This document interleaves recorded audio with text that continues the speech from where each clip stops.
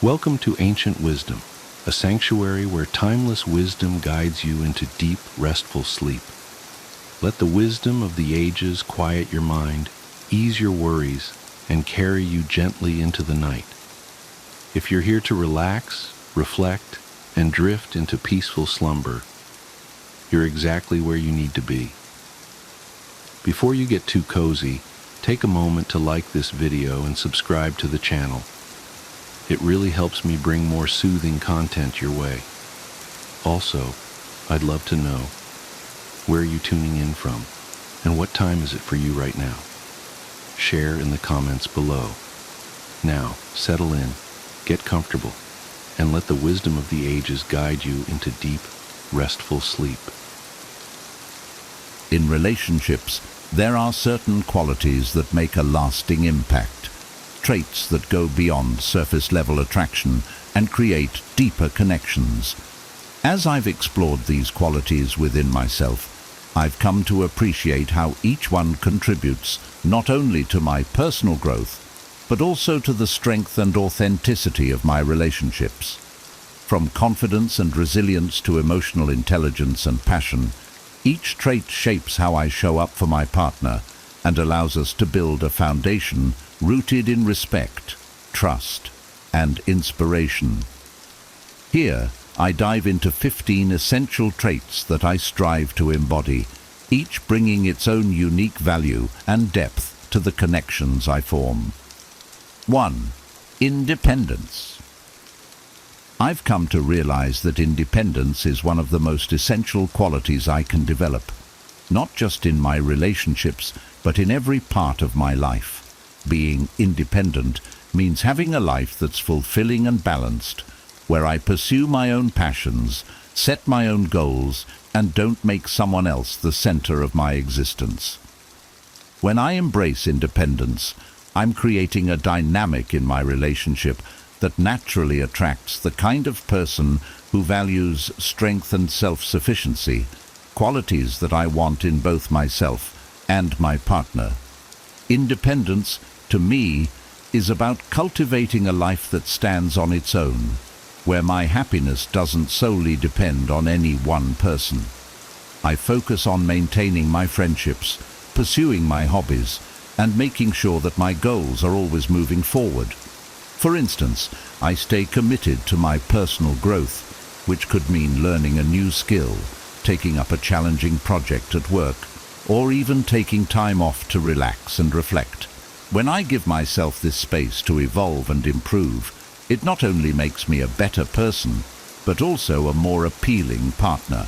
After all, being someone who's driven and engaged with life is attractive in its own right. Being independent doesn't mean I'm closed off or unwilling to make someone a priority. Instead, it's a way of ensuring that I don't lose myself in a relationship. I've seen too many people, and I've even done it myself, become so wrapped up in their partner that they forget who they are outside of that connection. I want to stay grounded in who I am, with a clear sense of my own worth and values. That way, I'm entering a relationship as a whole person, not someone seeking fulfillment from someone else. In practical terms, independence means that I make time for my interests, even when I'm dating someone.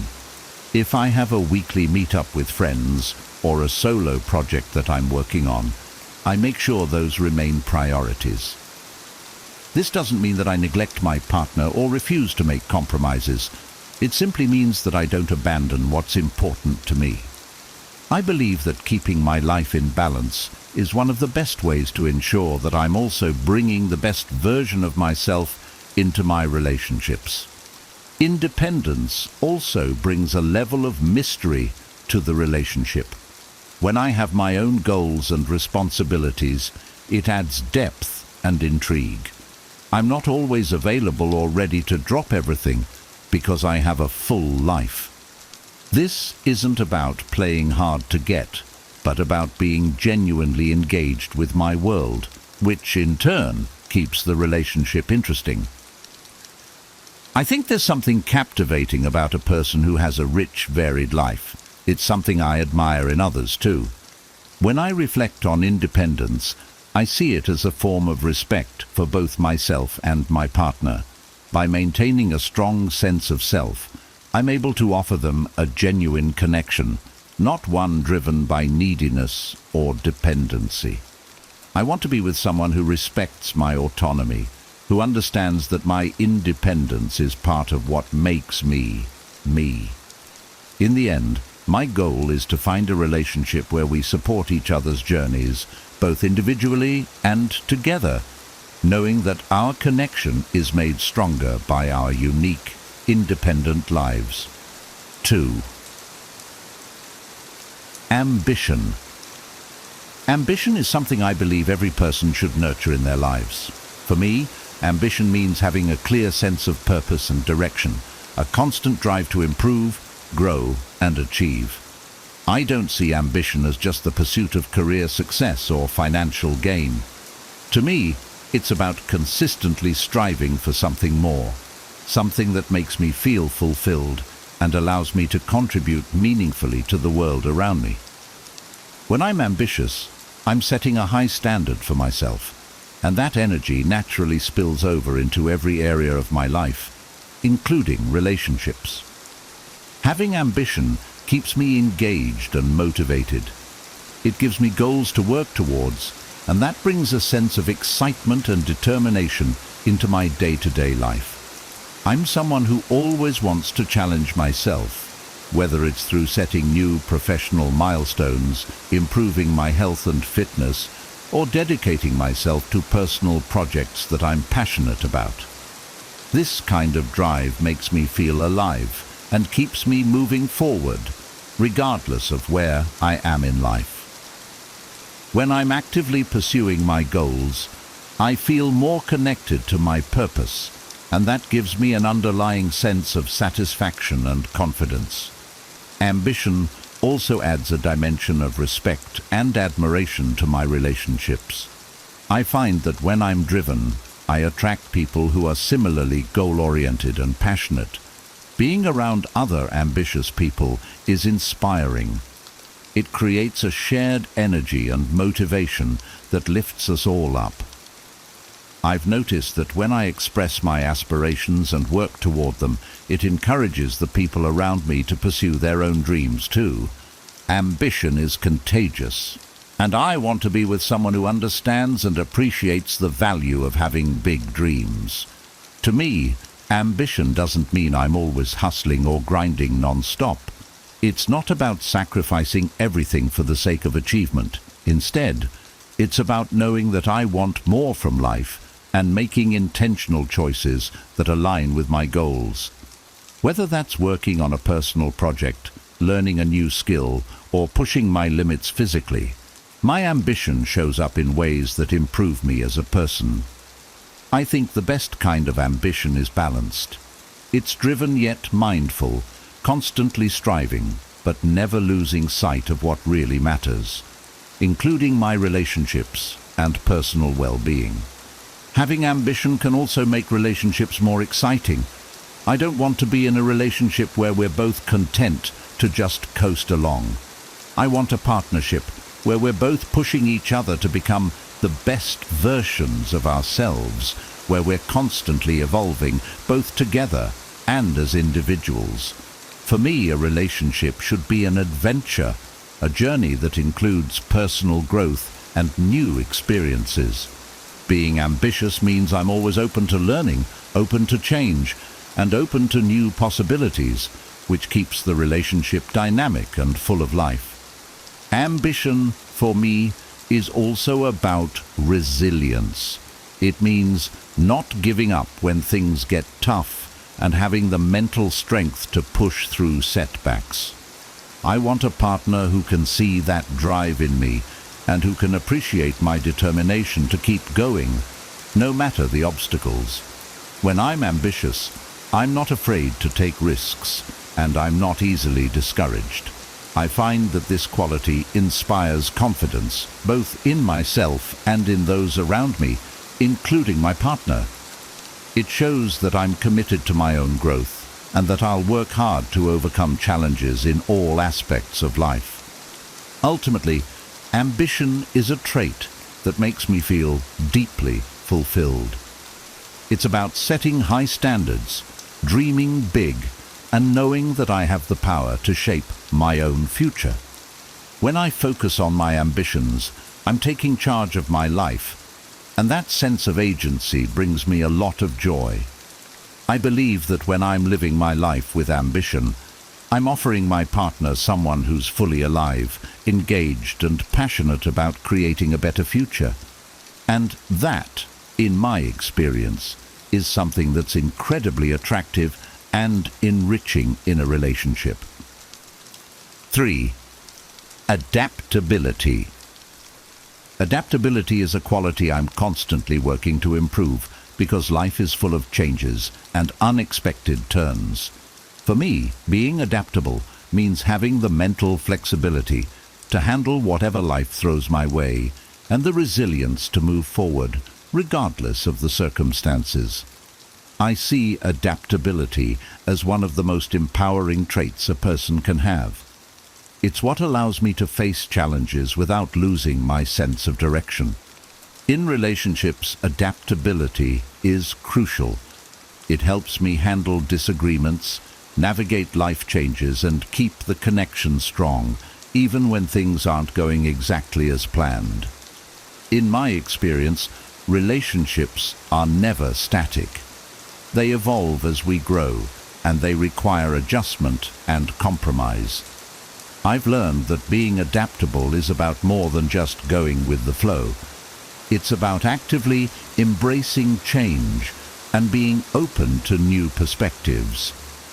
Whether it's learning to communicate better, adjusting to a new routine, or finding ways to support my partner through their own changes, I believe adaptability allows me to be more responsive and understanding.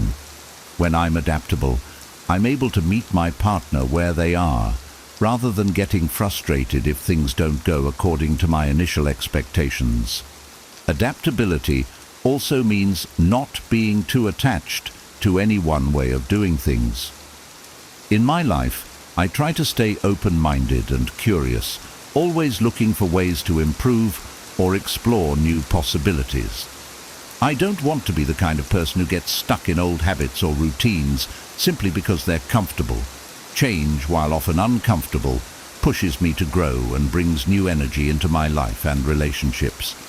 I find that when I embrace change, it makes me more interesting and engaged as I'm constantly learning and adapting. This trait has helped me stay grounded during life's challenges. Whether it's a career change, a move, or a personal setback, adaptability allows me to see obstacles as opportunities to learn and grow. It gives me the resilience to handle tough situations without falling apart. When I'm adaptable, I'm not easily discouraged. Instead, I'm ready to find solutions and adjust my approach to meet the demands of the moment. This is a quality I hope to bring into my relationships as it helps create a more harmonious, understanding environment. Adaptability also fosters better communication. I've noticed that being willing to listen, consider other perspectives, and shift my approach makes it easier to resolve conflicts.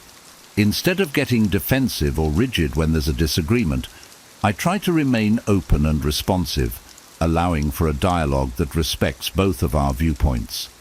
I think that when I'm adaptable, I show my partner that I value our relationship enough to work through challenges together. It demonstrates that I'm committed to growing and evolving, not just as an individual, but also as a partner. For me, adaptability also means balancing my own goals and needs with those of my partner. It's about finding a middle ground that respects both of our ambitions, desires, and dreams. I want to be with someone who appreciates flexibility and understands that life will bring changes, some of which we can't foresee. By being adaptable, I'm preparing myself and my relationship for the inevitable ups and downs that life brings. I don't want to be someone who gets thrown off course by every little disruption. I want to be someone who can stay steady and supportive no matter what. Ultimately, adaptability is a trait that helps me build resilience and deepen my connections. It keeps me grounded, yet open to the new and unexpected. In relationships, I believe it's one of the most important qualities because it allows both partners to grow together rather than feeling constrained by rigid expectations. When I'm adaptable, I'm better able to enjoy the journey, handle changes gracefully, and approach life with a positive, open attitude.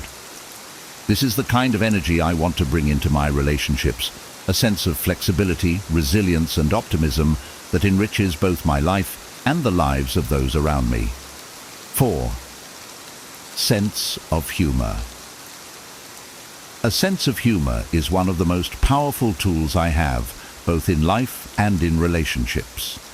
To me, humor isn't just about making people laugh. It's about seeing life through a light-hearted lens, especially when things get tough. Having a good sense of humor allows me to stay resilient in difficult times, connect more easily with others, and add a sense of fun and joy to my relationships. When I can laugh at myself, at the small annoyances, or even at life's curveballs, it helps me handle challenges with a clear mind and a lighter heart. For me, humor has been a source of connection with others. I find that laughter breaks down walls and helps people feel at ease, whether in casual settings or deep conversations. When I'm able to share a laugh with someone, it's like creating a moment that says, "I get you, and I'm right here with you."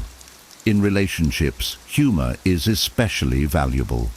It helps me create a bond with my partner that's not just based on attraction or shared goals, but on genuine enjoyment of each other's company.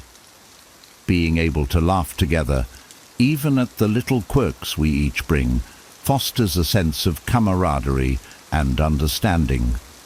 I believe that a strong sense of humor is a sign of emotional resilience. Life is unpredictable, and sometimes things don't go the way we want. When I can laugh at these moments rather than letting them stress me out, it shows that I'm able to roll with the punches and keep a positive outlook. Humor helps me stay grounded, even when things feel uncertain or challenging. In relationships, this resilience allows me to support my partner in tough times without letting negativity take over.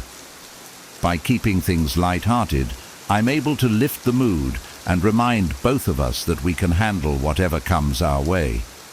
One of the biggest advantages of humor in a relationship is that it diffuses tension. Conflicts are inevitable, but humor can make it easier to navigate disagreements without letting them escalate.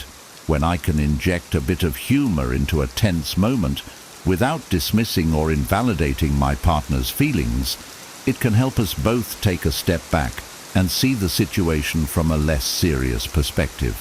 Humor allows me to address issues calmly and creates a sense of safety where neither of us feels judged or criticized. It reminds us that, ultimately, we're on the same team. A sense of humor also means that I'm not afraid to laugh at myself. Self-deprecating humor shows that I don't take myself too seriously, and it keeps me humble. When I can poke fun at my own quirks and mistakes, it signals that I'm comfortable in my own skin. I think this level of self-assurance is attractive because it shows confidence without arrogance. In a relationship, it tells my partner that I'm okay with my imperfections, and I'm not striving for an unattainable image of perfection. This honesty and comfort in my own skin helps create an environment where we can both be ourselves, flaws and all. At its core, a sense of humor is about finding joy in life. It's a reminder that not everything needs to be taken seriously, and that sometimes the best way to deal with a problem is to just laugh it off. This doesn't mean I ignore challenges or avoid important conversations. Instead, it means I approach life with an open heart, ready to find the silver lining, even when things seem bleak. I've found that when I share this perspective, it helps my partner feel more optimistic, too. It's like creating a shared mindset where we can both lean on humor to get through life's ups and downs together. In the end, humor adds depth to my relationships. It allows us to share lighter moments, relieve stress, and create memories filled with laughter. I want to be someone who can bring joy to the lives of others, who can see the funny side even in tough times, and who encourages my partner to do the same.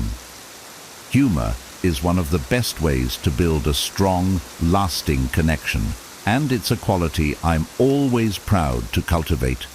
By keeping a light-hearted outlook, I'm not just making life more enjoyable, I'm building a relationship that's rich with joy, resilience, and genuine connection. 5. Bad boy traits. The concept of bad boy traits might sound a bit cliché, but I've come to understand it as a mix of confidence, independence, and a sense of mystery. I don't think of it as being rebellious or disrespectful. Rather, it's about embodying qualities that make me intriguing, emotionally self-reliant, and a bit unpredictable. To me, the essence of these traits is about not conforming entirely to expectations and maintaining a life that's genuinely my own, even when I'm in a relationship. One of the key components of what's often referred to as bad boy traits is the ability to keep a sense of mystery. I found that being a bit reserved about my life adds a natural sense of intrigue. I don't feel the need to overshare everything about myself right away, and I value having aspects of my life that are just for me. It's not about hiding things. It's about letting my partner gradually discover who I am over time. By keeping some things to myself, I create a dynamic where there's always something new to learn about each other, which keeps the relationship fresh and engaging. Another part of this approach is maintaining emotional independence.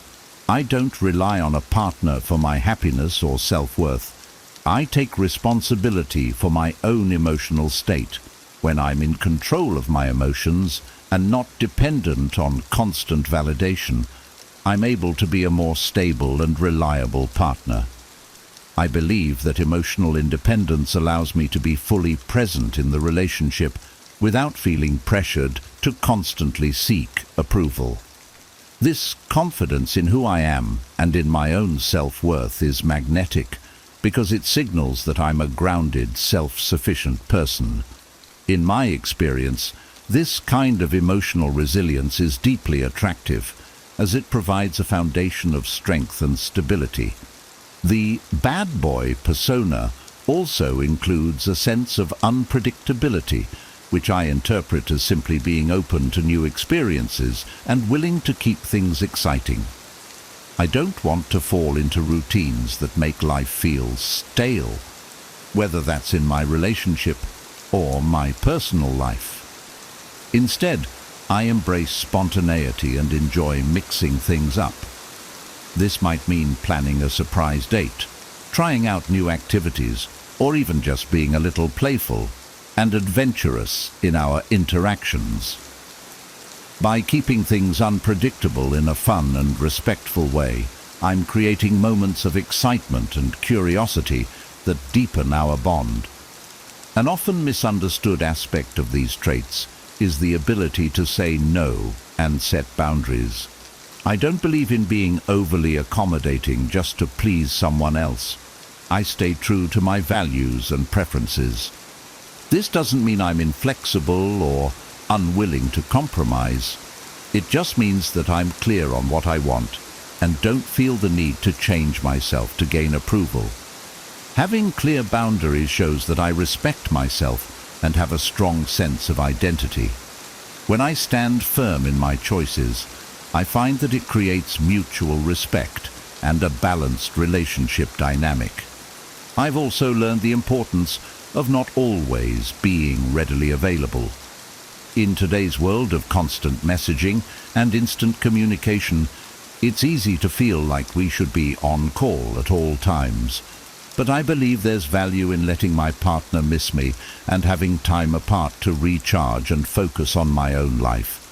I pursue my own interests and passions, which adds depth to who I am and gives me things to bring back to the relationship.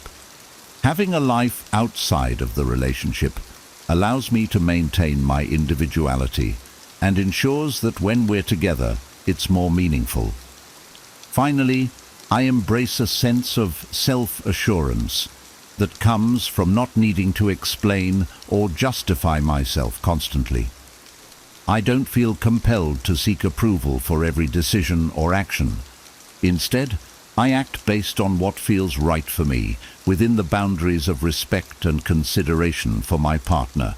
This self-confidence, combined with independence and a hint of mystery, creates a dynamic that makes relationships feel exciting yet stable. In essence, bad boy traits to me aren't about being reckless or insensitive. They're about maintaining self-respect, embracing independence, and allowing for a bit of mystery and spontaneity. These qualities help me build a relationship that's grounded, exciting, and fulfilling. I've come to see these traits as a way of bringing strength and depth into my connections, creating a balance where both my partner and I feel engaged, respected, and continually drawn to each other. 6. Self-respect. Self-respect is one of the most foundational qualities I strive to cultivate in my life and relationships. It means valuing myself, my principles, and my boundaries, and never compromising who I am to gain approval or affection. Self-respect helps me maintain a strong sense of identity, and it keeps me grounded, allowing me to approach relationships from a place of confidence and integrity. When I have self-respect, I'm able to engage with others in a way that feels honest and authentic, because I'm not trying to mold myself to fit someone else's expectations. For me, self-respect begins with setting clear boundaries. I've learned that if I don't respect my own limits, it's difficult to expect others to do so. In relationships, this means being clear about my needs and values, and not being afraid to communicate them. I'm not here to be a people pleaser. I'm here to build meaningful connections that respect both myself and the other person. When I have boundaries, I protect my well-being and ensure that I'm only giving what I can truly offer without resentment. By holding to my boundaries, I'm also sending a message that I value myself enough not to settle for less than I deserve. Self-respect also involves a sense of self-worth. I don't seek validation from external sources or rely on someone else to make me feel valued. My self-worth comes from within, built on my achievements, my character, and my values. I remind myself that I am enough as I am, and I strive to build on that foundation daily. This internal sense of value allows me to stand tall, even in the face of rejection or disappointment, because I know that my worth isn't tied to someone else's opinion. When I approach relationships with this self-assurance, I find that it creates a balanced dynamic, where I'm not overly reliant on my partner for validation or happiness. Having self-respect means being able to say no when something doesn't align with my values or goals. I no longer feel guilty about setting limits, whether it's with friends, family, or a romantic partner. Saying no is a way of honoring myself and recognizing that my time, energy, and values are important. I've found that when I stand firm in my decisions, it attracts people who genuinely respect and value me. By respecting myself enough to decline things that don't serve me, I create space for what truly aligns with who I am. Self-respect is also about taking care of my physical, emotional, and mental well-being. This means making time for things that nurture me, whether it's exercise, pursuing hobbies, or investing in personal growth. I've noticed that when I prioritize self-care, I show up better in my relationships. I have more energy, patience, and understanding to give, and I'm less likely to fall into cycles of resentment or burnout. Respecting myself means putting my needs first, not out of selfishness, but because I know that by taking care of myself, I'm able to offer a healthier, more balanced presence to those around me. In relationships, self-respect is key to maintaining equality and mutual respect. I'm not willing to tolerate disrespect, manipulation, or any behavior that undermines my dignity. I approach relationships with kindness and respect, but I expect the same in return.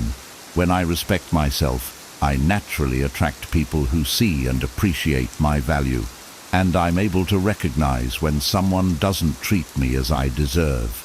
Self-respect empowers me to walk away from unhealthy situations without fear, knowing that my happiness and well-being come first. Ultimately, self-respect gives me the freedom to be true to myself. I don't feel the need to change or hide who I am to gain acceptance. I want a partner who values me for my authentic self, not for some idealized version of me. With self-respect, I bring honesty, confidence, and a deep sense of personal integrity into my relationships. This quality creates a foundation of trust and stability because I'm consistent, genuine, and unafraid to stand up for what I believe in. In essence, self-respect is the cornerstone of how I approach both my life and my relationships. It empowers me to live authentically, love deeply, and build connections that are grounded in mutual respect. When I hold myself in high regard, I'm able to give and receive love in a way that's healthy, balanced, and truly fulfilling. Self-respect keeps me centered and reminds me that I'm worthy of the best life and relationships have to offer.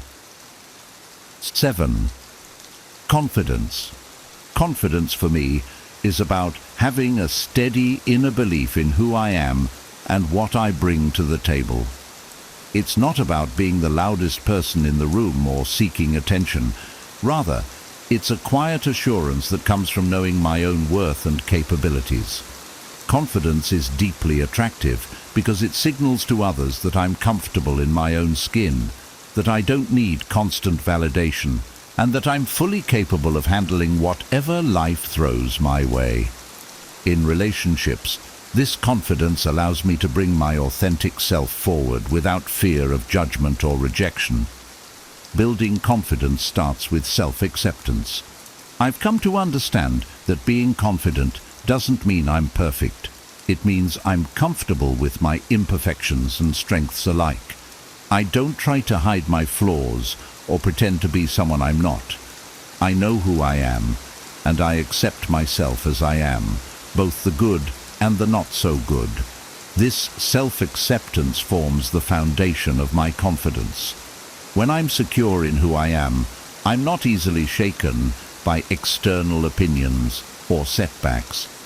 I approach relationships with this same level of acceptance, knowing that I'm bringing something unique and valuable to the table, just as I am. Confidence also means having a clear sense of purpose. I find that when I have goals, passions, and a direction in life, it gives me a sense of purpose that fuels my confidence. Knowing what I'm working toward and making consistent progress keeps me grounded and motivated. In relationships, this purpose-driven confidence is attractive because it shows that I have my own life, ambitions, and interests. I'm not waiting for someone else to complete me. I'm already on my path, and I want a partner who's on theirs too. I believe that two people who are both confident and purpose-driven create a stronger, more resilient partnership. In my experience, true confidence also means not being overly concerned with seeking approval. I don't need to rely on external validation to feel good about myself. This doesn't mean I'm closed off to feedback or unwilling to grow. It just means that my self-worth isn't dependent on what others think of me. I set my own standards and work hard to meet them, finding pride in my accomplishments, even when they're small. When I can be proud of myself without needing others to tell me I'm worthy, I can approach relationships from a place of wholeness rather than neediness. Confidence allows me to be assertive in expressing my needs and desires. I don't shy away from communicating what I want or standing up for myself. In relationships, this assertiveness creates clarity and prevents misunderstandings. I'm not afraid to be direct or honest, and I find that this honesty is refreshing for both myself and my partner. Being confident doesn't mean I'm rigid or inflexible. It simply means I know what I value, and I'm willing to communicate that openly. This kind of honesty fosters trust, as it shows that I'm transparent about who I am and what I want. Another important aspect of confidence is resilience. When I face rejection, failure, or disappointment, I don't let it crush my self-esteem. Instead, I see these challenges as opportunities to learn and grow. Confidence helps me stay grounded, even when things don't go as planned, because I know that my worth isn't defined by any single outcome. In relationships, this resilience allows me to approach challenges calmly and work through them without getting discouraged. I'm not afraid to put in the effort to make things work, but I also know when to walk away if something isn't serving my well-being. This balance of commitment and strength is key to building a healthy relationship. Finally, confidence makes me more approachable and open to connecting with others. When I'm confident, I'm not consumed by insecurities or self-doubt, so I'm able to focus on my partner and engage with them fully. I'm able to be present, listen actively, and share meaningful experiences without holding back. This level of openness and self-assurance creates a warm, inviting energy that naturally draws people in. Confidence allows me to be fully myself, creating a space where both my partner and I can be authentic and vulnerable together. In the end, confidence is about embracing my identity, living with purpose, and facing life with resilience and openness. It's a quality that empowers me to build relationships based on mutual respect, honesty, and genuine connection. Confidence allows me to show up as the best version of myself, ready to give and receive love in a way that's fulfilling and balanced.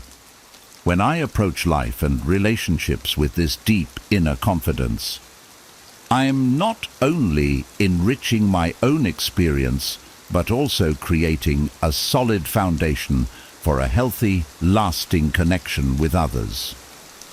8. Emotional intelligence.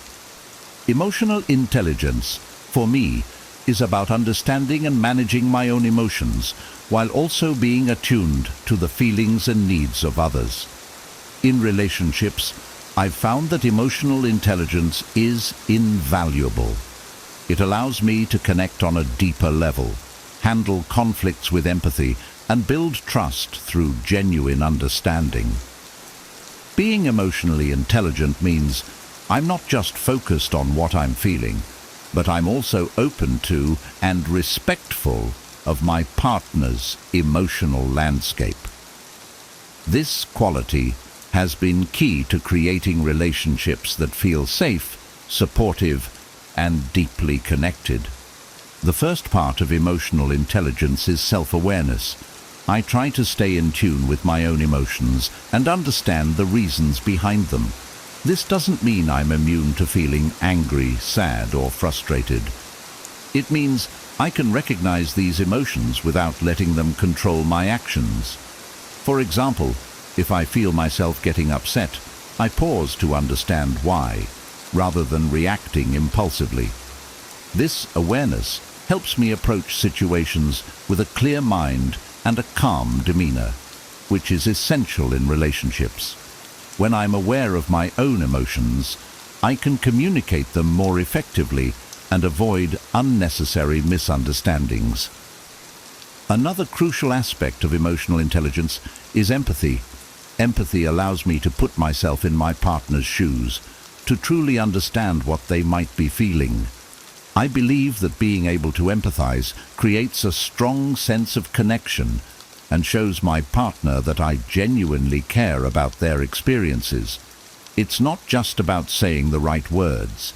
It's about listening deeply, paying attention to non-verbal cues, and responding with compassion. When I show empathy, I'm telling my partner that their feelings are valid and that I'm here to support them, no matter what. Emotional intelligence also helps me communicate more effectively.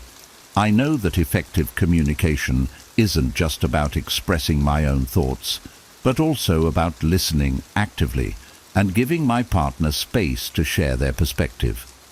I strive to be a good listener, to be patient, and to make sure my partner feels heard.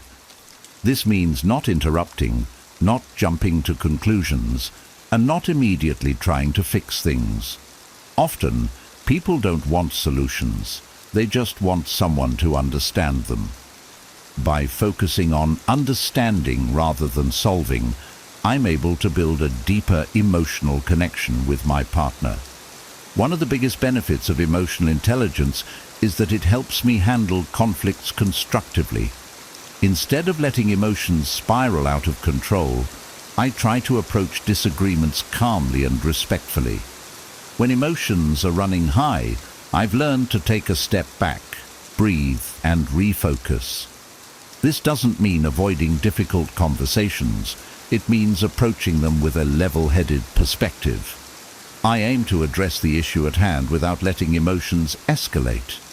By staying composed, I'm able to keep the focus on finding solutions rather than fueling the conflict, which is crucial for building a lasting, respectful relationship. Self-regulation is another component of emotional intelligence. It's about controlling impulsive reactions and staying calm under pressure. When I'm able to manage my emotions, I'm less likely to say or do things I'll regret later.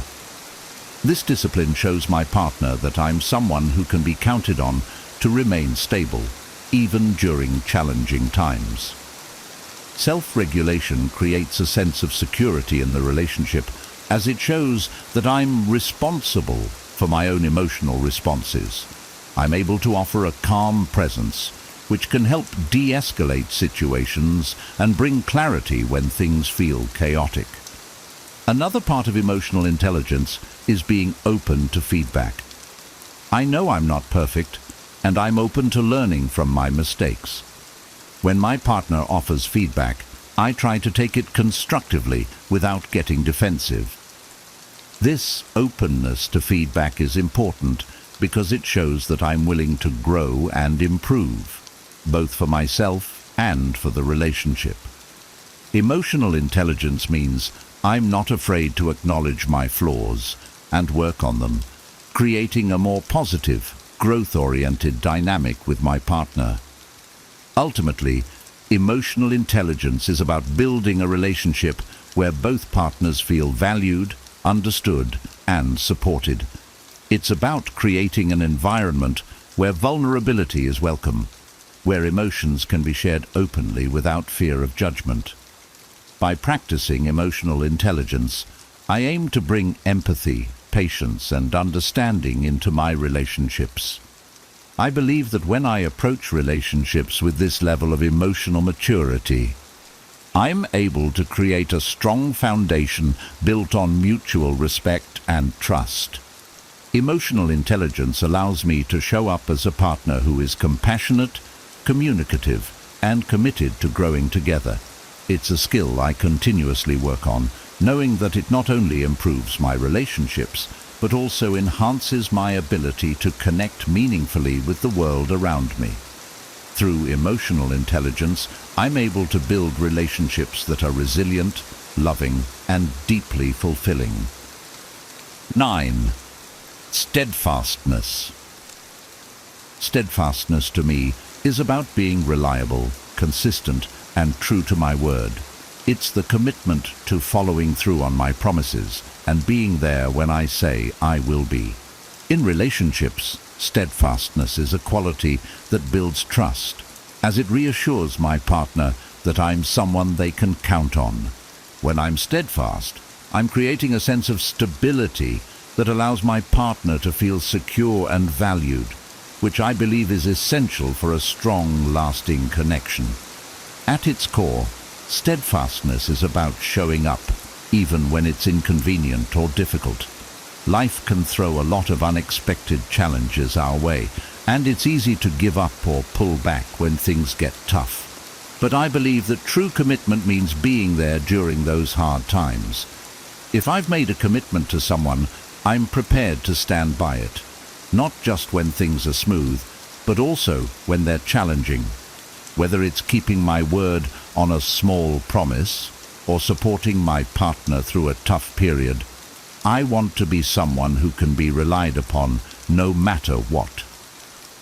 Steadfastness also means being dependable in the everyday aspects of a relationship. If I say I'm going to do something, I make sure to follow through, whether that's calling when I said I would, being on time for plans, or lending a hand when my partner needs support.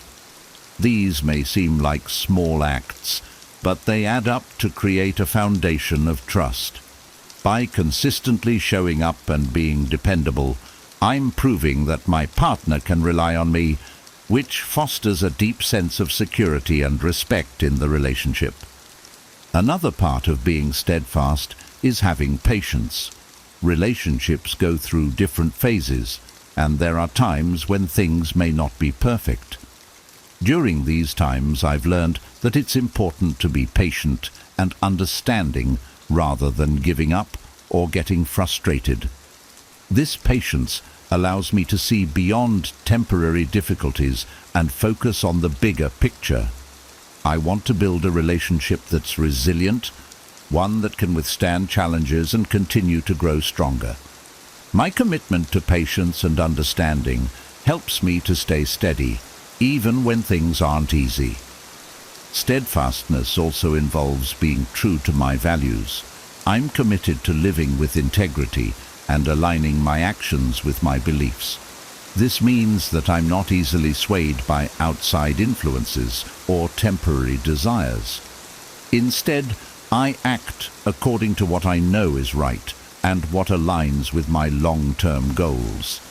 In relationships, this integrity allows me to be a stable presence, someone who isn't constantly changing based on external circumstances. I believe that staying true to my values shows my partner that I have a clear sense of who I am, which adds to the stability and predictability they feel in our relationship. Being steadfast doesn't mean being rigid.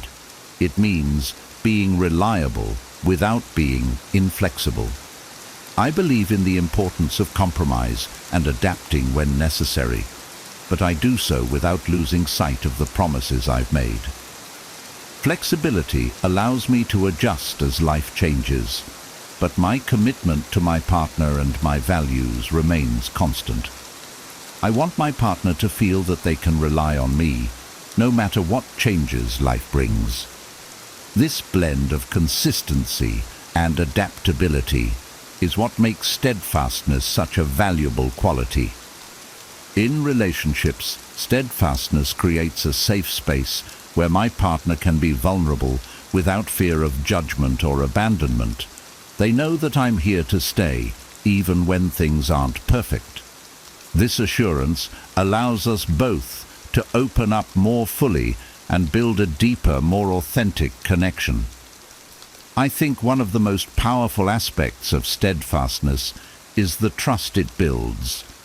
When my partner knows that I'm committed to them, It allows us to focus on growth and building a shared future, rather than constantly questioning each other's commitment.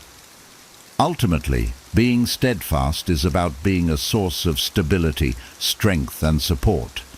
I aim to be the kind of partner who's there through thick and thin, who follows through on commitments, and who offers a reliable foundation for the relationship. This quality brings a sense of peace and trust, allowing us both to feel secure in the knowledge that we have each other's backs, no matter what. Steadfastness is something I hold close to my heart, and I believe it's one of the most meaningful ways to show love and respect in a relationship. It reminds me that actions speak louder than words, and that true commitment isn't just about saying I'll be there. It's about proving it day after day through my actions and consistency. This quality helps me create relationships that are rooted in trust, loyalty, and a shared vision for the future, which are the true foundations of lasting love. 10. Masculinity. Masculinity, to me, is about embodying strength, resilience, and emotional stability. It's not about being aggressive or domineering. Rather, it's about having the confidence and calmness to handle life's challenges and protect and support those I care about. In relationships, I see masculinity as a way of creating a safe, supportive space where my partner feels secure and respected. True masculinity involves leading with strength and compassion, balancing assertiveness with empathy, and demonstrating reliability and integrity. One of the core elements of masculinity, as I see it, is emotional stability. Life can be unpredictable, and relationships naturally go through ups and downs. I believe it's important to remain calm and centered, especially during times of stress or conflict. This doesn't mean suppressing my emotions. Rather, it means managing them in a healthy way and not letting temporary frustrations affect how I treat my partner. When I'm able to stay composed, I provide a grounding influence that can help us both navigate challenges more smoothly. My goal is to be a stable presence that my partner can rely on, even during turbulent times. Masculinity also involves a sense of purpose. I believe that being purpose-driven not only keeps me focused, but also helps me grow into a more grounded and resilient person. Whether it's in my career, personal development, or relationships, having a clear sense of purpose allows me to make intentional choices and set meaningful goals. In relationships, this sense of purpose adds a layer of depth and direction. I'm not just drifting or reacting to life. I'm actively building a future, which makes me a more dependable partner. This clarity and focus are qualities that I think contribute to a sense of masculinity. Another important aspect of masculinity is the ability to protect and provide, not just financially, but emotionally and physically as well. To me, being protective means creating a safe and supportive environment where my partner feels valued and secure. It's about being attentive to their needs and offering reassurance when they feel vulnerable. I want my partner to feel that I'm there to support them, whether that's by listening during difficult times, providing comfort, or stepping up when challenges arise. This protective nature is rooted in care and respect, and I see it as an essential part of being a reliable, supportive partner. Strength is also a big part of my concept of masculinity, but it's not just physical strength, it's mental and emotional resilience. I want to be the kind of person who can face adversity with courage and persistence. Strength for me means having the determination to overcome setbacks and the resilience to keep moving forward, even when things get tough. In a relationship, this strength allows me to support my partner without being overwhelmed by obstacles. I believe that my ability to remain steady during challenging times helps create a relationship that feels secure and enduring. Masculinity, in my view, also involves taking the lead when necessary. Leadership isn't about control or dominance. It's about making decisions with confidence and taking responsibility for the outcome. In a relationship, I aim to be someone who can step up, offer direction, and make thoughtful choices that benefit us both. This doesn't mean that I disregard my partner's opinions. Rather, it means that I'm prepared to make decisions and guide us when needed, always with respect and consideration. I see this kind of leadership as a way to build trust and offer reassurance, showing my partner that they can rely on me. However, true masculinity is also balanced with vulnerability. I believe that being strong doesn't mean hiding my emotions or pretending that I have it all together all the time. Being able to open up and show my true self, including my fears and insecurities, is an essential part of my masculinity. It takes courage to be vulnerable, to share what's on my mind, and to ask for support when I need it. I've found that this openness not only strengthens my relationships, but also deepens the level of intimacy and trust between us. In essence, masculinity is about being a strong, supportive, and steady presence in my partner's life. It's about having the courage to face challenges, the determination to pursue my goals, and the empathy to be a compassionate and understanding partner.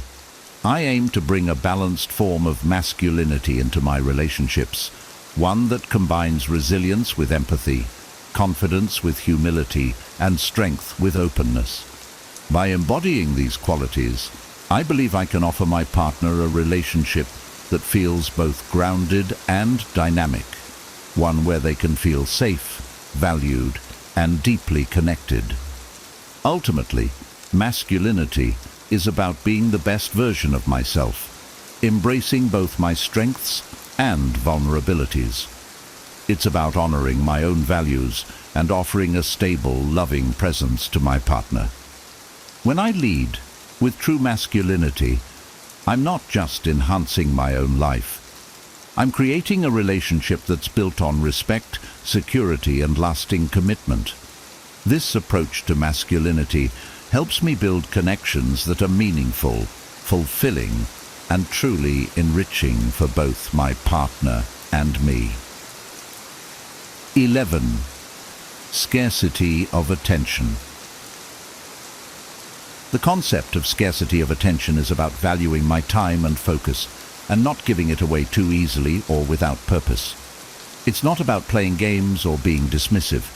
Instead, it's about recognizing that my attention is valuable and offering it intentionally.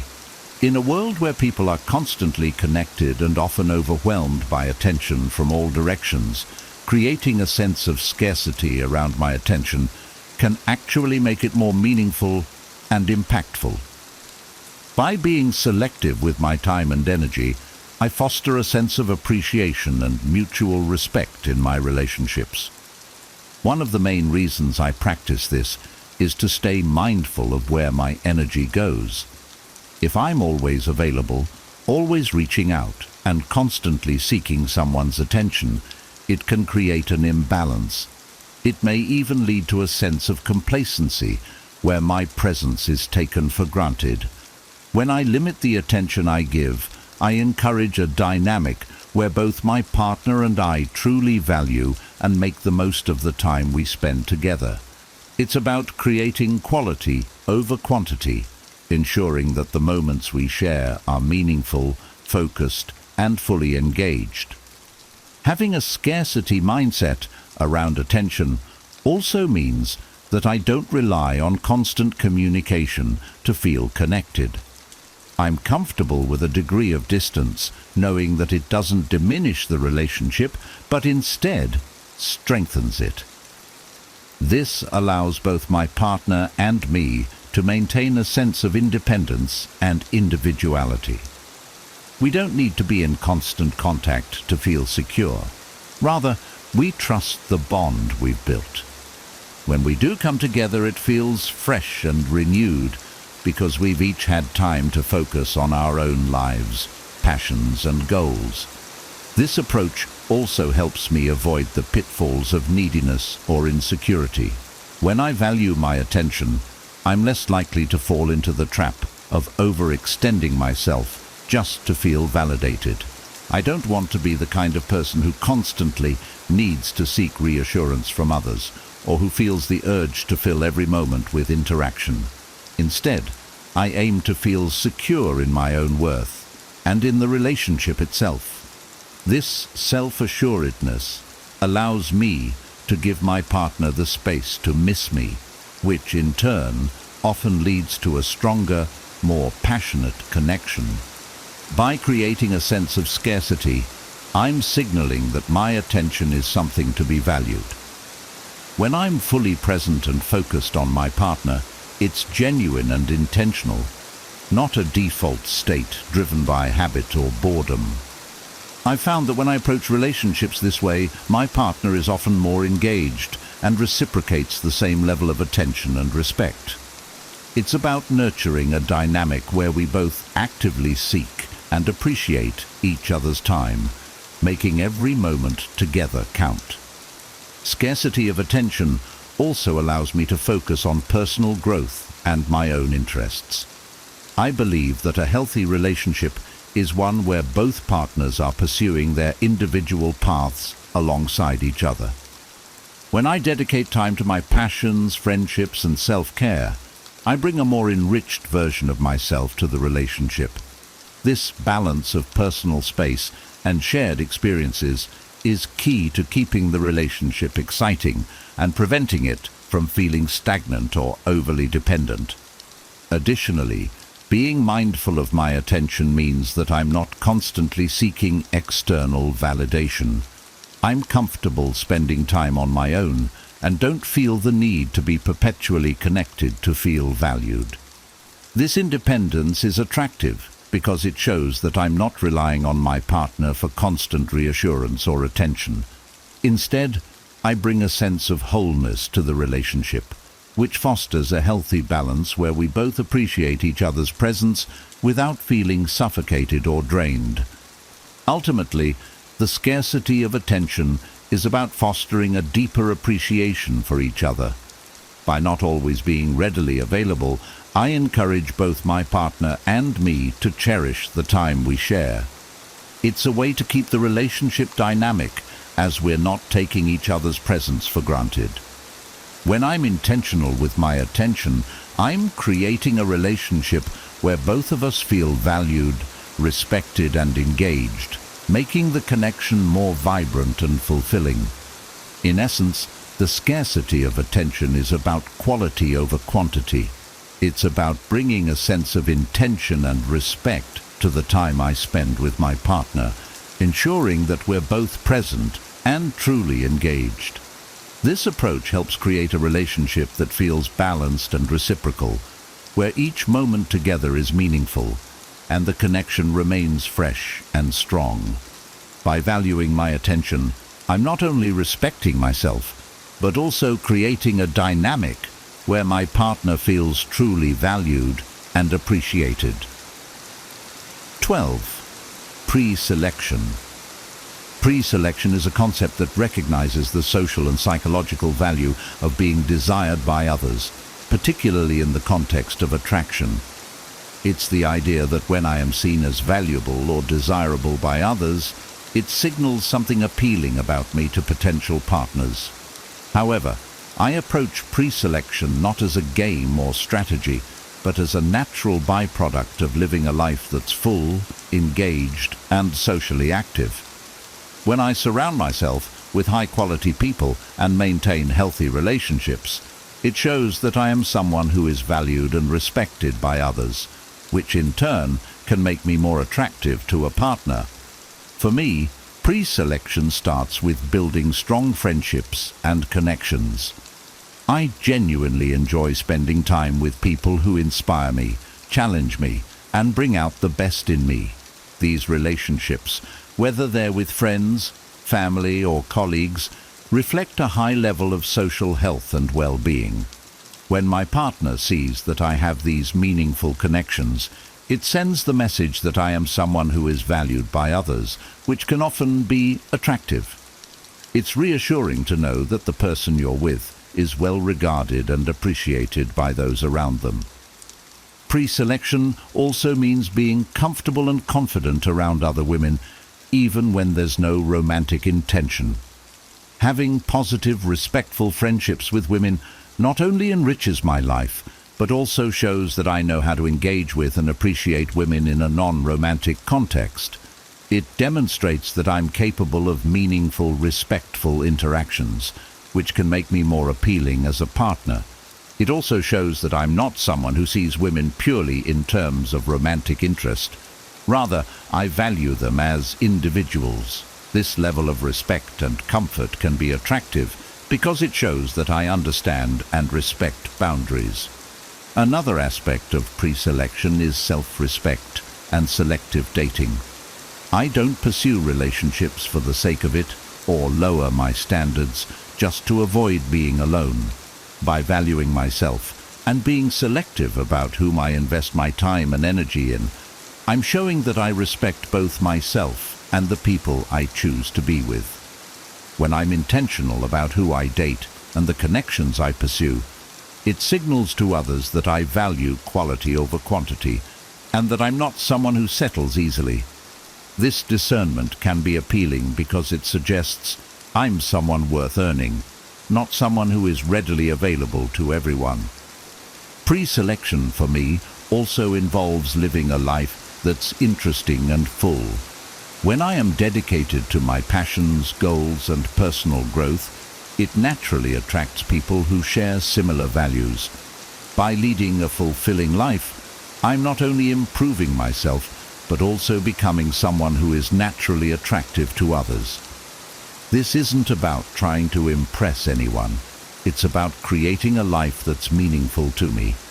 When others see that I'm genuinely passionate and driven, it makes me more compelling as a person, which can spark curiosity and interest. I also believe that pre-selection is about respect and boundaries. When I'm in a relationship, I remain respectful of my partner and ensure that my interactions with others are appropriate. However, having friends or social interactions outside the relationship doesn't mean I am unfaithful or disloyal. Instead, it shows that I am capable of building and maintaining healthy relationships with a variety of people. This balance shows that I'm both committed to my partner and also a social individual who values connections with others. Maintaining this balance creates a healthy sense of independence and trust, which strengthens the relationship. In a relationship, pre-selection contributes to a dynamic where my partner knows they are with someone who is genuinely valued and appreciated by others. It brings a level of reassurance as my partner can see that I have a supportive social network and that I'm respected by those in my life. This doesn't mean I encourage jealousy. Rather, it's about creating a healthy social balance where I'm someone who is respected and valued by people beyond my partner. It shows that I'm a well-rounded person with strong connections, which ultimately makes the relationship more balanced and grounded. Ultimately, pre-selection is about creating a life that's rich, meaningful, and socially healthy. It's about being intentional with the people I surround myself with and building connections that reflect my values.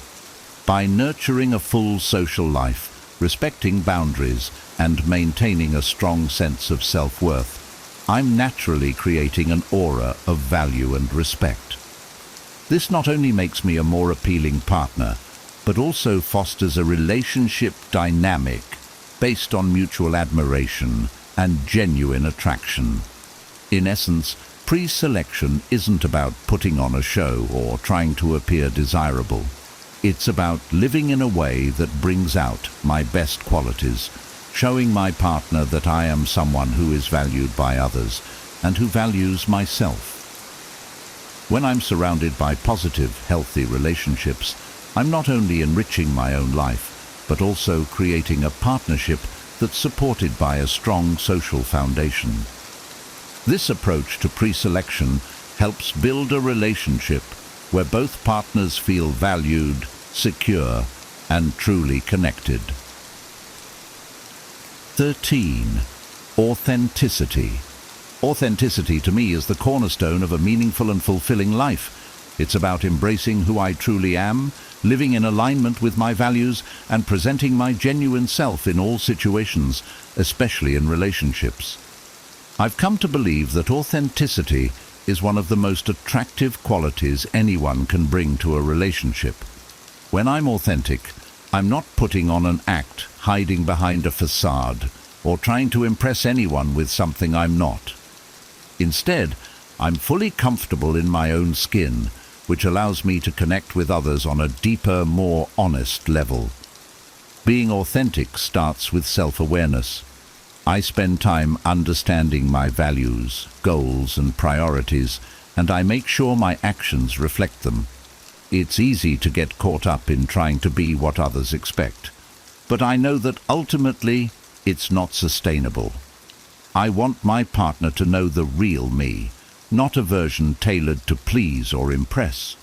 By embracing my true self, I'm setting a foundation of honesty and trust, where my partner can feel they're getting to know the person I am, not a curated image. Authenticity also means embracing my imperfections. I've learned that being authentic isn't about being perfect. It's about being real. I don't feel the need to hide my flaws or weaknesses, nor do I pretend to have it all figured out. When I'm open about my struggles, fears, and areas where I'm still growing, it creates a space where my partner feels comfortable sharing their vulnerabilities as well. This mutual openness leads to a deeper level of intimacy and connection because we're both free to be our true selves without the pressure of meeting unrealistic standards. Living authentically also means that I'm consistent. I strive to be the same person in private that I am in public, and I don't change my values or behavior based on who I'm around. This consistency builds trust in my relationships because my partner knows that what they see is what they get. I'm not pretending to be someone I'm not, and that stability allows them to feel secure. I believe that authenticity creates a steady foundation, as there's no fear of hidden motives or sudden shifts in personality. It's a kind of reliability that goes beyond words. It's a way of living. Authenticity encourages deeper and more honest communication. When I'm being my true self, I can communicate more openly and clearly because I'm not filtering my thoughts to fit an image. I'm able to express my needs, desires, and boundaries honestly, which prevents misunderstandings and builds a stronger, healthier relationship. I believe that a relationship rooted in authenticity is one where both partners feel free to share their thoughts and feelings without judgment or fear. It's about creating an environment where we both feel heard, respected, and understood. Another aspect of authenticity is having the courage to stand by my beliefs, even if they're unpopular. I'm not afraid to disagree or hold a different viewpoint, as long as it aligns with my values. I know that being authentic sometimes means going against the crowd, but I'm committed to living in a way that feels true to me. In relationships, this integrity is crucial, as it shows that I won't compromise my core values just to gain approval. It creates a level of respect between me and my partner, as we both know that we're each standing on solid ground. Being authentic also allows me to appreciate others' authenticity. I value relationships where my partner feels free to be themselves, flaws and all. I'm not looking for perfection. I'm looking for someone who is genuine, open, and self-aware. By embracing my own authenticity, I create a space where my partner can do the same. This mutual acceptance allows us both to grow and evolve together, knowing that we're appreciated for who we truly are, not for an idealized version of ourselves. Ultimately, authenticity leads to a relationship that feels freeing and fulfilling. When I'm my true self, I'm not burdened by the pressure to constantly impress or conform. I'm able to be vulnerable, honest, and open, creating a connection that feels deeply satisfying and real. I believe that when both partners bring their authentic selves to a relationship, it creates a foundation of mutual respect, trust, and genuine affection. There's a depth to the relationship that goes beyond superficial attraction, as it's rooted in true understanding and acceptance. In essence, authenticity is about honoring who I am and bringing that honesty into my relationships. It's a commitment to living with integrity and to building connections that are rich, meaningful, and based on a foundation of truth. By staying true to myself, I'm able to create relationships where both my partner and I feel valued, seen, and truly connected. Authenticity transforms relationships from a place of performance into a space of real, deep, and lasting connection. 14. Charismatic leadership. Charismatic leadership, to me, is about leading with confidence, kindness, and an infectious sense of purpose. It's not about being overbearing or controlling. Rather, it's about bringing a positive influence into my relationships and inspiring those around me through my actions. I believe that charismatic leadership involves taking initiative, being decisive when necessary, and encouraging those I care about to grow alongside me. In relationships, this quality helps me create a strong, balanced connection where both my partner and I feel motivated, supported, and respected. One of the key aspects of charismatic leadership is confidence. I aim to make decisions with clarity and assurance, particularly in situations where guidance is needed. For example, when planning dates, trips, or even daily routines, I like to take the initiative to suggest ideas and make choices that create a fulfilling experience for both of us. This doesn't mean I ignore my partner's preferences or opinions. Rather, I value and incorporate them. However, by showing confidence and a willingness to take the lead, I bring a sense of direction and excitement to the relationship, which can make us both feel more engaged and connected. Being a charismatic leader also means knowing when to listen and empower my partner. Leadership is not about taking control, but rather about creating an environment where both of us can thrive. I strive to be receptive to my partner's ideas, goals, and aspirations, supporting them wholeheartedly. I encourage my partner to pursue their dreams and interests and provide a listening ear when they need it. When I can offer support and cheer them on, it creates a partnership dynamic where we're both growing and achieving our goals, together and as individuals. Leadership in relationships is a shared journey, where both people feel uplifted by each other. Another component of charismatic leadership is being able to handle challenges with grace. Life isn't always smooth, and relationships inevitably face difficulties. I believe that true leadership is shown in how I respond to these challenges. Instead of panicking or avoiding problems, I try to approach them calmly and focus on finding solutions. By remaining grounded and clear-headed, I offer stability to my partner and show that we can face difficulties as a team. This resilience inspires trust, as my partner knows they can count on me to handle tough times with a steady hand and a positive outlook. Charismatic leadership also involves making others feel valued and appreciated. In relationships, I believe it's important to genuinely recognize my partner's contributions and qualities. I want to create an environment where my partner feels seen, heard, and respected. Whether it's by expressing gratitude for the little things they do, complimenting their strengths, or acknowledging their efforts, I show my appreciation openly. This type of encouragement is at the heart of charismatic leadership. It's about making those around you feel confident, inspired, and valued, which brings out the best in them and strengthens the connection. Part of being a charismatic leader is taking responsibility. I hold myself accountable for my actions, decisions, and emotions. When I make a mistake, I own up to it, rather than shifting blame or avoiding it. This accountability shows my partner that I'm trustworthy and willing to learn and grow. By being responsible for myself, I set a standard of integrity and respect, which I believe is essential for any healthy relationship.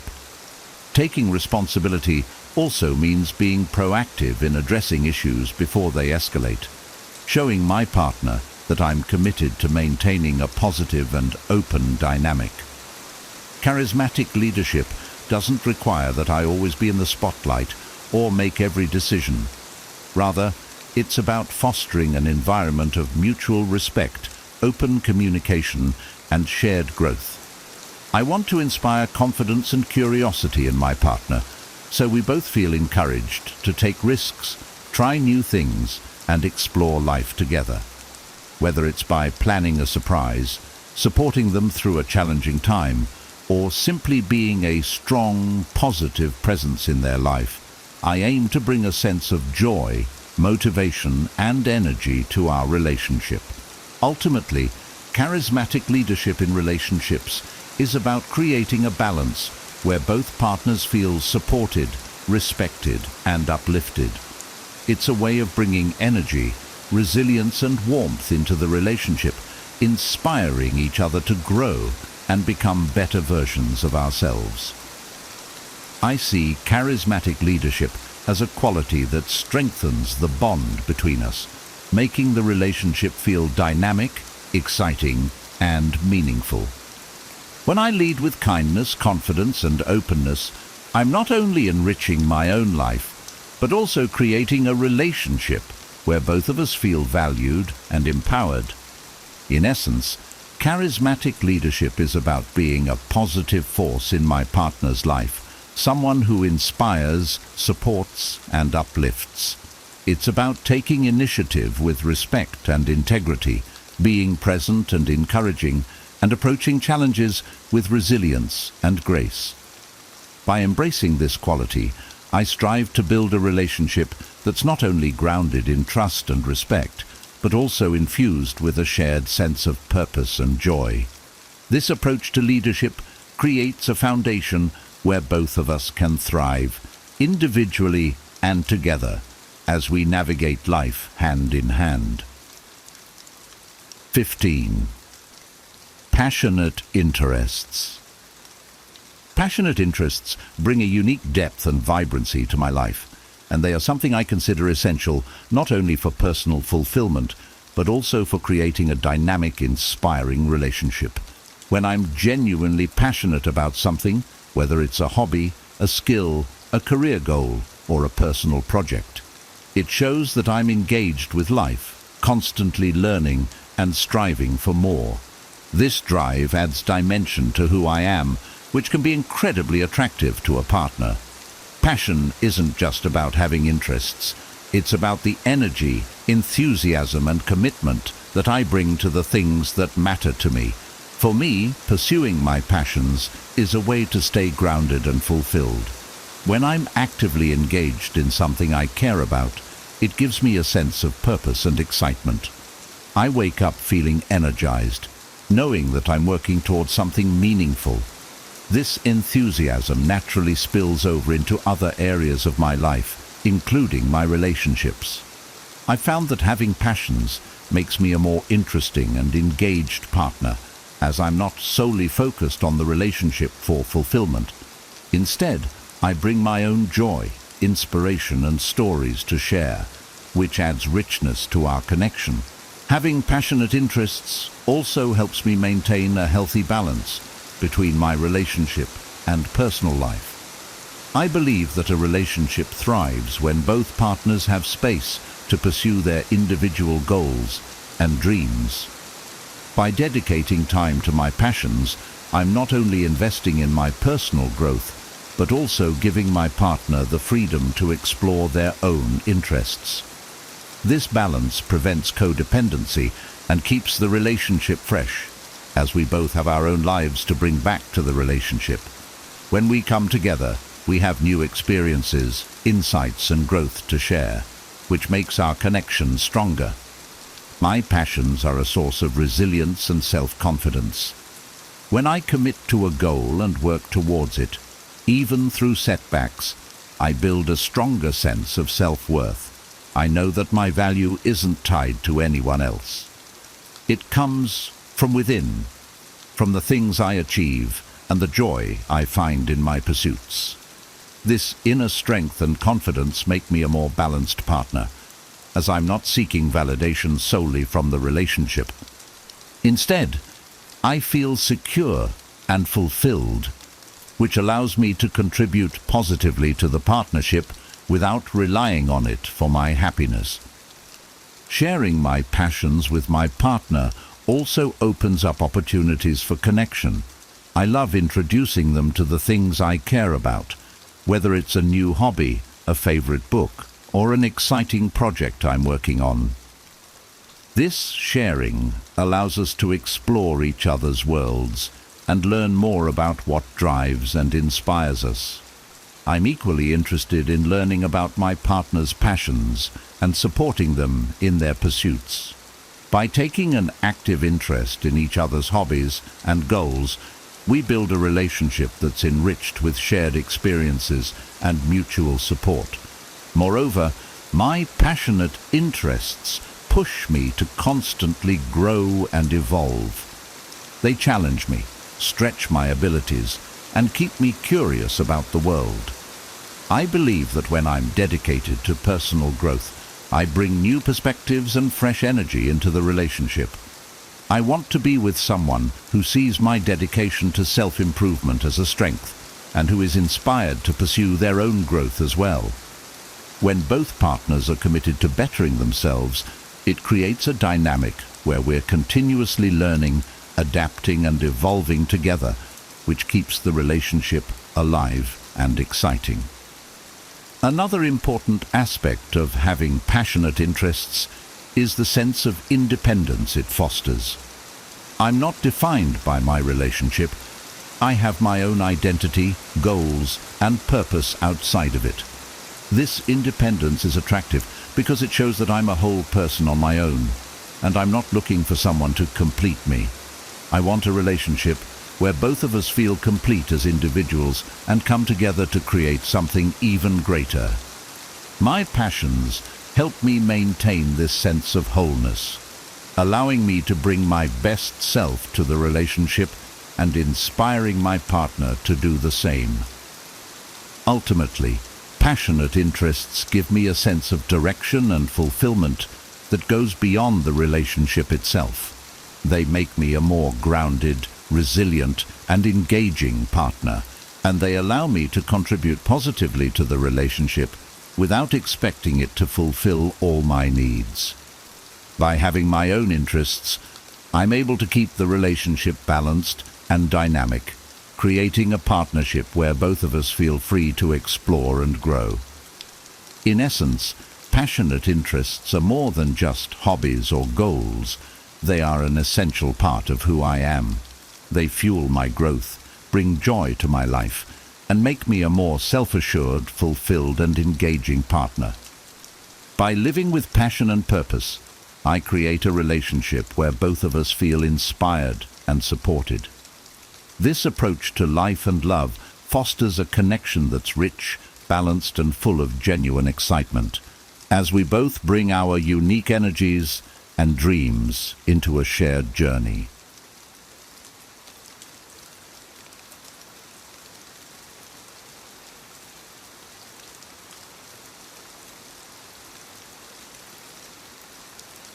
15 Stoic secrets for doing your best. Imagine standing at the edge of a vast ocean, waves crashing around you, each one symbolizing a challenge or setback in your life. Now, picture yourself not just surviving these waves, but riding them with grace and strength, transforming each challenge into an opportunity for growth. This isn't just a motivational daydream. It's a timeless wisdom rooted in the ancient philosophy of Stoicism. What if I told you that the key to unlocking your greatest potential lies in principles that have withstood the test of time, guiding emperors, soldiers, and scholars through the most tumultuous periods of history? These principles don't just help you endure life's battles, they teach you to embrace them, turning your struggles into stepping stones for success. Today, we're delving into the heart of Stoicism, revealing 12 secrets that can help you navigate life's storms with unwavering purpose and resilience. Whether you're grappling with personal trials, professional hurdles, or the everyday chaos of modern life, these Stoic teachings offer a roadmap to not just surviving, but thriving. Join me as we uncover how to harness this ancient wisdom, transforming your challenges into your greatest victories, and learning to live with intention, integrity, and an indomitable spirit. Let's embark on this journey together and discover how to turn the obstacles in our path into the stepping stones to our greatest evolution. Number 1, total commitment. Embracing the principle of total commitment means fully engaging in every endeavor with sincerity and passion. In Stoicism, the value of our actions is not determined by the outcome, but by the depth of our commitment. When you commit to something, do so wholeheartedly. This isn't about seeking accolades or recognition. It's about aligning your actions with your values and pouring your energy into what truly matters. Total commitment requires waking up each day with a resolve to actively shape your destiny through your thoughts, choices, and actions. Approach your tasks, relationships, and self-improvement efforts with unwavering sincerity and integrity. By being fully present and engaged, you cultivate a sense of purpose and fulfillment, regardless of external circumstances. In moments of adversity, draw on your inner strength to push through challenges. Commit to your goals with the understanding that true success lies not in the destination, but in the journey itself. When you give it your all, you embody the Stoic ideal of living a virtuous, meaningful life. This total commitment transforms ordinary actions into profound expressions of your character and principles, paving the way for a fulfilling and impactful existence. Number 2, process over outcomes. In a world that often prioritizes results, Stoicism teaches us to find value in the process itself. Focusing on outcomes can lead to frustration and disappointment, as many factors influencing the results are beyond our control. Instead, pour your heart and soul into your endeavors, finding satisfaction in your actions and efforts. Engage fully with the task at hand, embracing challenges as opportunities for growth. The Stoics believed that true success is measured not by what we achieve, but by how we conduct ourselves. Did you act with integrity, courage, and commitment? Did you grow and learn through your experiences? These are the real indicators of success. By shifting your focus from outcomes to the process, you cultivate a sense of fulfillment and inner peace, knowing that you did your best regardless of the results. This mindset empowers you to stay present and engaged, appreciating each step of your journey. It also frees you from the anxiety of trying to control the uncontrollable, allowing you to navigate life's uncertainties with grace and resilience. Embrace the process and let the outcomes take care of themselves. Number 3, redefining success. True success is not about accumulating wealth, fame, or external accolades. Stoicism teaches us that success is rooted in developing a strong character and living in accordance with nature. It's about being honest, just, courageous, and wise, regardless of external circumstances. By redefining success in terms of virtues and personal growth, we place the power of fulfillment firmly in our own hands. Reflect on what you truly value and the kind of person you aspire to be. Set goals that align with these values, focusing on your personal development and positive contributions to the lives of others. Celebrate your efforts, resilience, and progress, even if they don't lead to immediate rewards. Success in Stoicism is about maintaining your integrity and equanimity in the face of challenges. This approach leads to greater fulfillment and happiness, as you are no longer chasing external validation. Instead, you find joy in living a life of virtue and meaning. By embracing this Stoic perspective, you empower yourself to create a life of true success, grounded in your highest principles. Number 4, self-improvement. Constantly asking why not helps you break through self-imposed boundaries and pursue paths of growth. The Stoics believed in the relentless pursuit of self-improvement, examining their lives and actions through a lens of virtue and growth.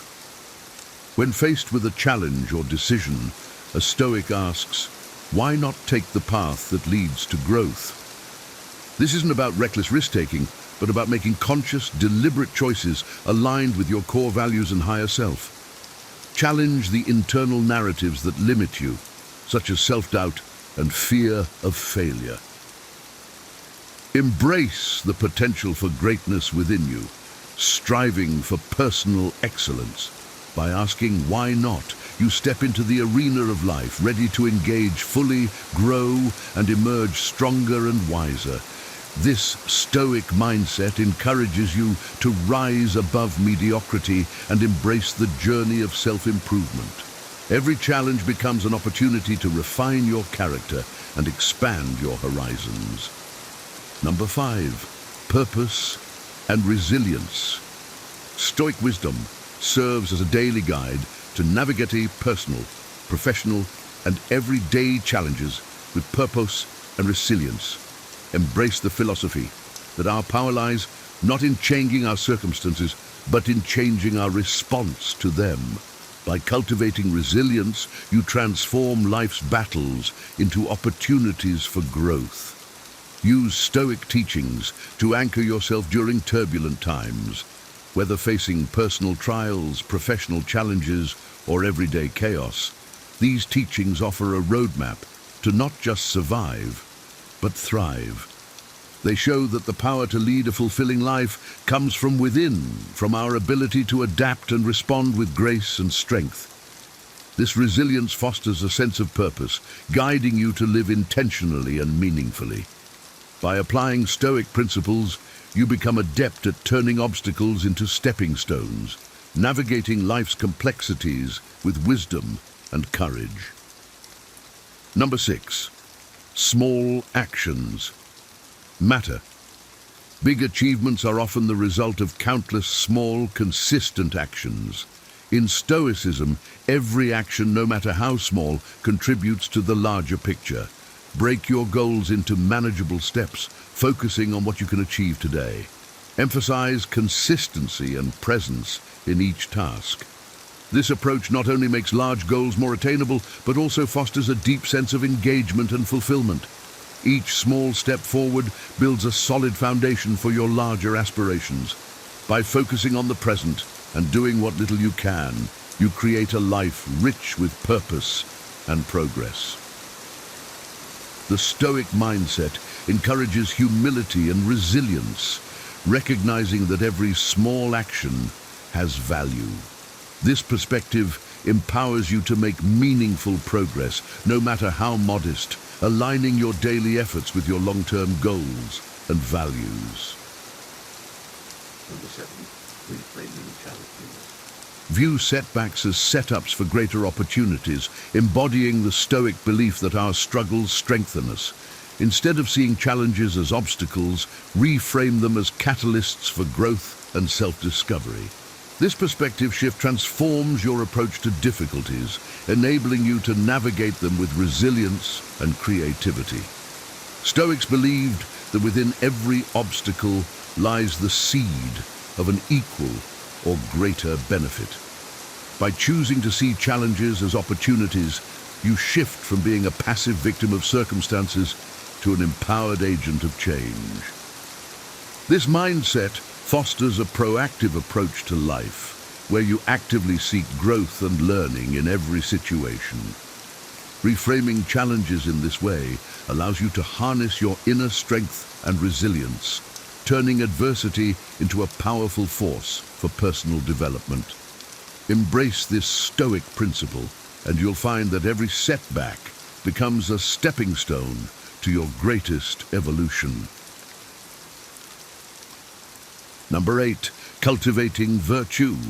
Reflect regularly to align your actions with virtues like kindness, resilience, and integrity. Stoicism places great emphasis on developing a strong, virtuous character as the foundation for a good life.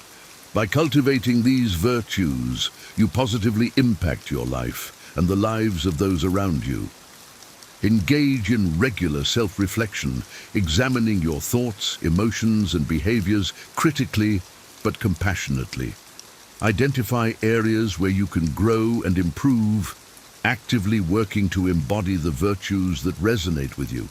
This isn't about being perfect, but about striving to align your actions with your highest values and principles. By focusing on cultivating virtue, you create a life that reflects these qualities, attracting positive experiences and relationships. This Stoic practice empowers you to live authentically and meaningfully, grounded in your core values. Number 9, Procopton.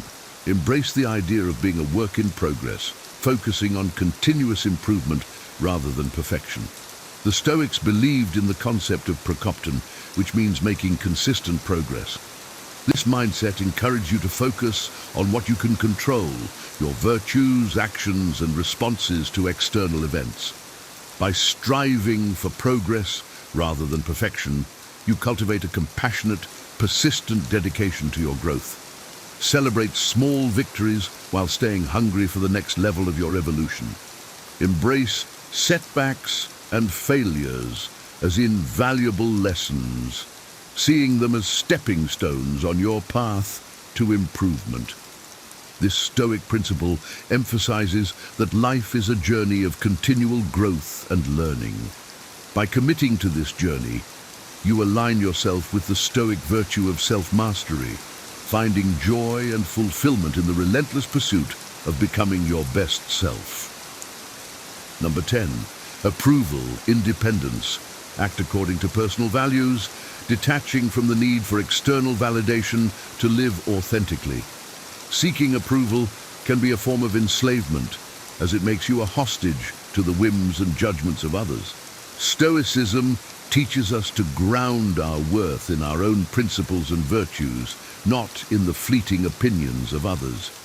Develop a strong sense of self-awareness, understanding your motivations and distinguishing between actions driven by a desire for external validation and those rooted in your true self.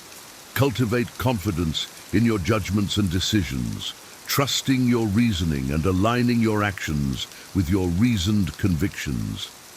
By focusing on being authentic and true to yourself, you attract relationships based on genuine respect and shared values. Even when faced with criticism or rejection, you can take solace in knowing that you are living with integrity, true to your Stoic principles. Number 11, letting go. Cultivate indifference to outcomes, focusing on controllable aspects like effort and attitude for inner peace and resilience. Stoicism emphasizes the distinction between what we can control and what we cannot. We can control our efforts, attitudes, and virtues, but we cannot control the outcomes or the actions of others.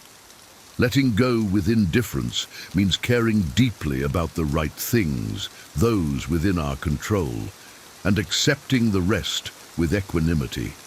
This perspective brings a profound sense of liberation, freeing you from the frustration and anxiety that come from clinging to the uncontrollable. By investing your energy wisely and focusing on your actions and attitudes, you cultivate inner peace and resilience. This Stoic practice enables you to navigate life's uncertainties with grace, finding strength and clarity in your ability to respond effectively to whatever comes your way. Number 12, staying the course. Maintain clarity and adaptability in pursuing goals, aligning adjustments with core values and ultimate vision. The Stoics understood that life is unpredictable and that staying true to our path requires both steadfastness and flexibility. Set a clear direction based on your values and vision for your life. When storms arise and the waters get choppy, navigate by this North Star, making necessary adjustments while staying aligned with your core principles. This adaptability allows you to grow and learn from your experiences, strengthening your commitment to your journey. Staying the course is about being resilient and adaptable, recognizing that true success comes from maintaining integrity and character, even when the path is difficult. By doing so, you honor your journey and values, creating a life of purpose and meaning. Number 13, balancing ambition with humility. Pursue growth and improvement while acknowledging personal limits and maintaining humility. Stoicism teaches us that while ambition drives us to strive for greatness, humility keeps us grounded and realistic. Balance your aspirations with an honest assessment of your strengths and weaknesses. This balance allows you to pursue your goals with vigor and dedication while remaining open to feedback and growth. It fosters a mindset of continuous learning, where you seek to improve without becoming arrogant or overconfident. By maintaining humility, you stay connected to your values and remain receptive to the lessons life offers. Balancing ambition with humility ensures that your pursuit of excellence is aligned with your true self, fostering authentic growth and meaningful achievements. Number 14, facing internal narratives. Challenge self-doubt and fear by embracing the potential for greatness within and striving for personal excellence. The Stoics believe that our internal narratives significantly impact our actions and outcomes. Confront the stories you tell yourself about your limitations and replace them with empowering beliefs. By recognizing and challenging self-doubt and fear, you open the door to new possibilities. Embrace the idea that you have the potential for greatness within you and strive for personal excellence in all areas of your life. This proactive approach empowers you to take bold steps towards your goals, transforming internal obstacles into catalysts for growth. Facing internal narratives with a Stoic mindset enables you to rise above limiting beliefs, unlocking your true potential and fostering a life of purpose and achievement. Number 15, overcoming distractions. Focus on core values and goals, avoiding the noise and temptations that lead away from your true purpose. In a world filled with distractions, staying true to your path requires discipline and clarity. The Stoics understood that distractions can derail us from our true purpose and dilute our efforts. Identify your core values and goals and use them as your compass. When faced with distractions or temptations, remind yourself of what truly matters and make choices that align with your path. This disciplined approach helps you stay focused and committed, ensuring that your actions are meaningful and purposeful. By overcoming distractions and maintaining clarity of purpose, you cultivate a life of intentionality and fulfillment, grounded in your deepest values and aspirations. As we conclude this journey through the timeless wisdom of Stoicism, remember that your greatest strength lies not in changing your circumstances, but in changing your response to them. Embrace the principles we've explored today: commitment, resilience, self-improvement, and let them guide you in transforming challenges into opportunities for growth. Imagine a life where every setback is a setup for success, where you face adversity with courage and integrity, and where you continually strive for personal excellence. This is the essence of Stoic wisdom, a philosophy that empowers you to lead a fulfilling, purpose-driven life. If you found inspiration in these Stoic secrets and are ready to apply them to your own journey, I invite you to join our community by liking this video and subscribing to the Wiser channel. Together, we can continue to explore the depths of ancient wisdom, uncovering powerful insights that help us navigate modern life with grace and resilience. Hit that subscribe button, give us a like, and share this video with others who seek to transform their lives through Stoic principles. Let's grow stronger, wiser, and more grounded in the values that lead us toward a life of purpose and meaning. Thank you for being a part of this journey. Stay wise, stay resilient, and I'll see you in the next video. Here are the 10 spaces that shape a life of wisdom and purpose, especially for older people. From the sanctuary of a peaceful home to the awe of travel, these places nurture the soul and reflect the art of intentional living. They inspire connection, offer solace, and provide the perspective to navigate life's challenges with grace. Which of these spaces resonates with you? Share your thoughts in the comments, and if you found this video meaningful, don't forget to like, subscribe, and share it with someone who might need this wisdom. Together, let's keep the conversation going.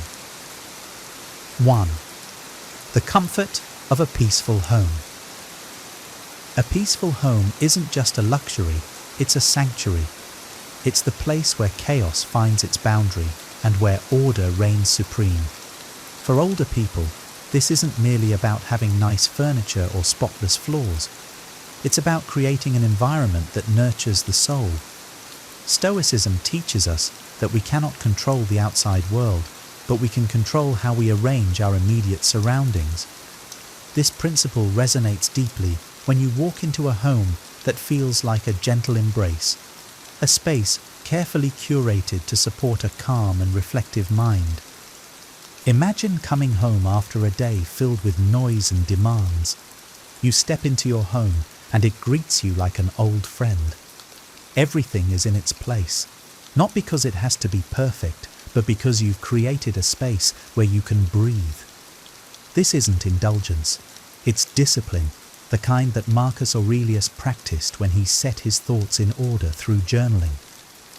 Your home becomes a physical manifestation of that effort.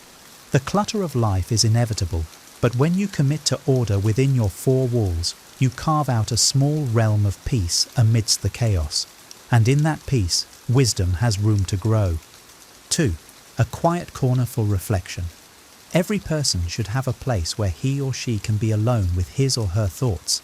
A quiet corner for reflection. Life is filled with distractions, but without moments of stillness, we lose sight of who we are and what truly matters. The Stoics knew this well. Marcus Aurelius, a man burdened with the weight of an empire, carved out time to reflect each day. If he could manage that, surely we can too. Picture a small sunlit nook in your home, perhaps with a comfortable chair and a journal. This isn't just a physical space, it's a mental sanctuary. Here, you can ask yourself the hard questions. What did I do well today? Where did I fall short? How can I improve tomorrow? It's not about judgment, it's about growth. Reflection helps you navigate life's complexities with grace and purpose. When you regularly pause to reflect, you cultivate resilience. You're less likely to be swept away by the turbulence of emotions or the chaos of the world. Instead, you become anchored in your values, guided by a clear sense of direction.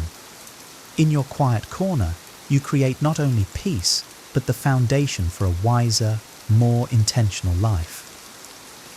3. Nature's embrace.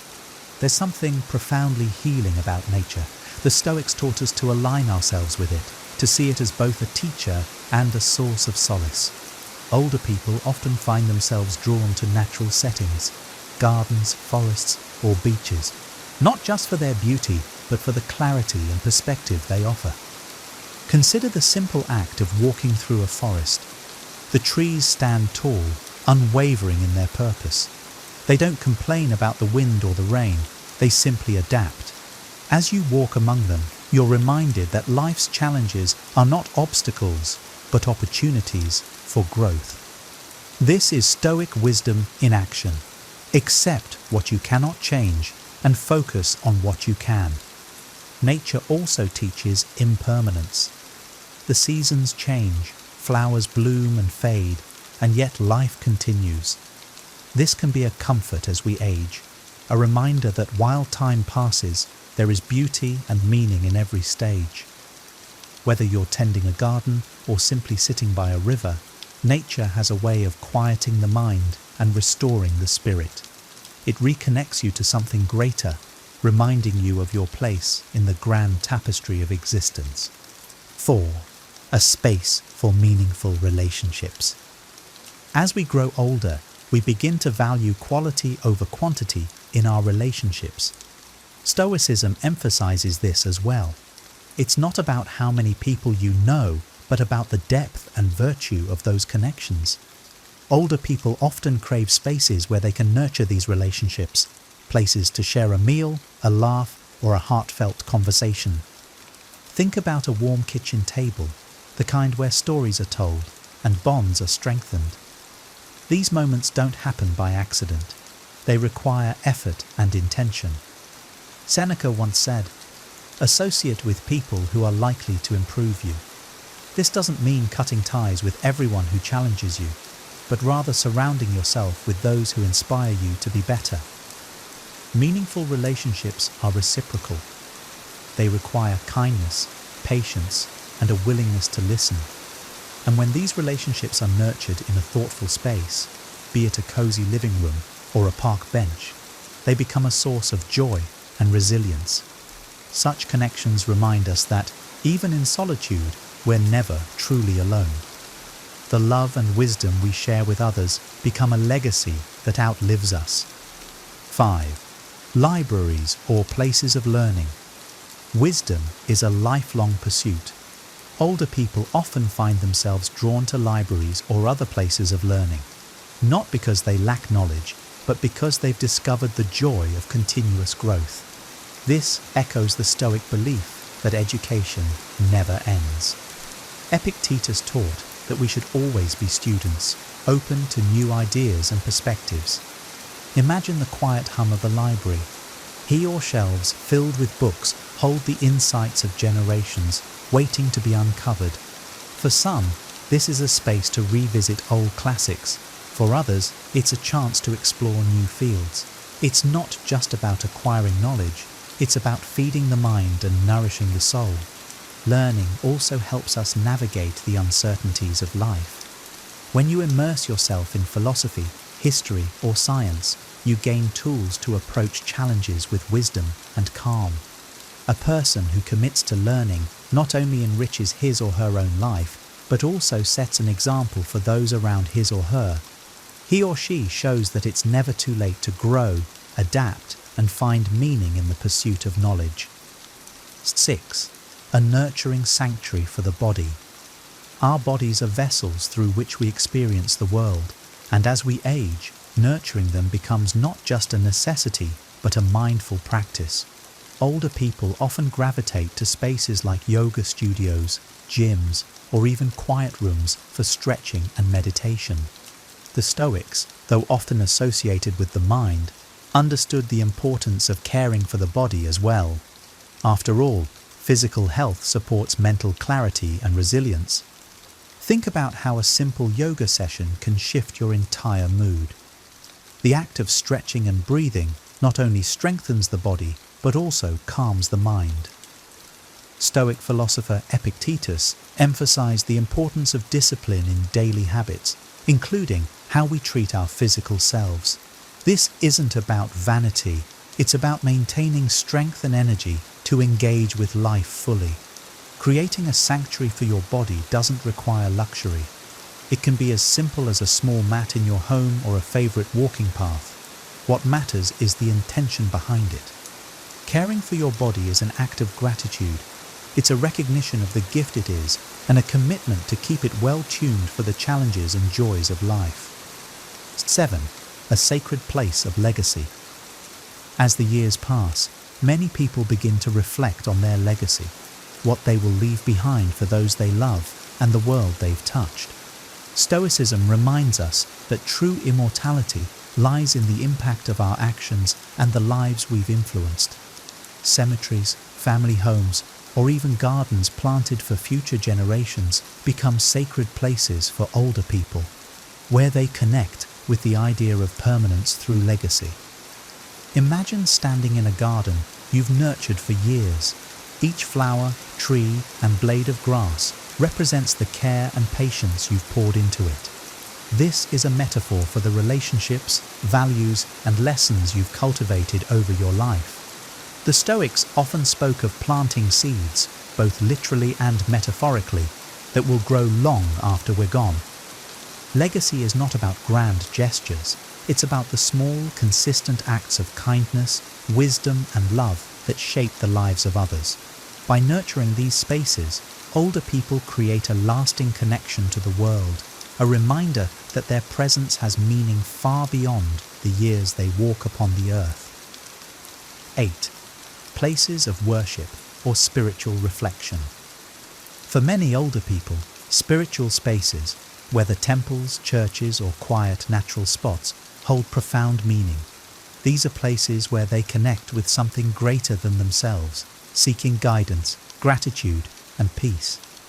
Stoicism, though not a religion, aligns with this longing for transcendence. It encourages us to recognize our small yet meaningful place in the universe. Picture entering a quiet cathedral or sitting on a mountaintop at dawn. The stillness reminds you of how vast the world is, and yet, within that vastness, you matter. The Stoics believed in the logos, or the rational order of the universe, and that aligning oneself with it brings a sense of harmony. Spiritual spaces offer this alignment, a chance to step outside daily concerns and reflect on life's deeper truths. In these moments, you're reminded of the beauty of surrender. Some things are beyond your control, and that's okay. By frequenting spaces of spiritual reflection, older people ground themselves in gratitude and humility, finding peace in the interconnectedness of all things. 9. Community hubs or social gatherings. Connection is essential, and older people often seek out community hubs, book clubs, senior centres, or local cafes, where they can share their stories and hear the stories of others. Stoicism emphasizes the importance of relationships grounded in virtue and mutual respect.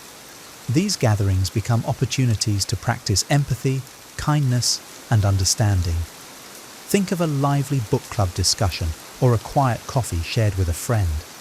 These moments are not trivial, they're profound. They remind us that we're part of something larger, that our experiences, joys, and struggles are mirrored in others. As Seneca wrote, "One hand wahi or she's the other." Community enriches our lives, offering support and shared wisdom. Older people find immense joy in these spaces, not just as participants, but as contributors. They share their knowledge, mentor others, and listen deeply. By fostering these connections, they build a network of support and love that sustains them and those around them. These hubs become reminders of the Stoic principle that we are all interconnected and have a responsibility to one another. 10. Travel destinations that inspire awe. As life progresses, the yearning to explore doesn't fade, it deepens. Older people often seek travel destinations that inspire awe, whether it's ancient ruins, towering mountains, or bustling cultural hubs. The Stoics valued travel not as an escape, but as a way to expand the mind and deepen one's understanding of the world. Imagine standing before the Colosseum in Rome or watching the sunrise over the Grand Canyon. These moments take your breath away, not because they're extraordinary, but because they remind you of the grandeur of existence.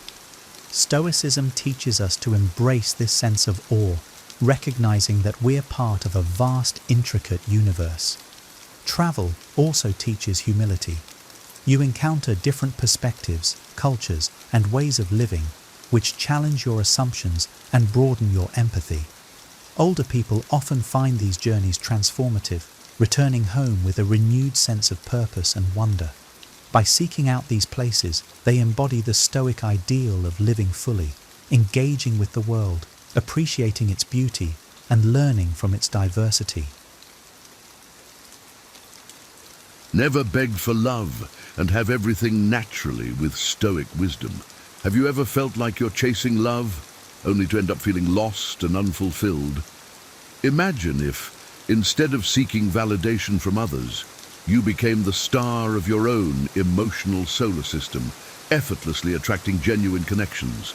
Not begging for affection transforms you into a beacon of confidence and self-assurance, naturally drawing admirers into your orbit. In this video, we will delve into the mysteries of love through the lens of Stoicism, a philosophy that teaches us to cultivate inner strength and resilience. By embracing Stoic principles, you can transform your quest for meaningful connections into a graceful dance of trust, self-esteem, and self-awareness. We'll explore how each choice we make shapes our path, and how, just like stars, we too can evolve towards our brightest selves, attracting and maintaining authentic relationships. Stay with us as we unravel these insights, and don't forget to like, subscribe, and watch till the end for all the valuable content. Number 1. The nature of genuine love. Genuine love is a commitment, a conscious choice to nurture and grow with another person. It is not something that simply blossoms out of nowhere. Rather, it is more like a garden that you need to cultivate carefully. This garden requires constant work, unwavering dedication, patience, time, and above all, trust. True love demands that you be your authentic self, embracing your strengths and acknowledging your flaws. It is about understanding and appreciating the character and value of the other person, admiring not just who they are today, but also who they are becoming. This form of love aligns perfectly with Stoic principles, where self-awareness and inner strength play pivotal roles. Imagine a garden where each plant represents a facet of your relationship. Some plants require daily watering and sunlight, while others thrive with minimal intervention. Similarly, love needs consistent effort, honest communication, and shared experiences to grow. Neglecting any part of this garden results in withering, just as neglect in a relationship leads to disconnection and dissatisfaction. The work is continuous, but the rewards are immense. A thriving, beautiful garden that stands as a testament to your dedication. True love also involves embracing imperfections. We are all flawed beings, and genuine love sees beyond these flaws, focusing instead on growth and potential. This perspective echoes Stoic teachings on self-improvement and resilience. By acknowledging our imperfections and striving to improve, we foster a relationship environment that encourages mutual growth and understanding. In this journey, patience is your ally, and honesty is your guide. Patience allows you to weather the storms of misunderstanding and conflict, while honesty ensures that your relationship remains grounded in reality. As you invest in your personal growth, you simultaneously nurture the relationship, allowing it to flourish naturally. This mutual development leads to a deeper connection, fostering a bond that withstands the test of time and adversity.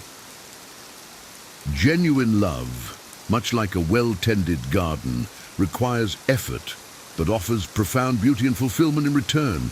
In this steadfast commitment lies the essence of true love, unwavering, nurturing, and ever-growing. Number 2, understanding love through Stoicism.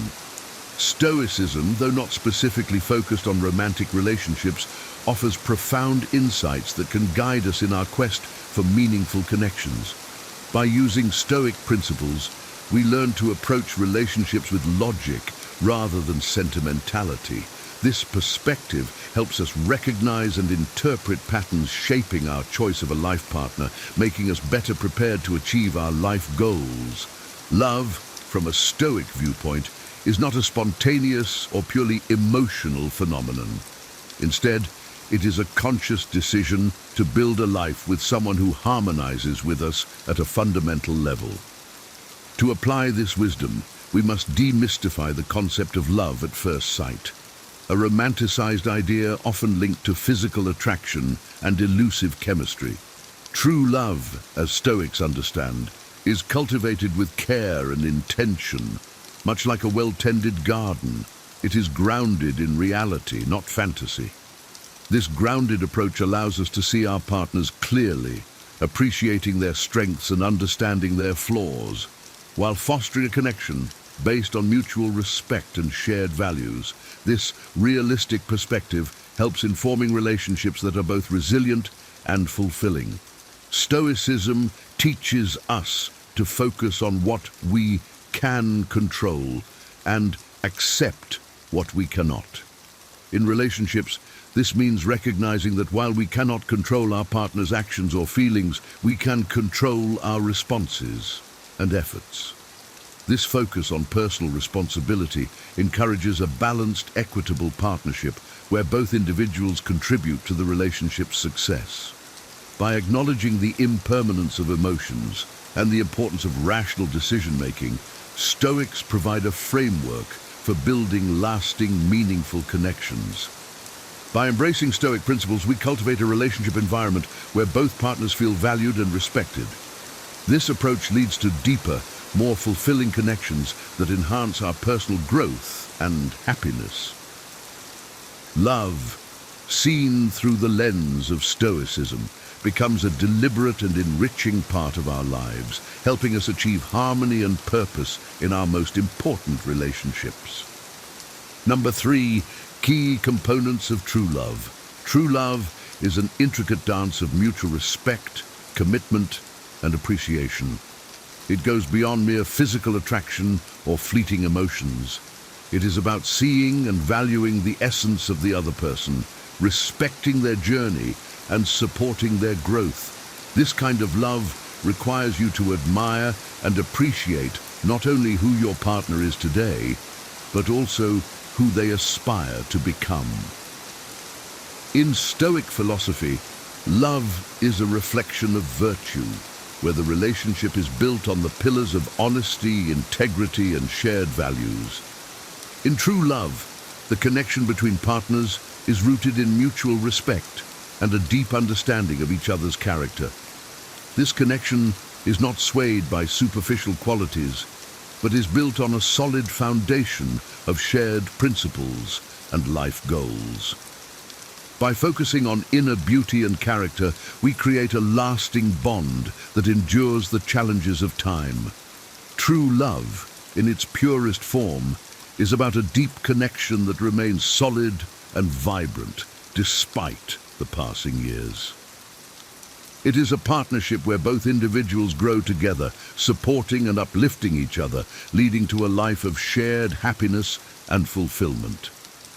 It's essential to differentiate true love from obsession or simple physical attraction, as these can lead to toxic and problematic relationships.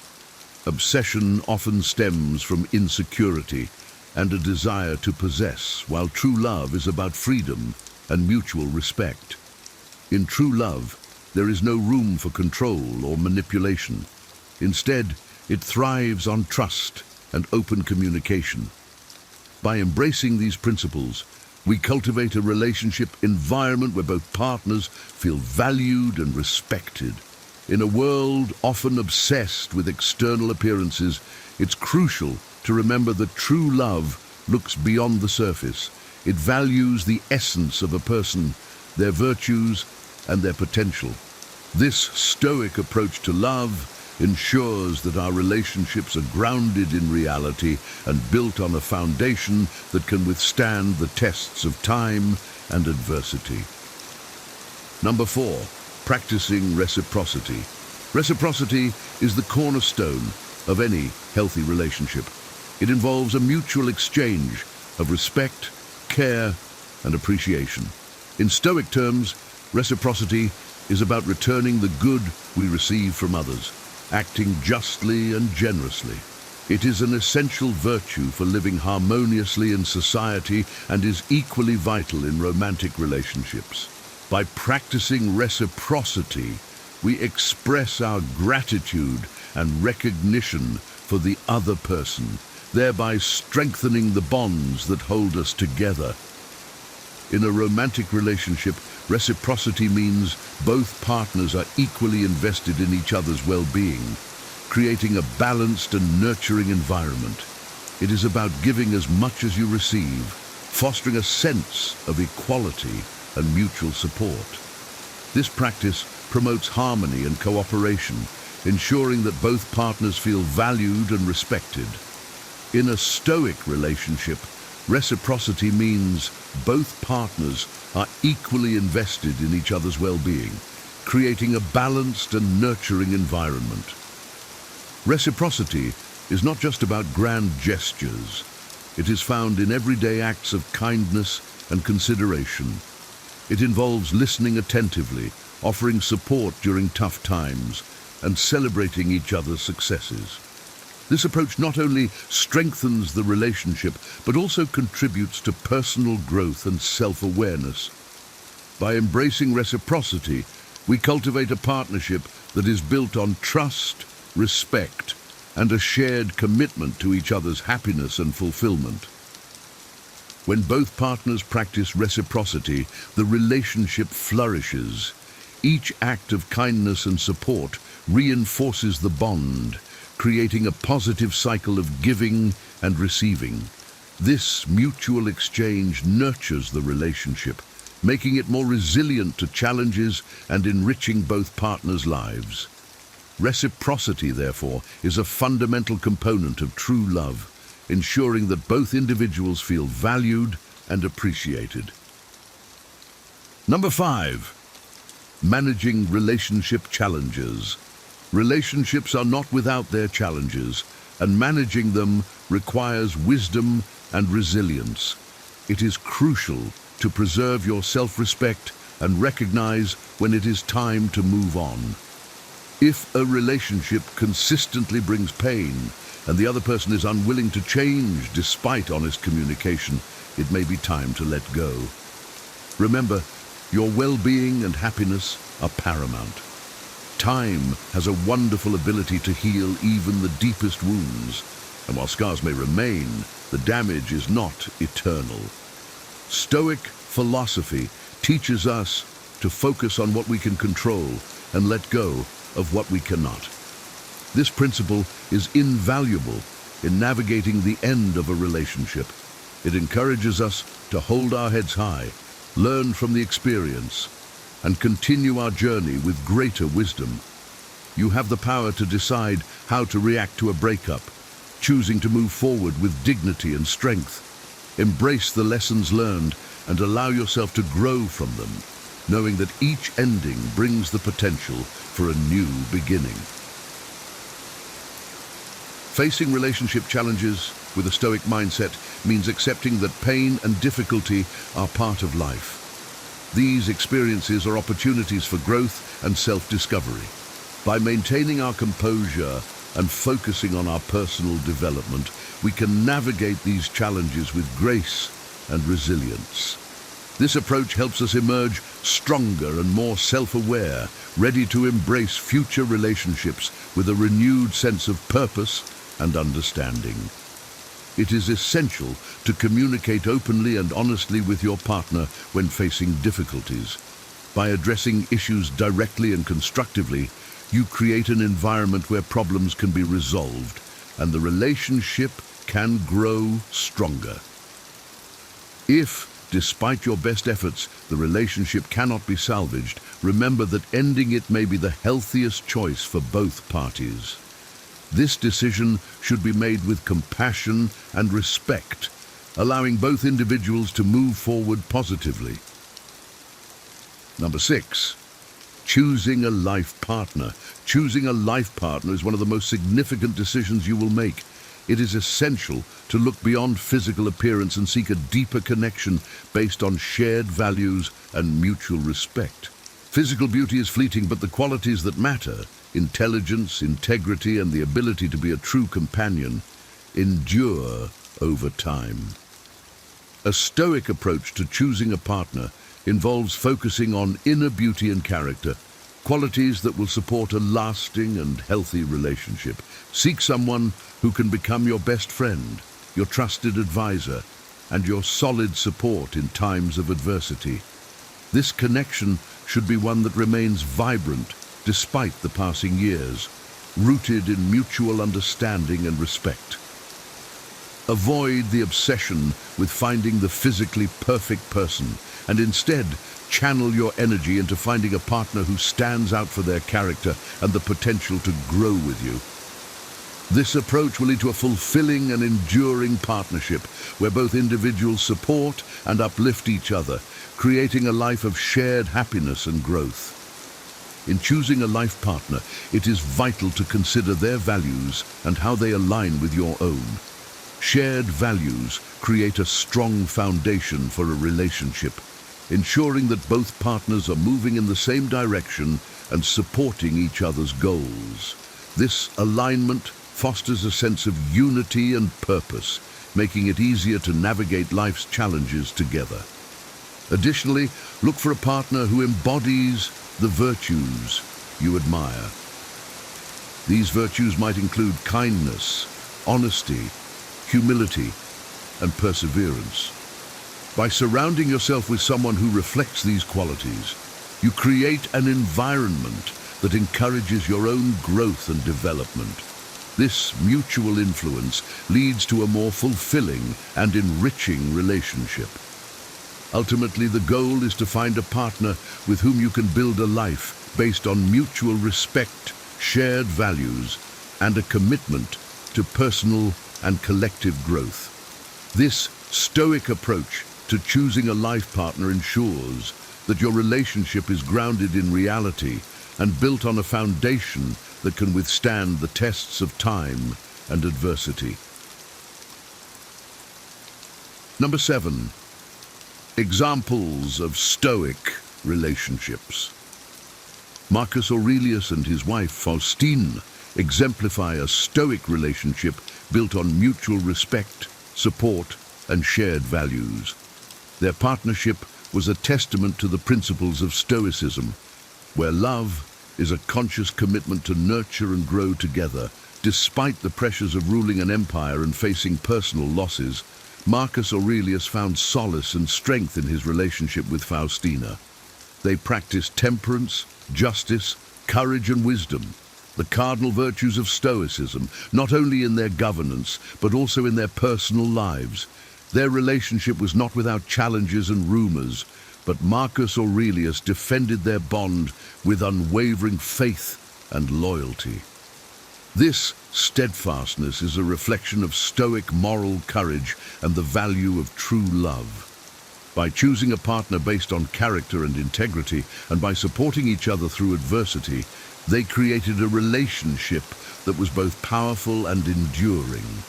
Their example teaches us that true love, from a Stoic perspective, is a choice rooted in virtue and mutual respect, leading to a life of shared growth and fulfillment. In the journey of love, embracing Stoic principles can transform your relationships into sources of strength and personal growth. By being true to yourself, practicing reciprocity, and choosing partners based on character and shared values, you lay the foundation for a fulfilling and enduring connection. Remember, your well-being and happiness are deeply intertwined with the relationships you cultivate. As you apply these insights, you'll find that love becomes a beacon of stability and wisdom in your life.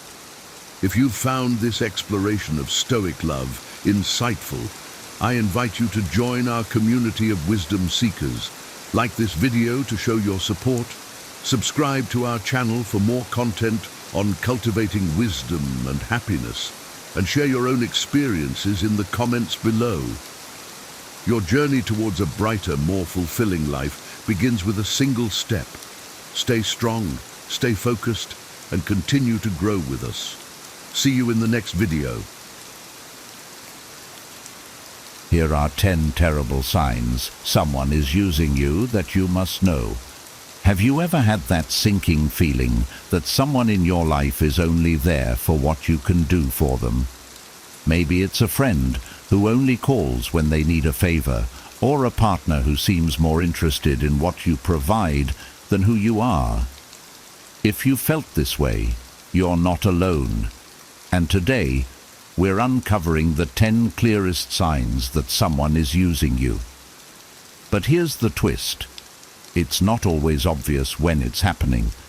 Manipulation and selfish behavior often come disguised as flattery, friendship, or even love. You might think you're just being generous, helpful, or kind, but underneath it all, their motives might be far from pure. This list will challenge your assumptions and help you spot the subtle and not so subtle behaviors that reveal someone's true intentions. By the end of this video, you'll not only recognize these toxic patterns, but also feel empowered to set boundaries and protect yourself. Because the truth is, your time and energy are precious, and no one deserves to drain them for their own gain. Let's dive in and uncover these 10 terrible signs, starting with one you've likely experienced before, but may not have recognized for what it truly is. 1. They only contact you when they need something. Have you ever noticed that someone only texts or calls when they need a favor? It's not a casual, "Hey, how are you doing?" or a friendly check-in, but rather a direct or indirect way to ask for help. Maybe it's borrowing money, asking for advice, or needing a ride. At first you might brush it off, thinking, they're just busy, and everyone needs help sometimes.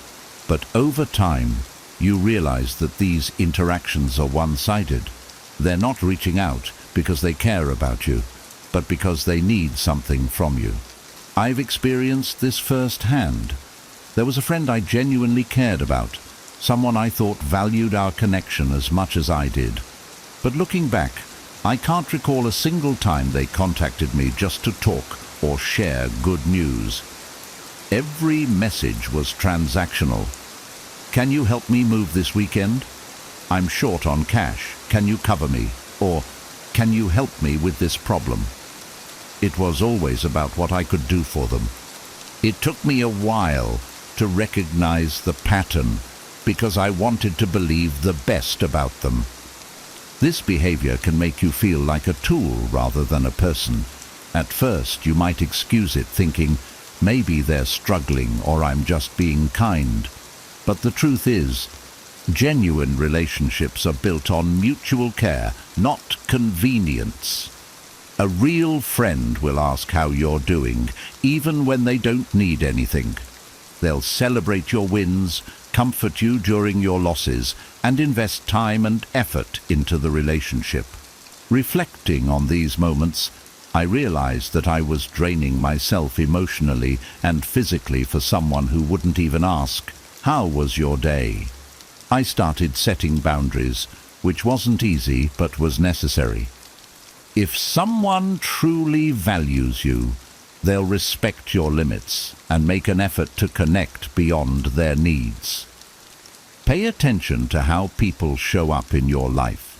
If they're always too busy for you, unless they need something, it's time to reassess the relationship. Remember, you're not an on-demand service. You deserve connections where both people show up for each other without strings attached. Life is too short to waste on one-sided relationships. 2. Your efforts are not reciprocated. Relationships thrive on balance. It's not about keeping score, but there's an unspoken understanding in healthy connections that effort should flow both ways. If you're the one always reaching out, making plans, or offering help, and they rarely do the same for you, it's a major red flag. I remember being in a friendship where I did all the heavy lifting. I planned the meetups, initiated conversations, and even made excuses for their lack of involvement. At first, I convinced myself they were just busy or not the planning type. But the truth became hard to ignore. They weren't putting in the same energy I was. When I stopped making the effort, the relationship fizzled out, proving it was entirely one-sided. This dynamic isn't just unfair, it's exhausting. You find yourself questioning your worth, wondering if you're asking for too much, but you're not. True friendships and relationships thrive on mutual care, where both parties want to contribute equally. If you're constantly giving and they're only taking, it's time to reconsider their place in your life. 3. They don't appreciate you. Feeling unappreciated can cut deep. It's not just about wanting a thank you, it's about feeling seen and valued for what you bring to the table. When someone is using you, they often overlook your contributions entirely, treating them as if they're expected rather than earned. For instance, I once went above and beyond for a colleague, covering shifts and staying late to help with their workload. But instead of gratitude, I received indifference. No acknowledgement, no thanks, just more requests for help. It was as if my efforts were invisible. That's when I realized people who are using you rarely show appreciation because in their minds they're entitled to your help. Over time, this lack of acknowledgement chips away at your self-esteem.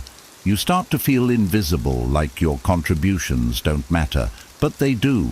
Real friends, partners and colleagues notice your efforts and express gratitude, not out of obligation, but because they genuinely value you.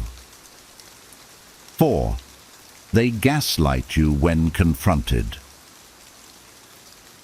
When you finally gather the courage to bring up their behavior, the response can be even more telling. Instead of acknowledging your feelings, they twist the situation to make you feel. 2. Your efforts are not reciprocated. Think about the times you've gone out of your way for someone, whether it's lending a hand when they needed help, always being the one to reach out, or offering your time and energy to support them. Now, think about how they respond when the roles are reversed. Do they meet you with the same willingness and effort, or do they disappear, offering excuses or silence instead of support? I've been in situations where I felt like the glue holding a friendship or relationship together. For example, I had a friend who never initiated plans, but always accepted my invitations. I would check in on them regularly, send thoughtful messages, and even go out of my way to help them during tough times. Yet when I faced a difficult period, their silence was deafening. It wasn't just about their absence during hard times. It was their complete lack of initiative to maintain the relationship when I stopped putting in the effort. What I realized was that reciprocity isn't just about big gestures. It's about the small, everyday signs that someone values you. Do they text first once in a while? Do they make an effort to celebrate your wins, no matter how small? Do they notice when you're not okay and offer support without you having to ask? When someone doesn't do any of these things, it signals that their priority isn't the relationship. It's what they can get from it. One-sided relationships don't just drain your energy, they make you question your worth. You might think, if I just give a little more, maybe they'll appreciate me. But the truth is, people who don't reciprocate aren't likely to change unless they see their behavior as a problem. And that usually doesn't happen unless you set boundaries. The key is to recognize the imbalance and decide how much of your time and energy you're willing to invest. Healthy relationships are partnerships where both people contribute willingly and joyfully. If you're the only one doing the work, it's time to step back and evaluate whether the relationship is truly worth your effort. After all, you deserve connections that leave you feeling supported, valued and cared for, not depleted. 3. They don't appreciate you. When someone truly values you, they'll make an effort to show it, through their words, actions, or even small gestures. But when someone is using you, appreciation becomes almost non-existent. They treat your kindness, support, and effort as if it's their entitlement rather than a gift you've chosen to give. I remember helping a close acquaintance through a rough financial patch. I lent them money, listened to their struggles, and even helped them find some job leads. I didn't expect anything in return except maybe a sincere thank you or acknowledgement of my effort. Instead, they acted as if my help was their due. There was no gratitude, no sense of reciprocity, just an expectation that I'd keep stepping in whenever they needed me. Over time, it felt less like kindness on my part and more like obligation, dictated by their indifference. This lack of appreciation can cut deeply. It makes you feel invisible, as if all the energy you've poured into the relationship goes unnoticed or unvalued. Over time, it can erode your self-worth, leaving you questioning if you're even worth appreciating in the first place. The problem isn't with you, it's with them. People who take others for granted are often too focused on their own needs to recognize the effort and care they're being given. True appreciation isn't just about saying thank you. It's about someone acknowledging your value, treating your time and energy with respect, and showing that they don't take your presence in their life for granted. When someone appreciates you, you feel it, not just in their words, but in how they treat you overall. If you notice someone consistently failing to show appreciation, it's a sign to reevaluate the relationship. Ask yourself, does this person truly value me? Or are they just using me to meet their needs? You deserve to be appreciated for who you are and for everything you bring to the table. Don't settle for less. 4. They gaslight you when confronted. One of the clearest signs that someone is using you is how they react when you try to address the imbalance. Instead of acknowledging your feelings or taking responsibility, they twist the situation to make you feel like the problem. This manipulation, known as gaslighting, can leave you questioning your own perspective and emotions. I remember confronting someone about always taking from the relationship and never giving back. I pointed out how I was the one making all the effort, while they seemed content to just take. Instead of listening, they turned the conversation around, saying things like, "You're overreacting," or "I can't believe you think I'm that kind of person." They made me feel like I was being unreasonable or selfish for even bringing it up. By the end of the conversation, I was the one apologizing, despite the fact that I was the one being taken advantage of. Gaslighting is a powerful tool for manipulators because it makes you doubt yourself. When they frame your concerns as unfair, dramatic, or entirely in your head, you start to believe it. You might think, maybe I'm being too sensitive, or perhaps I misunderstood their intentions. But here's the truth. If you're feeling hurt or used, those feelings are valid. Your emotions are telling you that something isn't right, and they deserve to be heard and respected. A healthy relationship doesn't involve blame shifting or denial. If someone truly values you, they'll listen to your concerns and make an effort to understand your perspective. They won't dismiss your feelings or make you feel guilty for expressing them. Gaslighting, on the other hand, is a way of deflecting responsibility and keeping you in a cycle of doubt and compliance. The next time someone twists your words or invalidates your feelings when you try to have an honest conversation, take a step back. Ask yourself if their reaction is about self-preservation rather than genuine care for you. Trust your instincts and remember, real friends or partners will work through issues with you, not make you feel like you're the issue.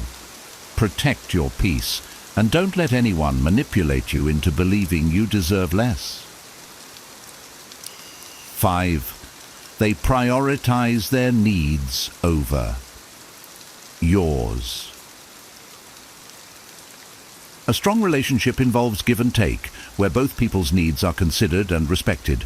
However, when someone is using you, their needs will always take precedence over yours. Your feelings, goals, or struggles become secondary, or worse, irrelevant, in their world. I've had experiences where someone would constantly ask for my time and energy, but never reciprocated when I needed the same. For instance, I had a friend who always needed advice or support whenever they were going through something, and I was happy to help. But when I was facing my own challenges, they were either too busy or entirely uninterested. Conversations would quickly shift back to their problems, leaving me feeling unheard and unsupported. This dynamic often leaves you feeling drained and unimportant. No matter how much you give, it's never enough because their focus is always on themselves. You might even catch them brushing off your concerns with phrases like, "You'll figure it out," or "That's not a big deal." Over time, this pattern becomes a clear sign that they don't truly value you or the relationship. They see you as a resource to fulfill their needs, not as an equal partner. People who prioritize their own needs over yours often disguise their behavior in subtle ways, making you feel guilty for asking for anything in return. They might frame your requests for support as unreasonable or inconvenient, further reinforcing the imbalance. A healthy relationship involves mutual care and respect. Both people should feel heard, valued, and supported, especially during tough times. If someone consistently puts their needs first while ignoring yours, it's time to reevaluate their role in your life. Ask yourself, do they genuinely care about my well-being, or am I just a means to an end for them? Remember, your needs matter just as much as theirs. Relationships should be a partnership, not a one-way street. Don't let someone make you feel guilty for wanting balance and mutual respect in your connections. You deserve relationships that lift you up, not ones that leave you feeling neglected. 6. They disappear when you need help. One of the clearest signs that someone is using you is their sudden absence when you need support. They're quick to call on you for help with their problems, but when the tables turn, they're nowhere to be found. This inconsistency reveals that they're not truly invested in the relationship. They're only there for what they can gain. I've been in situations where I supported someone through countless challenges, offering advice, encouragement, and even practical help. But when I was going through a tough time, they didn't even ask how I was doing. I reached out, hoping for the same level of care I had shown them. But all I got were excuses like, "I'm too busy right now," or no response at all.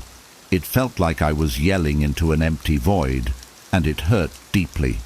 This type of behavior leaves you feeling isolated and undervalued.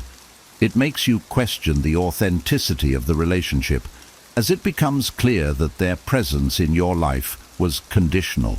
They were only there for what they could get, not what they could give. In healthy relationships, mutual support is the foundation. Real friends, partners, or family members don't vanish when you need them the most.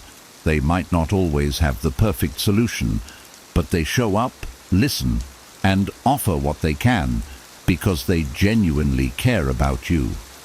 When someone consistently fails to be there for you, it's a glaring sign that their priorities don't include your well-being.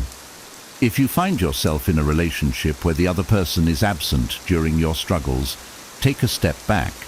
Reflect on whether this connection is bringing value to your life or just taking from it.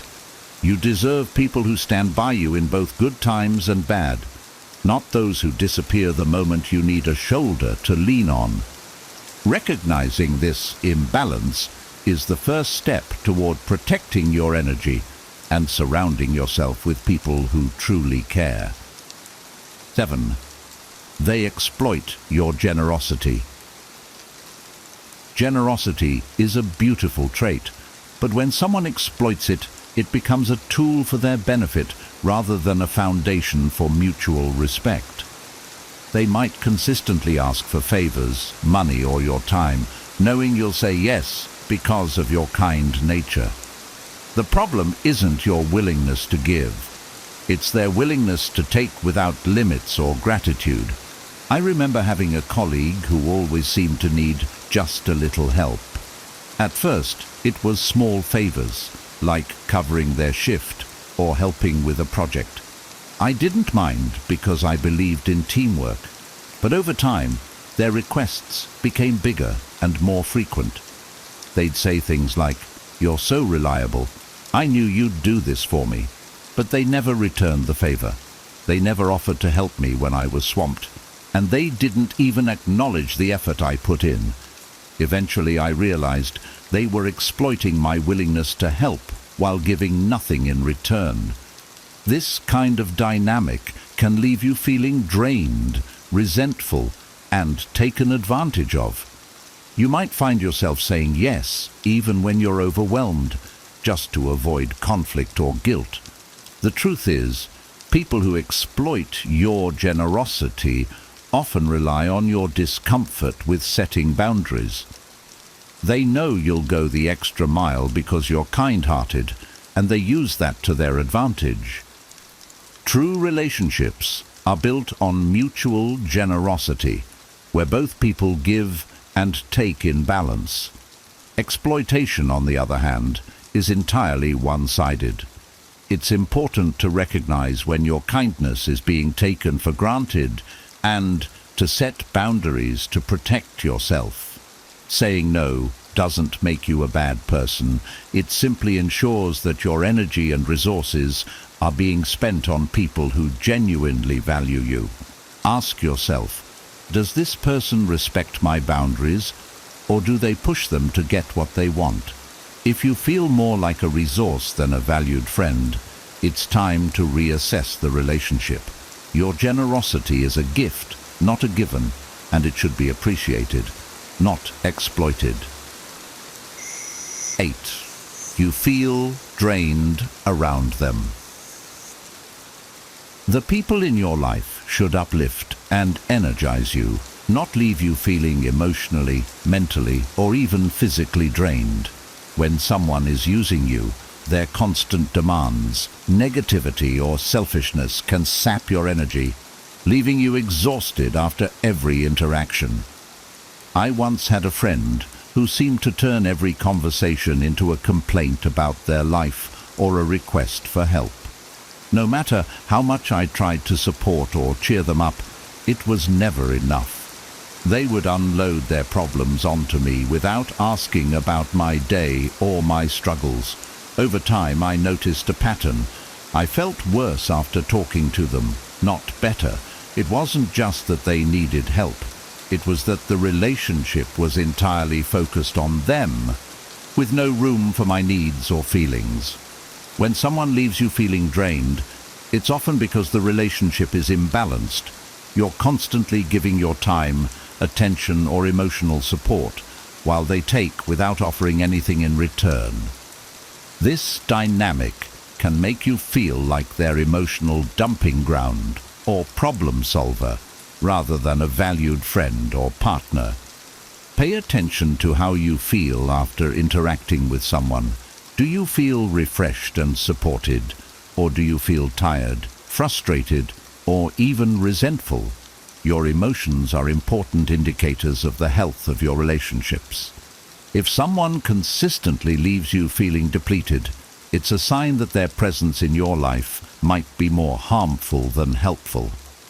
Healthy relationships are energizing. Even during tough times, they involve mutual care and support that leave both people feeling understood and valued. If someone is consistently draining you, it's time to set boundaries. Protect your energy and focus on relationships that enrich your life rather than deplete it. You deserve to feel good about the connections you have, not burdened by them. Remember, it's okay to prioritize your well-being over someone else's constant demands. 9.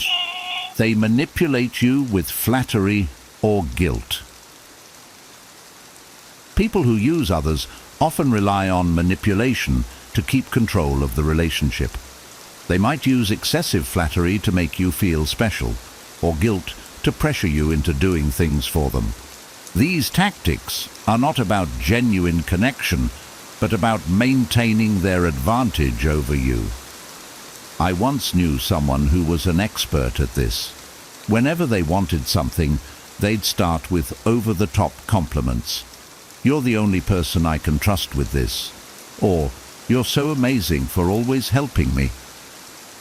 At first, it felt good to be appreciated, but I began to notice a pattern.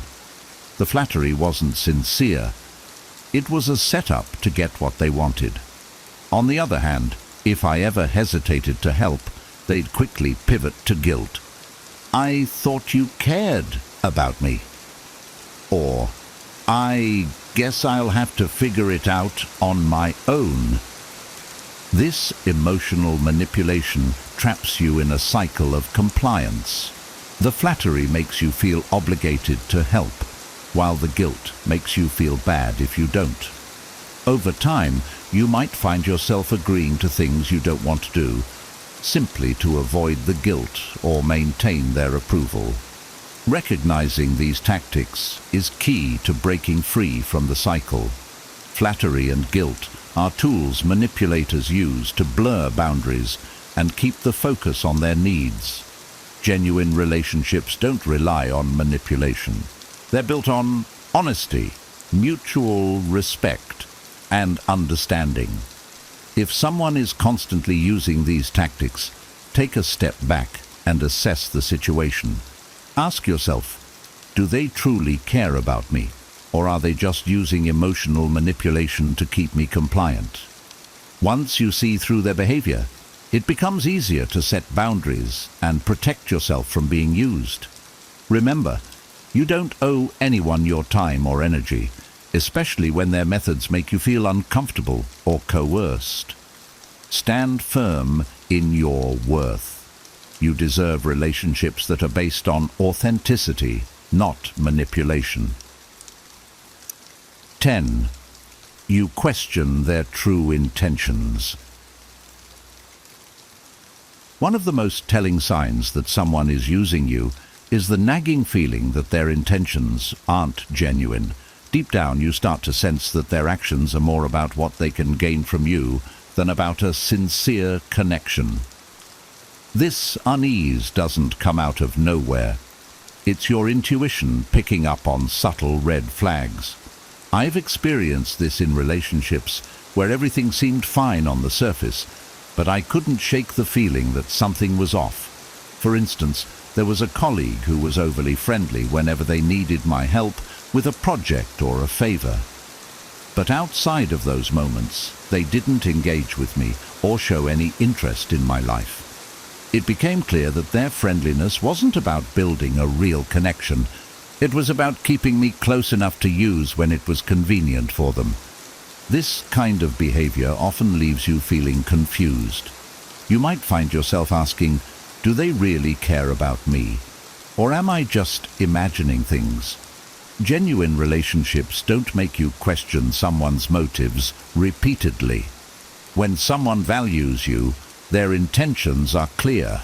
They want to be in your life because of who you are, not because of what you can provide. If you're constantly questioning their authenticity, it's worth pausing to evaluate the relationship. Are they there for you during your highs and lows, or do they only show up when it benefits them? Do their actions align with their words, or do they make promises they never keep? These questions can help clarify whether their intentions are genuine or self-serving. Trust your instincts. If something feels off, it probably is. Real connections leave you feeling secure and valued, not suspicious or uneasy. Don't ignore those gut feelings. They're often your best guide. You deserve relationships where you don't have to second-guess someone's motives, where the connection is built on mutual care and respect, not on hidden agendas. Prioritize those who show up for you genuinely, and let go of those who make you doubt their true intentions. Here are 10 types of people you should never trust or respect, and understanding why will transform the way you approach relationships. Some individuals may seem harmless at first glance, but their behaviors can create chaos, drain your energy, or lead you astray from your own growth. It's not just about avoiding negativity, it's about protecting your peace and staying aligned with your values. Each of these personality types challenges your ability to live a balanced, virtuous life. Think about how much time and energy are wasted dealing with people who lie, manipulate, or disrupt your focus. Imagine the relief of knowing exactly who to steer clear of and why. By identifying these toxic traits, you can set boundaries that safeguard your mental clarity and personal integrity. What's more, Stoicism, the ancient philosophy of resilience and rational living, offers timeless wisdom to navigate these challenges. As we explore each type of person, you'll discover actionable insights rooted in Stoic principles that will empower you to reclaim control and focus on what truly matters. 1. The dishonest. Dishonesty erodes trust, damages relationships, and breeds unnecessary complications in life. Stoicism, with its emphasis on truth and integrity, urges us to avoid those who habitually lie or deceive. Marcus Aurelius wisely said, "If it is not right, do not do it. If it is not true, do not say it." This straightforward principle serves as a moral compass, guiding us to align with people who value honesty. Imagine this. You have a co-worker who regularly exaggerates their contributions to projects or withholds crucial information to make themselves look better. At first, their behavior might seem like a minor inconvenience, but over time, their dishonesty creates distrust among team members, delays progress, and fosters resentment. This not only affects your professional environment, but also weighs heavily on your mental peace. A Stoic would recognize the long-term harm of associating with such a person and distance themselves from their influence. Take another example from personal life. A friend who tells small lies to avoid accountability. Perhaps they consistently cancel plans with elaborate excuses that don't add up. These patterns chip away at the foundation of trust. Seneca reminds us that truth never perishes, meaning lies eventually surface, leaving damage in their wake. On the other hand, consider someone who admits their mistakes openly and strives to do better. Their honesty not only strengthens your relationship, but also inspires you to uphold the same virtue. Surrounding yourself with truthful individuals reinforces your commitment to live in alignment with reason and morality. Dishonest people disrupt the harmony Stoicism aims to cultivate. Their presence complicates what should be simple and straightforward. To protect your integrity and peace of mind, heed the Stoic advice. Trust those who walk in truth, and never grant respect to those who habitually betray it. The manipulative. Manipulators distort reality to serve their own needs, often at the expense of others. Stoicism teaches us to guard against such influences by maintaining control over our thoughts and emotions. Epictetus warned, "Whoever is going to make you angry is your master." This advice reminds us that manipulators thrive by exploiting our emotions, anger, guilt, fear, or even love, to bend us to their will. Consider a scenario where a colleague frequently flatters you, but subtly pressures you into taking on their workload. At first, their charm may feel genuine, but as time passes, you realize their compliments come with hidden motives. They appeal to your sense of responsibility or guilt, leaving you overburdened while they shirk their duties. A Stoic would recognize this behavior and set clear boundaries, refusing to let manipulation dictate their actions. In personal relationships, manipulation can be even more insidious. Imagine a partner who constantly plays the victim, using emotional guilt to control your decisions. They might say things like, "If you really loved me, you'd do this for me." Over time, their tactics erode your sense of autonomy and self-respect.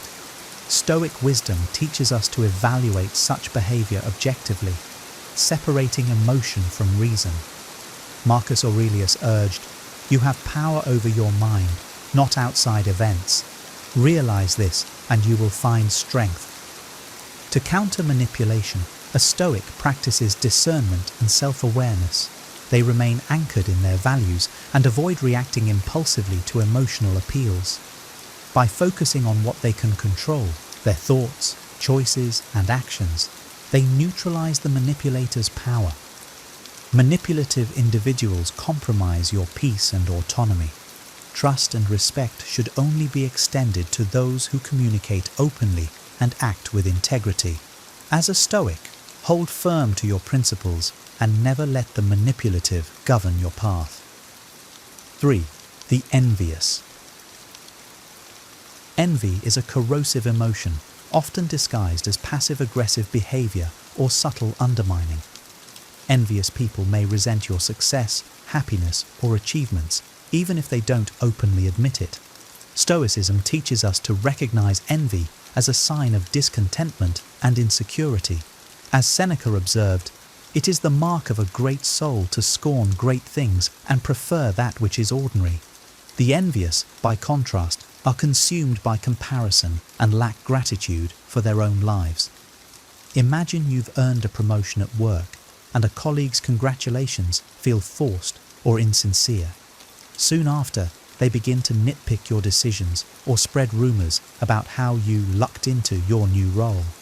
Their envy not only poisons their own happiness, but also introduces negativity into your life. A Stoic approach would involve acknowledging their behavior without taking it personally. Epictetus reminds us, "It is not what happens to you, but how you react to it that matters."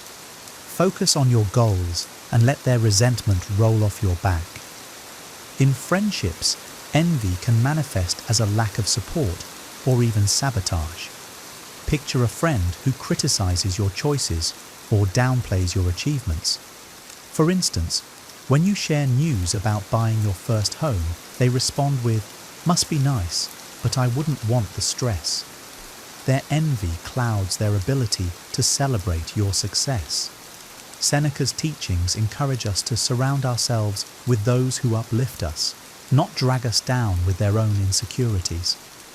Envy is a destructive force that disrupts harmony, both for the envious and those around them. Stoics choose gratitude over jealousy, focusing on their own path instead of comparing themselves to others. Respect and trust those who celebrate your successes genuinely, and distance yourself from those whose envy dims your light. 4. The irresponsible. Irresponsible people avoid accountability, blame others for their shortcomings, and fail to follow through on commitments. In Stoic philosophy, responsibility and self-discipline are essential virtues. Epictetus reminds us, freedom is the only worthy goal in life. It is won by disregarding things that lie beyond our control. Irresponsible individuals, however, relinquish their freedom by neglecting their own duties, often pulling others into the chaos they create. Consider a teammate who consistently misses deadlines, leaving you scrambling to compensate for their lack of effort. At first, you might excuse their behavior, thinking they're simply overwhelmed. But over time, their pattern of neglect becomes clear. Their irresponsibility creates unnecessary stress for you, undermining your peace and productivity. A Stoic would recognize the importance of setting boundaries, ensuring their own efforts aren't wasted by someone else's failure to act responsibly.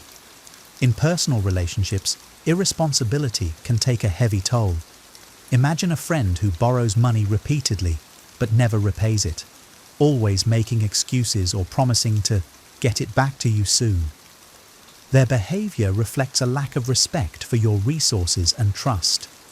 Marcus Aurelius advised us to focus on what is within our control, and part of that involves choosing relationships with those who honor their obligations.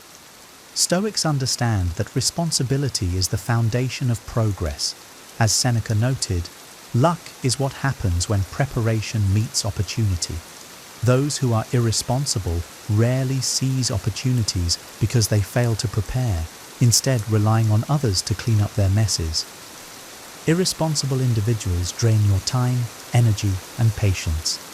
Respect and trust should be reserved for those who take ownership of their actions and honor their commitments.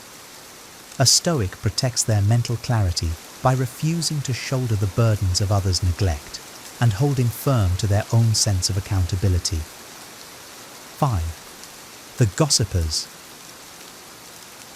Gossipers thrive on drama, spreading half-truths and secrets to gain attention or control. Stoicism teaches us to avoid idle talk and focus on meaningful action and self-improvement. Marcus Aurelius urged, "Waste no more time arguing about what a good man should be. Be one." Gossip detracts from this focus, turning your attention toward trivial matters instead of what truly matters.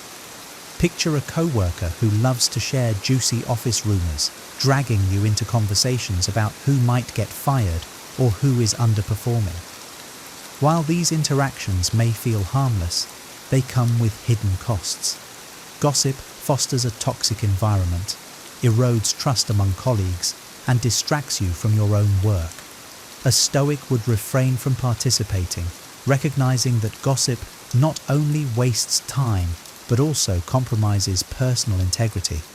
In personal life, gossip can be even more damaging. Imagine a friend who frequently discusses others' personal issues behind their backs. Today, they're sharing someone else's secrets, but tomorrow, it could be yours.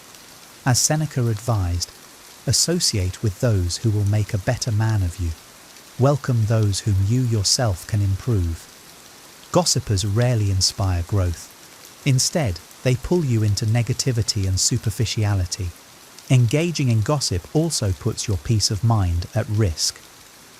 The Stoic principle of focusing only on what you can control is vital here. You can't control what others do or say, but you can control whether you participate. When approached with gossip, redirect the conversation or distance yourself from the individual. Gossipers add no value to your life and often detract from your focus and character. Trust and respect should be reserved for those who speak with purpose and integrity. A Stoic prioritizes truth, meaningful interactions, and self-discipline over indulging in harmful chatter. 6. The ungrateful. Ungrateful individuals take what they have for granted, often focusing on what's lacking instead of appreciating what they've been given. Stoicism emphasizes gratitude as a cornerstone of a virtuous life. Seneca wrote, "Nothing is more honorable than a grateful heart." Ungrateful people, by contrast, drain energy and foster resentment, disrupting the harmony Stoicism aims to cultivate. Imagine a co-worker who always complains about their workload, the office environment, or their pay, despite having a stable job in a struggling economy. No matter how much you or others support them, their lack of gratitude leaves them perpetually dissatisfied. Over time, their negativity begins to weigh on your own outlook, pulling you into their cycle of discontent. A Stoic would recognize this as harmful and choose to focus instead on what they can appreciate and control. In personal relationships, dealing with ungrateful people can feel even more disheartening. Picture a family member who dismisses your efforts to help, whether it's offering financial support, emotional care, or practical assistance. Instead of saying, "Thank you," they respond with, "Why didn't you do more?" This kind of attitude diminishes your goodwill and can breed frustration. Stoic wisdom reminds us that the act of giving or helping should stem from virtue, not expectation. But that doesn't mean tolerating chronic ingratitude. Practicing gratitude, on the other hand, fosters resilience and joy. Marcus Aurelius often reflected on the blessings in his life, writing, "When you arise in the morning, think of what a privilege it is to be alive, to think, to enjoy, to love." Surrounding yourself with people who share this perspective strengthens your ability to live a fulfilled life. Ungrateful individuals detract from your sense of purpose and positivity. A Stoic extends trust and respect to those who acknowledge and value the good in life, leaving behind those who only see what's missing. 7. The overly cynical. Cynicism, when unchecked, becomes a destructive force. While skepticism can be healthy, overly cynical people view the world through a lens of distrust and negativity, dismissing hope and possibility. Stoicism, by contrast, encourages resilience and rational optimism, even in challenging times. Marcus Aurelius wrote, "You have power over your mind, not outside events. Realize this, and you will find strength." Cynics fail to exercise this power, choosing despair instead of constructive action. Imagine a co-worker who constantly predicts the failure of new initiatives or belittles efforts to improve the workplace. Their constant refrain of "it'll never work" or "why bother" not only dampens morale, but also discourages innovation. Over time, their negativity creates a toxic atmosphere that stifles progress. A Stoic would recognize the futility of entertaining such pessimism, focusing instead on their own efforts and how they can contribute meaningfully, regardless of others' attitudes. In personal relationships, overly cynical individuals often dismiss your dreams and aspirations. Picture a friend who rolls their eyes when you share plans to start a business, saying, "Most startups fail. Why risk it?" Their cynicism projects their own fears and limitations onto you, eroding your confidence. Epictetus reminds us, "It is impossible for a man to learn what he thinks he already knows." Cynics are often trapped by their unwillingness to see new possibilities or embrace growth. While life is unpredictable and challenges are inevitable, Stoics choose to confront difficulties with reason and optimism. They understand that while outcomes are uncertain, the effort to act virtuously and purposefully is always worthwhile. Overly cynical people can drag you down, obscuring opportunities for growth and joy. A Stoic surrounds themselves with those who inspire and uplift, leaving behind those who cling to negativity and doubt. Respect and trust those who see potential, not just problems. 8. The arrogant. Arrogance blinds individuals to reason and humility, two essential virtues in Stoic philosophy. The arrogant inflate their own self-importance, often dismissing the value or contributions of others. Stoicism teaches that wisdom lies in recognizing how much we don't know. As Marcus Aurelius observed, it is impossible for a man to learn what he thinks he already knows. Imagine a manager who refuses to listen to feedback, assuming their position makes them infallible. They ignore valuable input from their team, leading to poor decisions and workplace tension. Their arrogance not only damages morale, but also stifles growth for themselves and everyone around them. A Stoic would recognize this behavior as a failure of humility and reason, qualities essential for leadership and collaboration. In friendships or family dynamics, arrogance manifests as dismissiveness or condescension. Picture a relative who constantly belittles your choices, presenting their opinions as superior without considering your perspective. Perhaps they dismiss your career path with remarks like, "You'll never succeed doing that," based solely on their limited understanding. This behavior not only sows discord, but also reveals their inability to see beyond their own narrow worldview. Arrogance is rooted in insecurity and detachment from reality. Stoicism advises us to cultivate humility by focusing on self-improvement rather than comparing ourselves to others. Epictetus reminds us, "If you wish to improve, be content to appear clueless or stupid in extraneous matters." True strength lies in seeking knowledge and understanding, not in pretending to have all the answers. Arrogant individuals disrupt harmony and hinder progress.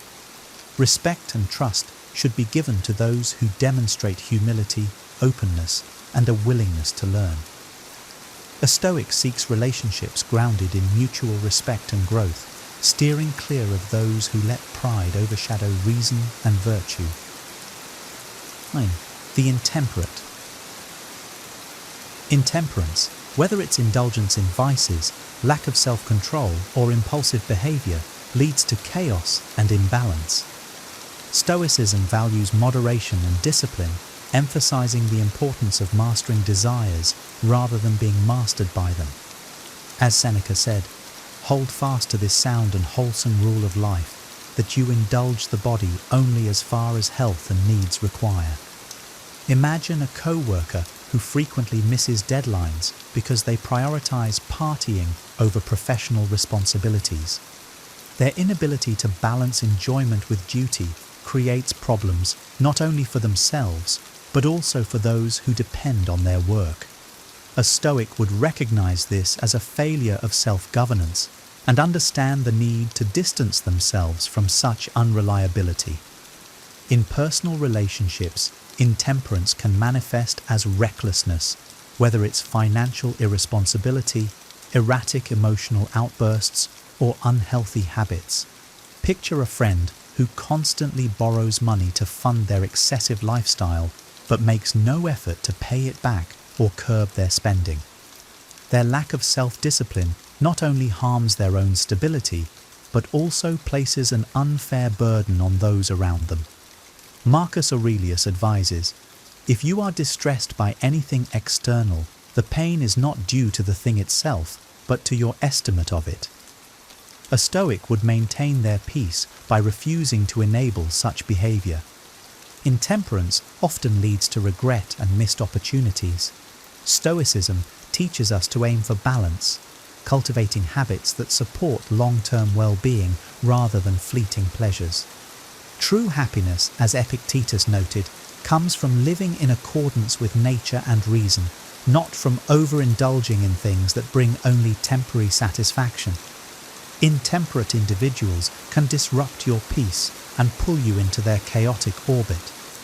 A Stoic chooses to align with those who exercise discipline and self-control, fostering stability and mutual growth over recklessness and excess. 10. The unprincipled. People without principles lack a moral foundation, often making decisions based on convenience, self-interest, or fleeting emotions rather than values or ethics. Stoicism places great emphasis on living a virtuous life, guided by principles such as wisdom, courage, justice, and temperance. Epictetus advised, "Know first who you are, and then adorn yourself accordingly." The unprincipled, by contrast, fail to anchor their actions in any consistent moral framework, making them unreliable and potentially harmful. Consider a business partner who is willing to cut corners, lie to clients, or exploit workers just to maximize profits. While their behavior may yield short-term gains, their lack of integrity will inevitably lead to long-term consequences, damaged relationships, legal troubles, or the loss of trust. A Stoic would refuse to associate with such a person, knowing that aligning with unprincipled individuals compromises their own values. In personal relationships, an unprincipled person might betray confidences, break promises, or act deceptively without remorse. Imagine a friend who regularly changes their stance depending on what benefits them in the moment. They might abandon you in times of need, offer hollow reassurances, or fail to honor their commitments. Marcus Aurelius reminds us to seek relationships that strengthen our character. The soul becomes dyed with the color of its thoughts. Being around the unprincipled taints your moral clarity. Living without principles is like navigating without a compass. There's no direction or purpose, only chaos and opportunism. Stoicism teaches us to act in harmony with our virtues, to ensure our actions align with our beliefs and contribute to a greater good. Unprincipled individuals are unpredictable and often self-serving, leaving a trail of disorder in their wake. A Stoic chooses relationships with those who live by strong ethical standards, reinforcing mutual trust, respect, and the shared pursuit of virtue. Leave behind those who lack principles. They offer no foundation for a meaningful or harmonious connection. These 10 types of people, dishonest, manipulative, envious, irresponsible, gossipy, ungrateful, overly cynical, arrogant, intemperate, and unprincipled, are obstacles to a life of peace, purpose, and virtue. By recognizing their traits and applying Stoic wisdom, you can protect your energy, focus on what you can control, and cultivate relationships that align with your values. If you found this video insightful, make sure to give it a thumbs up and subscribe for more content on Stoicism and personal growth. We'd also love to hear from you. Share your thoughts and takeaways in the comments below. Have you encountered any of these personality types? How did you handle them? Let's keep the conversation going and learn from each other's experiences.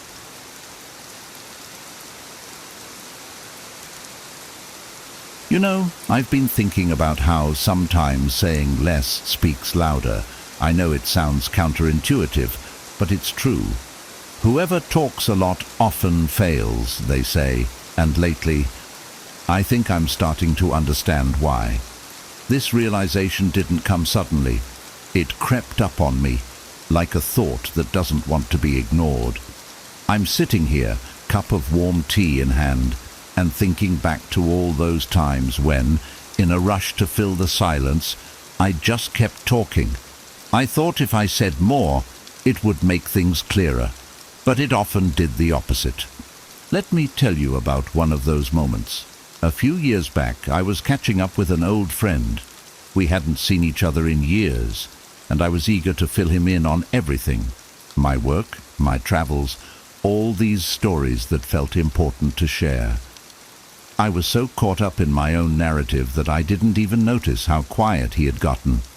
I just kept going, thinking I was making this fantastic conversation. And then he interrupted me, kind of hesitantly, and he said, "I really wanted to tell you something." It turns out he was going through something heavy, something that I'd missed entirely in my monologue. He needed someone to listen, and here I was, just filling the air with my own stories. I remember the way his face looked, the slight disappointment. I'd failed to be the friend he needed. And you know, that look stayed with me, longer than I'd like to admit. From then on, I started to notice this pattern in myself. The more I spoke, the more I missed out on what others were actually trying to say. Or maybe what they were not saying, but were hoping I'd notice. And as I started paying attention to this, I saw it everywhere. Not just in my conversations, but in others too. It's like we're all afraid of the quiet moments, like we have to fill them up with words, no matter if they're necessary or not. But here's the thing. In silence, something special happens. There's space. Space for thoughts to breathe, for feelings to surface, for meaning to reveal itself. The times when I finally chose to stop talking, just let the words settle. I began to understand things I couldn't see when I was busy trying to be heard. I heard myself more clearly, and I started to really hear other people. I had another moment like this with my son recently. He was telling me about his day, about a challenge he'd faced, and I could feel that familiar urge to jump in, offer advice, tell him what I thought he should do, but I caught myself just for a moment. I held back. I let him talk, let him feel the silence after he spoke, and in that silence he found his own answers.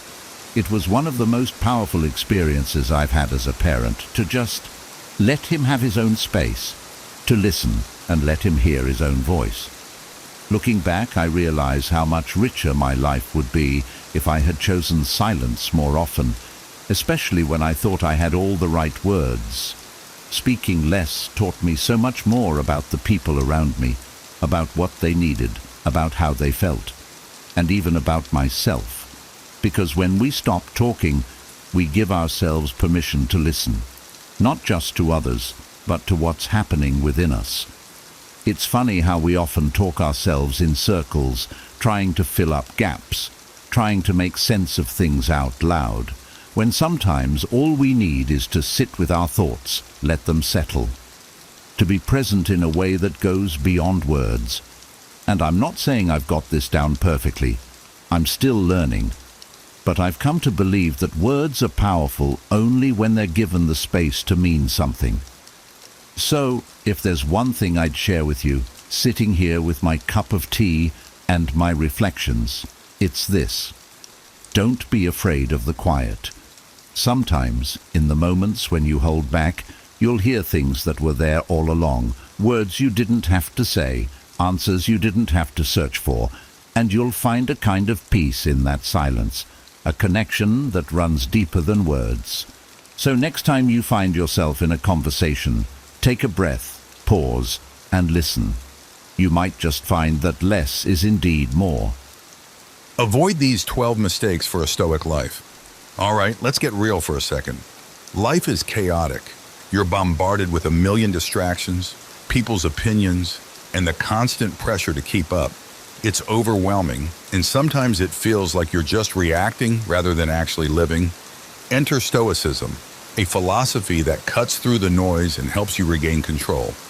Think of Stoicism as your inner badass guide to staying calm, focused, and unshakable. This isn't about sitting on a mountaintop and meditating all day. It's about practical, no BS principles that you can apply right now to make your life better. We're talking about learning what not to do, because sometimes knowing what to avoid is more powerful than knowing what to chase. In this episode, we're diving into the Stoic don'ts that can radically shift how you approach your day-to-day grind. These aren't just philosophical musings.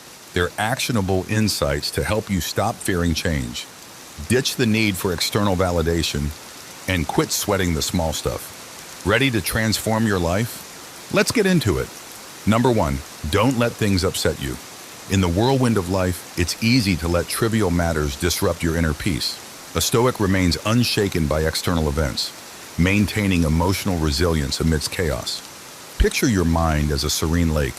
The ripples caused by external disturbances only go as deep as you allow. Marcus Aurelius teaches that we always have the power to choose our response. When faced with adversity, rather than reacting impulsively, pause and reflect. Is this truly worth my peace? Often the answer is no. By letting go of unnecessary opinions and reactions, you preserve your tranquility. Embrace the idea that while you cannot control external events, you can control your internal state. This practice of emotional resilience not only fosters inner peace, but also enables you to navigate life's challenges with grace and wisdom. Remember, the true measure of a person is not how they act in moments of comfort, but how they maintain their composure amidst trials. Number 2, don't fear change. Change is the only constant in life, yet it often incites fear and resistance. A Stoic embraces change. understanding its inevitability and potential for growth. Every significant moment in your life has been a product of change. Marcus Aurelius reminds us that everything good stems from transformation. Instead of fearing the unknown, prepare for it. Trust in your ability to adapt and overcome. Life's unpredictability becomes less daunting when you have confidence in your resilience. By not clinging to the past or fearing the future, you open yourself to new opportunities and experiences. Embrace change as a natural part of existence, knowing that each shift brings with it the potential for personal growth and improvement. In the face of change, maintain your calm and adaptability, for it is through these moments that you truly evolve. Number 3, don't seek external validation. In a world driven by social approval, it's easy to lose sight of your true self. A Stoic finds worth within, prioritizing self-assessment over external validation. Epictetus warns against handing over your happiness to others, for it makes you a puppet to their whims. Your value is not determined by the applause or criticism of others. Instead, cultivate an internal scorecard based on your values and actions. Reflect on who you want to be and measure your progress against your own standards. By doing so, you maintain autonomy over your self-worth and direction in life. This internal focus not only fosters genuine self-esteem, but also shields you from the fickle nature of external opinions. Stay true to your path, guided by your inner compass, and you'll find a steadfast source of fulfillment and confidence. Number 4, don't be overly reachable. In today's hyper-connected world, constant accessibility can be overwhelming. A Stoic understands the value of solitude and focused attention. Marcus Aurelius advises against being jerked around like a puppet by external demands. To truly engage with what matters, you must limit your availability. Start by setting boundaries with your devices. Leave your phone in another room while working or sleeping. This simple act frees you from the incessant pull of notifications and allows you to concentrate on what truly matters. By not responding to everything immediately, you reclaim control over your time and attention. This practice enhances productivity and fosters a deeper connection with your tasks and relationships. Embrace moments of solitude as opportunities for reflection and growth. By being less reachable, you become more present and effective in all that you do. Number 5, don't start the day reactively. How you begin your day sets the tone for everything that follows. A Stoic deliberately starts the day with intention, avoiding the chaos of external distractions. Instead of reaching for your phone first thing in the morning, take a moment to center yourself. Marcus Aurelius emphasizes the importance of controlling your inputs. Spend the initial moments of your day in quiet reflection, planning, or engaging in activities that nourish your mind and spirit. This practice anchors you, providing a calm foundation from which to tackle daily challenges. By taking charge of your morning, you set a positive, focused tone for the rest of the day. Resist the urge to dive into emails or social media, which can hijack your attention and energy. Instead, prioritize what truly matters to you. This proactive approach fosters a sense of control and purpose, enhancing your productivity and well-being throughout the day. Number 6, don't seek revenge. The desire for revenge is a natural but destructive impulse. A Stoic rises above this, understanding that true strength lies in forgiveness and self-control. Marcus Aurelius teaches that the best revenge is not to be like your wrongdoers. When someone wrongs you, reacting with anger or retaliation only drags you down to their level. Instead, choose to let go. Seneca wisely compares seeking revenge to returning a kick to a mule or a bite to a dog, pointless and undignified. By relinquishing the need for revenge, you maintain your integrity and inner peace. Remember, the actions of others reflect on them, not on you. Rise above pettiness and focus on your own path. This strength of character not only preserves your tranquility, but also sets a powerful example for others. True power lies in forgiveness and the ability to move forward unburdened by past grievances. Number 7, don't sweat the small stuff. Life is full of minor irritations and distractions. A Stoic recognizes that most daily events are insignificant in the grand scheme of things. Marcus Aurelius advises against giving small things more attention than they deserve. Focus on what truly matters and ignore the rest. Ask yourself, is this essential? Does it matter?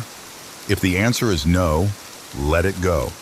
This practice of discernment helps you conserve energy and maintain focus on your primary goals. By not sweating the small stuff, you free yourself from unnecessary stress and distractions. This clarity allows you to channel your efforts towards meaningful pursuits, leading to greater satisfaction and achievement. Embrace the Stoic wisdom of prioritizing what truly matters and letting go of trivial concerns. This mindset not only enhances your productivity, but also fosters a deeper sense of peace and fulfillment. Number 8, don't look outside for approval. In a society obsessed with external validation, finding inner worth is a revolutionary act. A Stoic turns inward for approval, measuring success by personal standards rather than societal benchmarks. Epictetus cautions against handing over your happiness and self-worth to others. When you seek validation from external sources, you become a slave to their opinions. Instead, develop an internal scorecard based on your values and achievements. Reflect on who you want to be and align your actions with this vision. By focusing on your inner self, you cultivate genuine confidence and self-esteem. This autonomy protects you from the fickleness of public opinion and allows you to stay true to your path. Embrace the Stoic principle of finding worth within, and you will discover a steadfast source of fulfillment and resilience, immune to the changing tides of external approval. Number 9, don't neglect self-reflection. In the pursuit of a meaningful life, self-reflection is a vital practice. A Stoic regularly engages in introspection to understand their thoughts and actions better. This habit aligns with the wisdom of Socrates, who declared that an unexamined life is not worth living. By setting aside time each day for contemplation, you gain insight into your motivations, strengths, and areas for improvement. Self-reflection allows you to course correct and ensures that your actions align with your values. It fosters personal growth and deepens your understanding of yourself. This practice is not about self-criticism, but about honest evaluation and continuous improvement. Embrace self-reflection as a daily ritual, using it to navigate life's challenges with greater wisdom and clarity. By knowing yourself, you can live a life that is true to your principles and aspirations. Number 10, don't avoid discomfort. Discomfort and challenges are often viewed negatively, yet they are essential for growth. A Stoic embraces discomfort as an opportunity to strengthen character and resilience. Epictetus teaches that difficulties are merely tests of our ability to endure and overcome. When you face discomfort head-on, you build mental and emotional fortitude. Avoiding challenges leads to stagnation and missed opportunities for personal development. Instead, view each hardship as a chance to prove your strength and learn valuable lessons. This mindset shift transforms obstacles into stepping stones toward a better you. By embracing discomfort, you cultivate a resilience that prepares you for any adversity life may throw your way. Remember, true growth occurs outside your comfort zone. Embrace the challenges, for they forge a stronger, wiser, and more capable self. Number 11, don't hold grudges. Holding on to grudges is like carrying a heavy burden that weighs down your spirit. A Stoic understands that harboring resentment only harms oneself. Seneca advises that it is futile to dwell on past wrongs, as doing so only perpetuates suffering. Forgiveness is a powerful tool for maintaining inner peace. By letting go of grievances, you free yourself from the toxic effects of anger and bitterness. This does not mean condoning harmful behavior, but rather choosing to rise above it. Embrace forgiveness as a means to cleanse your heart and mind, allowing you to move forward unencumbered by past transgressions. This act of release fosters emotional resilience and a more harmonious life. Remember, holding grudges is like drinking poison and expecting the other person to suffer. Free yourself from this cycle by practicing forgiveness and focusing on the present. Number 12, don't ignore the present moment. In the hustle and bustle of modern life, it's easy to get caught up in past regrets or future anxieties. A Stoic, however, anchors themselves in the present moment, fully engaging with the here and now. Marcus Aurelius emphasizes the importance of living in the present, as it is the only time we truly have. By focusing on the present, you can appreciate the richness of each moment and perform your tasks with greater mindfulness and efficacy. This practice not only enhances your productivity, but also brings a sense of calm and fulfillment. Let go of past mistakes and future worries, for they only serve to distract you from the present. Embrace the present moment with full awareness. and you will find a deeper connection to your life and work. Living in the now is a powerful Stoic practice that cultivates gratitude, presence, and a profound sense of peace. Life is a constant whirlwind of challenges, distractions, and external pressures. But by embracing the Stoic don'ts, you can rise above the chaos and reclaim your inner peace and power. Don't fear change. See it as an opportunity for growth. Don't seek validation from others. Find your worth within. Don't sweat the small stuff. Focus on what truly matters. These Stoic principles aren't just ancient wisdom, they're practical tools for today's world. Apply them daily, and you'll navigate life's ups and downs with resilience and grace. Remember, true strength comes from within. Embrace these don'ts and transform your life with the timeless wisdom of Stoicism. Hey there! I'm excited to share some transformative Stoic principles that have helped me build confidence and resilience. Practicing Stoicism isn't about suppressing emotions. It's about learning to respond thoughtfully to life's challenges and focusing on what truly matters. I've found that real confidence doesn't come from external achievements or others' approval. It's built by aligning my actions with my values and staying resilient in the face of setbacks. In this journey, I've discovered key practices like cultivating a positive mindset, focusing on priorities, and building self-discipline. These Stoic lessons have helped me stay grounded, motivated, and clear in my purpose. I hope these ideas inspire you to develop your inner strength and approach life's challenges with confidence and calm. Let's dive in. 1. Cultivating a positive mindset. A positive mindset is foundational for navigating life's challenges with resilience and confidence. Stoicism teaches that while we cannot control external events, we can control our interpretations of them. This mental flexibility allows us to choose a constructive, optimistic outlook in the face of adversity. As Epictetus famously said, "It's not what happens to you, but how you react to it that matters." This insight reminds me that confidence is not about having an ideal life, but about shaping my response to whatever life presents. Before adopting this Stoic principle, I often let negative thoughts dictate my mood and reactions. Worries about failure, self-doubt, and what others thought of me would cloud my mind, weakening my confidence. Stoicism's emphasis on controlling thoughts encouraged me to start reframing how I interpret setbacks, mistakes, or uncertainties. This shift has been transformative, empowering me to view life through a lens of growth rather than limitation. Now, I see challenges as opportunities to strengthen my resilience rather than as threats to my confidence. One of the Stoic practices that has helped me build a positive mindset is the art of reframing. Reframing involves consciously adjusting our perspective on situations, particularly those that seem negative or daunting. For example, instead of viewing a mistake as a failure, I now try to see it as a valuable lesson.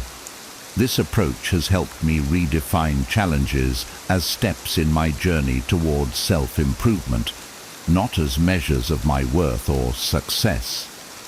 By choosing constructive interpretations, I cultivate resilience and confidence, even when things don't go as planned. To make positivity a habit, I integrate daily affirmations and self-reflection exercises. Each morning, I set aside a few moments to affirm my strengths, my goals, and my ability to handle life's unpredictabilities. This practice doesn't just lift my spirits, it reinforces a mindset rooted in optimism and possibility. Self-reflection in the evening, where I review my actions, thoughts, and responses to the day's events, further strengthens this habit. Through these exercises, I gain insight into my thought patterns, helping me correct negative thinking and reinforce positive interpretations. The benefits of a positive mindset extend beyond immediate reactions to setbacks. I've found that it fosters a more balanced approach to all of life's interactions.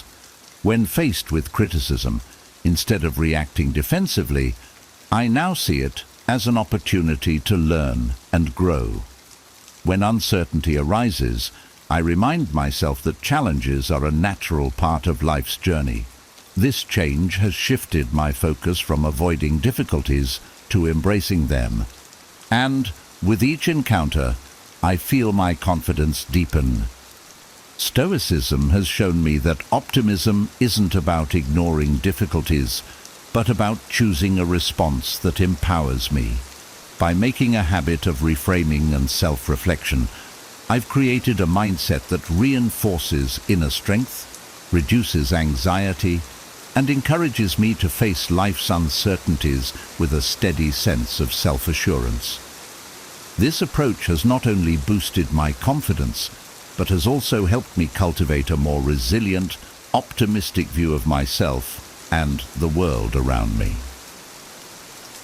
2. Practicing mindfulness and presence. Mindfulness, or the practice of being fully present in the moment, is an essential Stoic principle that brings clarity, calm, and a stronger sense of confidence. In a world where we are constantly bombarded by information and distractions, it's easy to get caught up in thoughts of the past or worries about the future.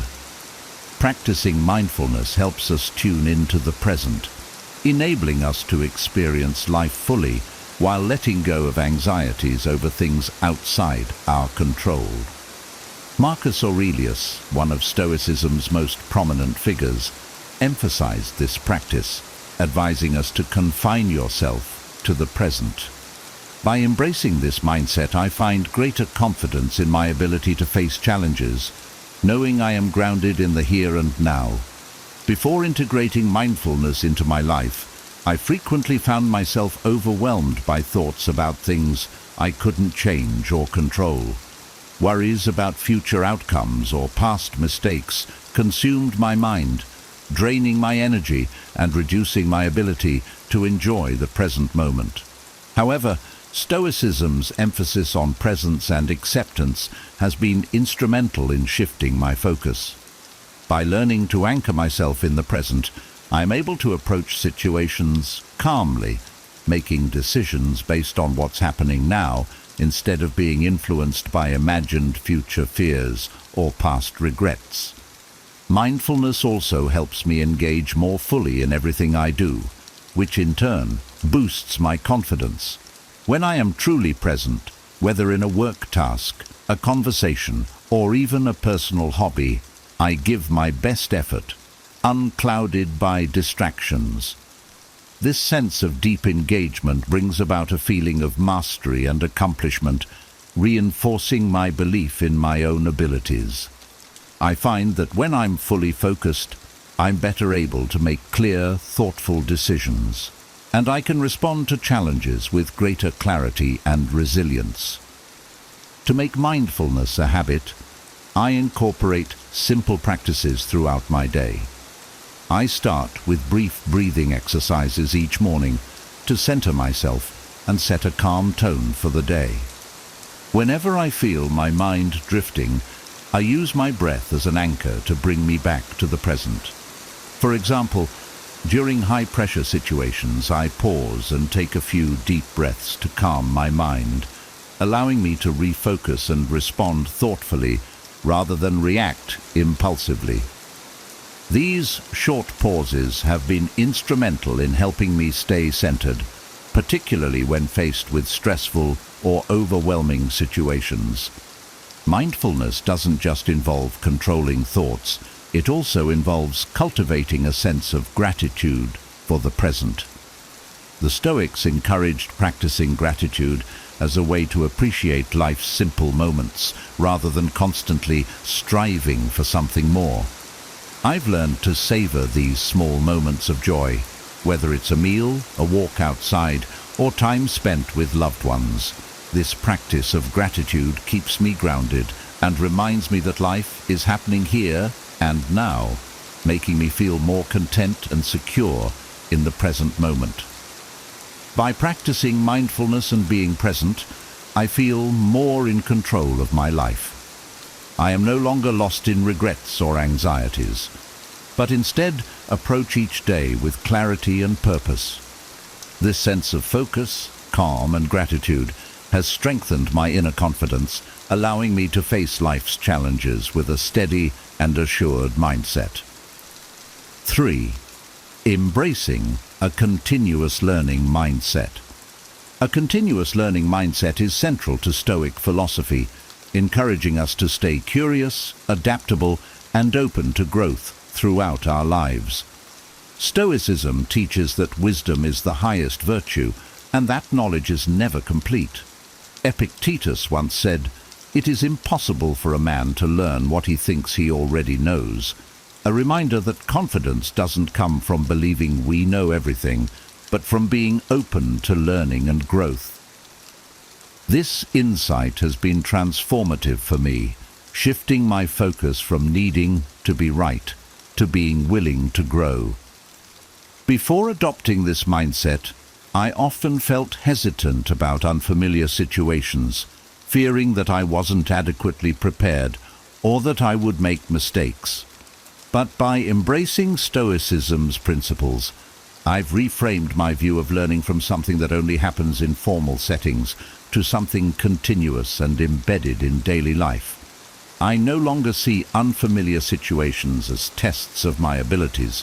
Instead, I see them as opportunities to expand my understanding and resilience.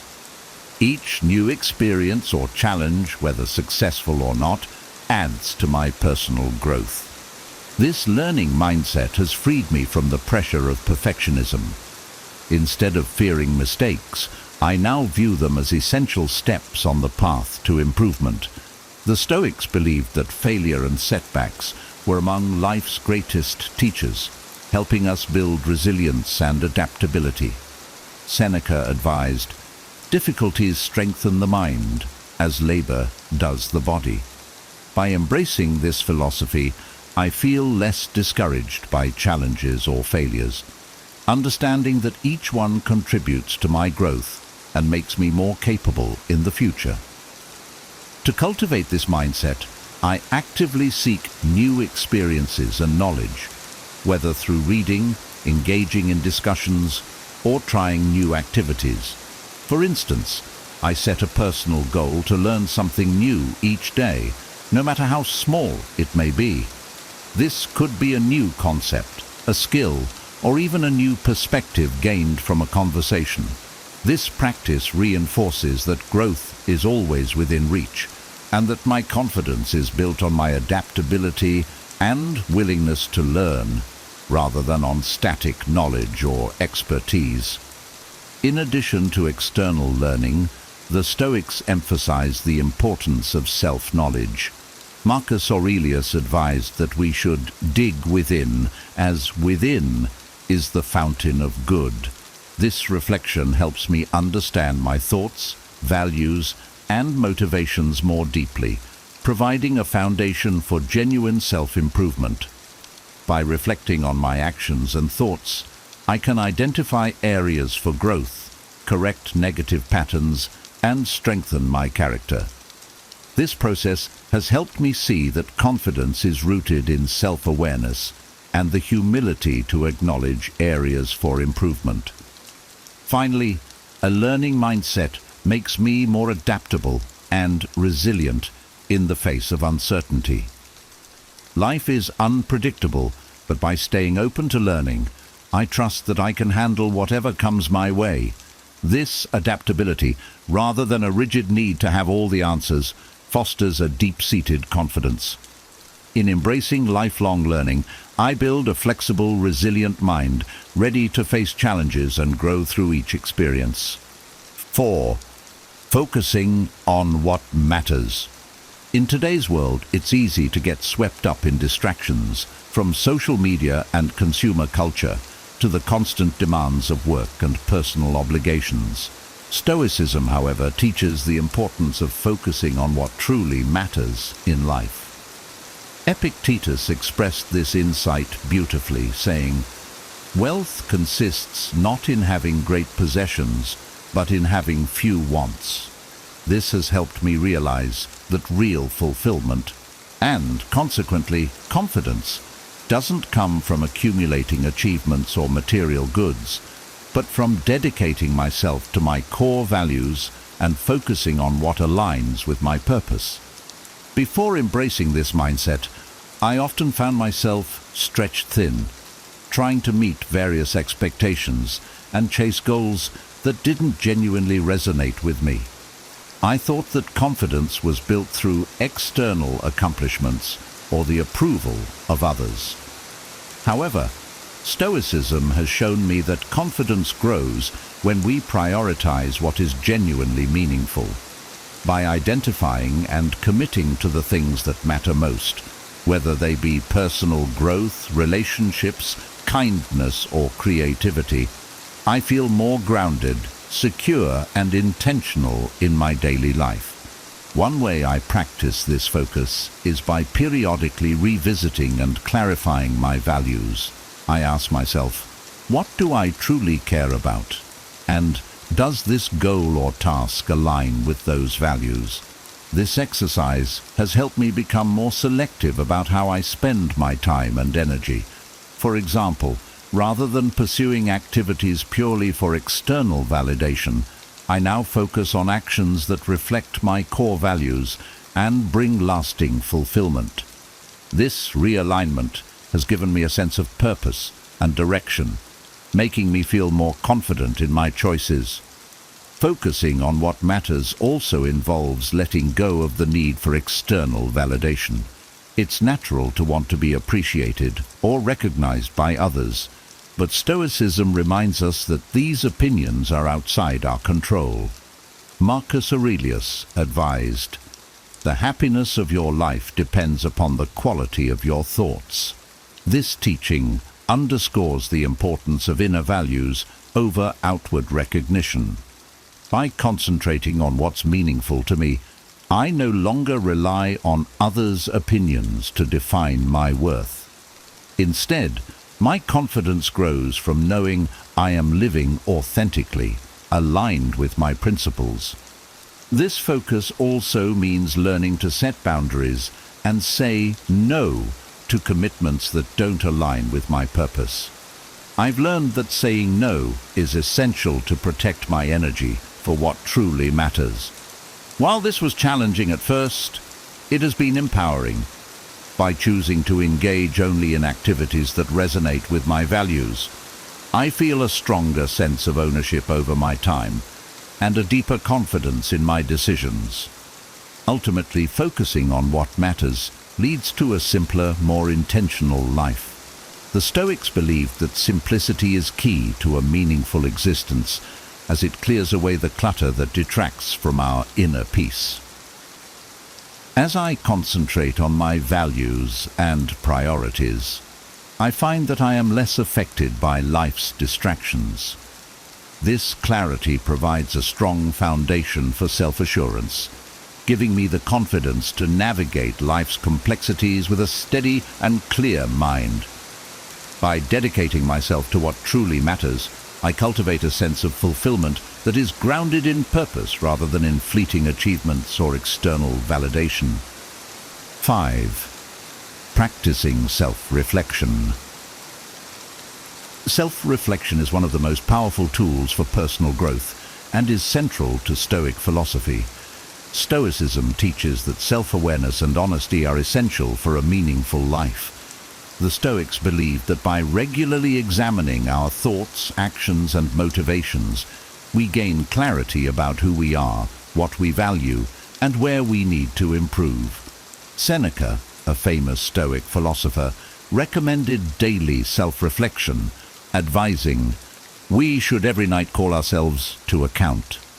This practice has profoundly impacted my confidence and sense of purpose, as it helps me understand myself better and make decisions that align with my values. Before incorporating self-reflection into my routine, I often reacted impulsively to situations without considering my deeper motivations. This lack of awareness sometimes led to choices that didn't truly reflect my values, leaving me feeling disconnected or dissatisfied. Embracing self-reflection has helped me correct this tendency. By dedicating time each day to examine my actions and thoughts, I better understand my strengths, weaknesses, and the areas where I want to grow.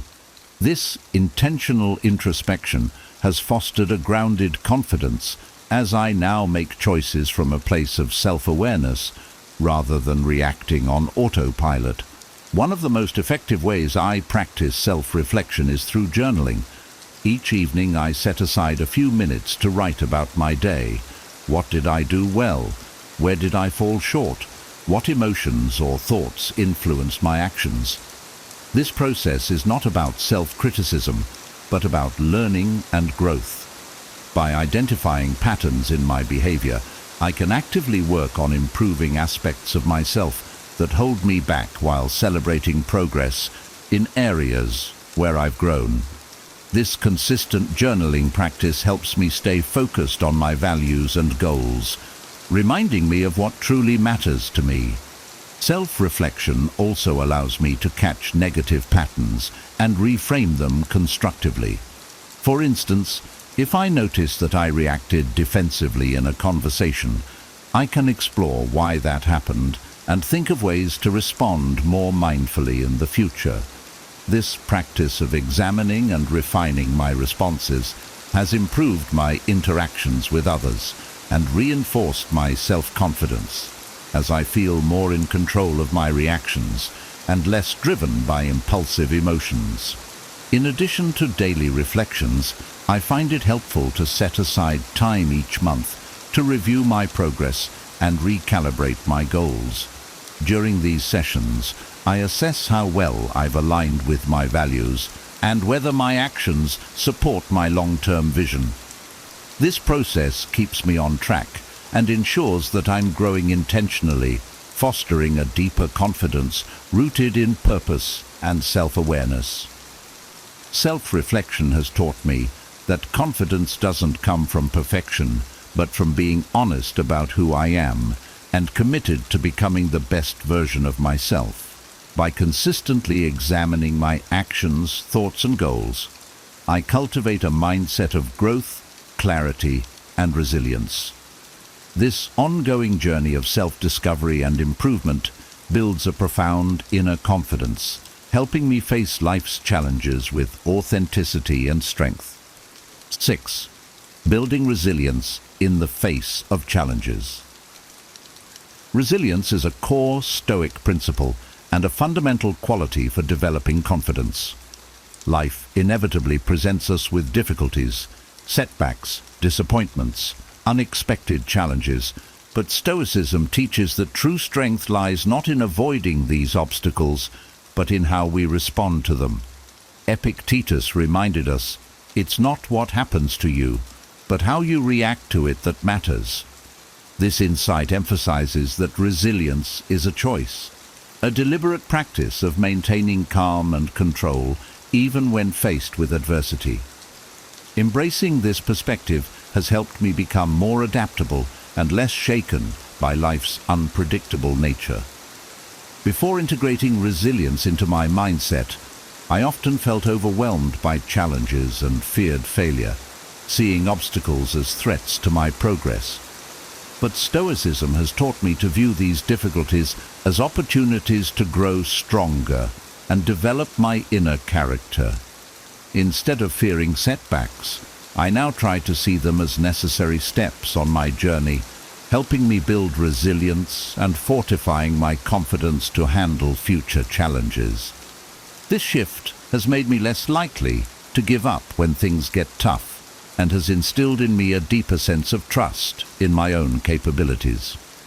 One way I actively build resilience is by practicing premeditatio malorum, or the premeditation of evils, a Stoic exercise that involves mentally preparing for potential challenges or setbacks. By envisioning difficulties that might arise, I can imagine my responses and consider solutions, helping me approach situations with a calm, composed attitude when they actually occur. This practice has been transformative because it removes the element of surprise from hardships, allowing me to confront them with confidence and a sense of preparedness. Additionally, I remind myself that resilience is about accepting imperfection and being okay with failure. The Stoics believed that failure is not something to fear, but a valuable teacher. Seneca wrote, "Difficulties strengthen the mind, as labor does the body." When I encounter failure, I no longer see it as a reflection of my worth, but as a temporary setback and a chance to learn. This shift in perspective has been liberating. I'm more willing to take risks, knowing that my confidence doesn't hinge on always succeeding, but on my ability to learn and grow from every experience. Resilience also involves managing emotions, especially during challenging times. I practice grounding techniques, such as deep breathing, when I feel stressed or overwhelmed. These moments of pause allow me to regain control over my reactions, helping me approach challenges with a clear mind and steady resolve. By grounding myself in the present and focusing on what I can control, I minimize the impact of external events and maintain a sense of inner stability. Finally, I reflect on past challenges that I've overcome, reminding myself of my strength and resilience. Reflecting on these victories, even the small ones, reinforces my confidence in my ability to handle future obstacles. Each time I face a hardship and emerge stronger, my resilience and self-assurance grow, creating a foundation of confidence built not on easy successes, but on the triumph over adversity. By embracing resilience as a daily practice, I cultivate a steady, adaptable mindset that helps me navigate life's ups and downs with confidence. This resilience not only strengthens my character, but also deepens my trust in my own ability to face challenges with courage and composure. 7. Practicing gratitude. Daily. Gratitude is a powerful Stoic principle that fosters inner peace, resilience, and confidence. By focusing on the blessings and positives in our lives, we develop a mindset that appreciates the present moment rather than constantly yearning for more. Epictetus expressed this idea beautifully. He is a wise man who does not grieve for the things which he has not, but rejoices for those which he has. Practicing gratitude has shown me that true wealth lies not in acquiring more, but in fully appreciating what I already have. This shift has brought a sense of fulfillment that fuels my confidence and contentment. Before incorporating gratitude into my daily routine, I often found myself focusing on what I lacked. I'd dwell on things I hadn't achieved, possessions I didn't own, or future goals I hadn't reached. This lack mindset created an undercurrent of dissatisfaction, making it difficult to feel confident or satisfied. By practicing gratitude, I've learned to redirect my focus to the present and recognize the abundance in my life. This change has reduced feelings of inadequacy and scarcity, replacing them with a deeper sense of appreciation and self-assurance. One of the simplest but most transformative ways I practice gratitude is through daily journaling. Each evening, I take a few minutes to write down 3 things I'm grateful for. These can be as simple as a warm meal, a conversation with a friend, or the opportunity to learn something new. This habit may seem small, but it has profoundly impacted my outlook. By consistently acknowledging the positives in my life, I reinforce a mindset that sees the good in each day, regardless of what challenges I may be facing. Gratitude has also taught me to appreciate the journey. rather than fixating solely on outcomes. Instead of focusing exclusively on future goals, I've started valuing the steps I take each day. This shift allows me to celebrate progress and enjoy the process of growth, which naturally builds confidence. When I focus on small victories and appreciate the present, I feel more grounded, recognizing that each day contributes to my overall development. In addition to journaling, I've incorporated mindfulness exercises that emphasize gratitude. For instance, during moments of stress or self-doubt, I pause and reflect on things that are going well in my life. This practice helps me shift my perspective from what's going wrong to what's going right, reinforcing a more balanced and resilient mindset. I find that these mindful pauses allow me to respond to challenges with a clearer, more confident frame of mind, as I am reminded of the strengths and resources I already possess. Practicing gratitude doesn't mean ignoring struggles. Rather, it helps me view them in the context of a life filled with blessings. When I focus on what I have rather than what I lack, I develop a stronger foundation of contentment and security. This feeling of abundance strengthens my inner peace and resilience, giving me a quiet confidence that isn't easily shaken by setbacks. By cultivating gratitude daily, I've transformed my outlook on life. I am no longer driven by a sense of inadequacy or scarcity, but by appreciation for the present. This approach has deepened my resilience and enriched my confidence, helping me navigate life's challenges with a steady sense of fulfillment and optimism. 8. Understanding and defining personal beliefs.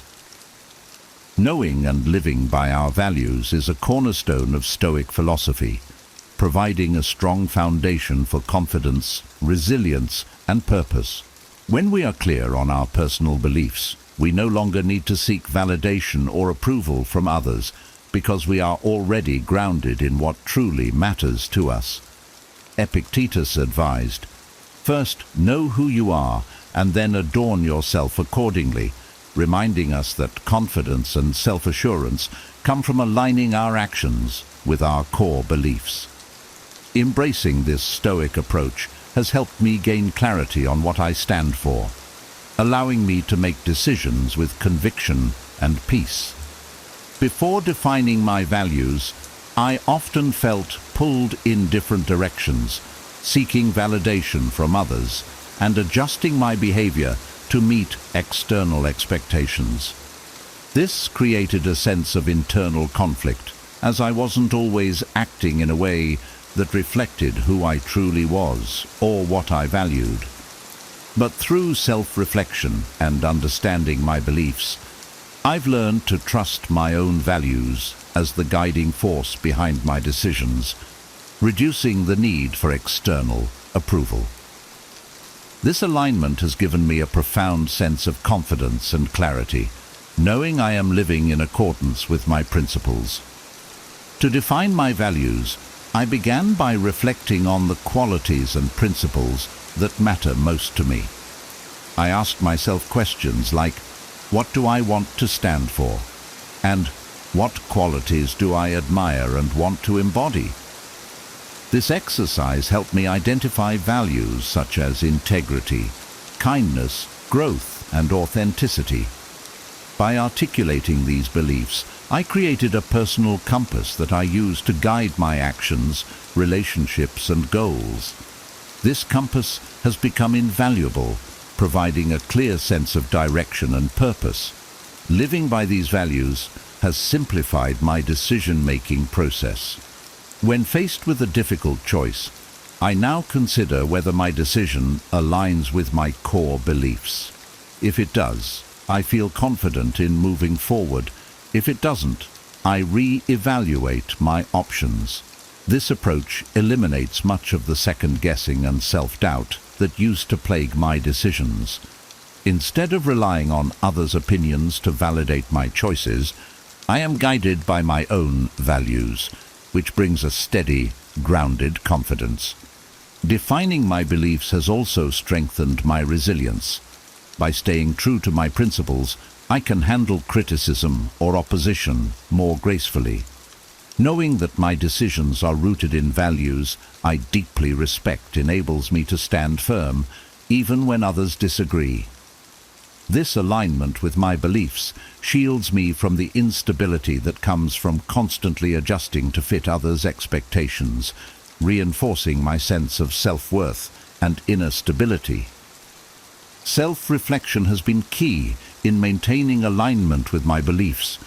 I periodically review my actions, asking myself if I am living in a way that honors my values.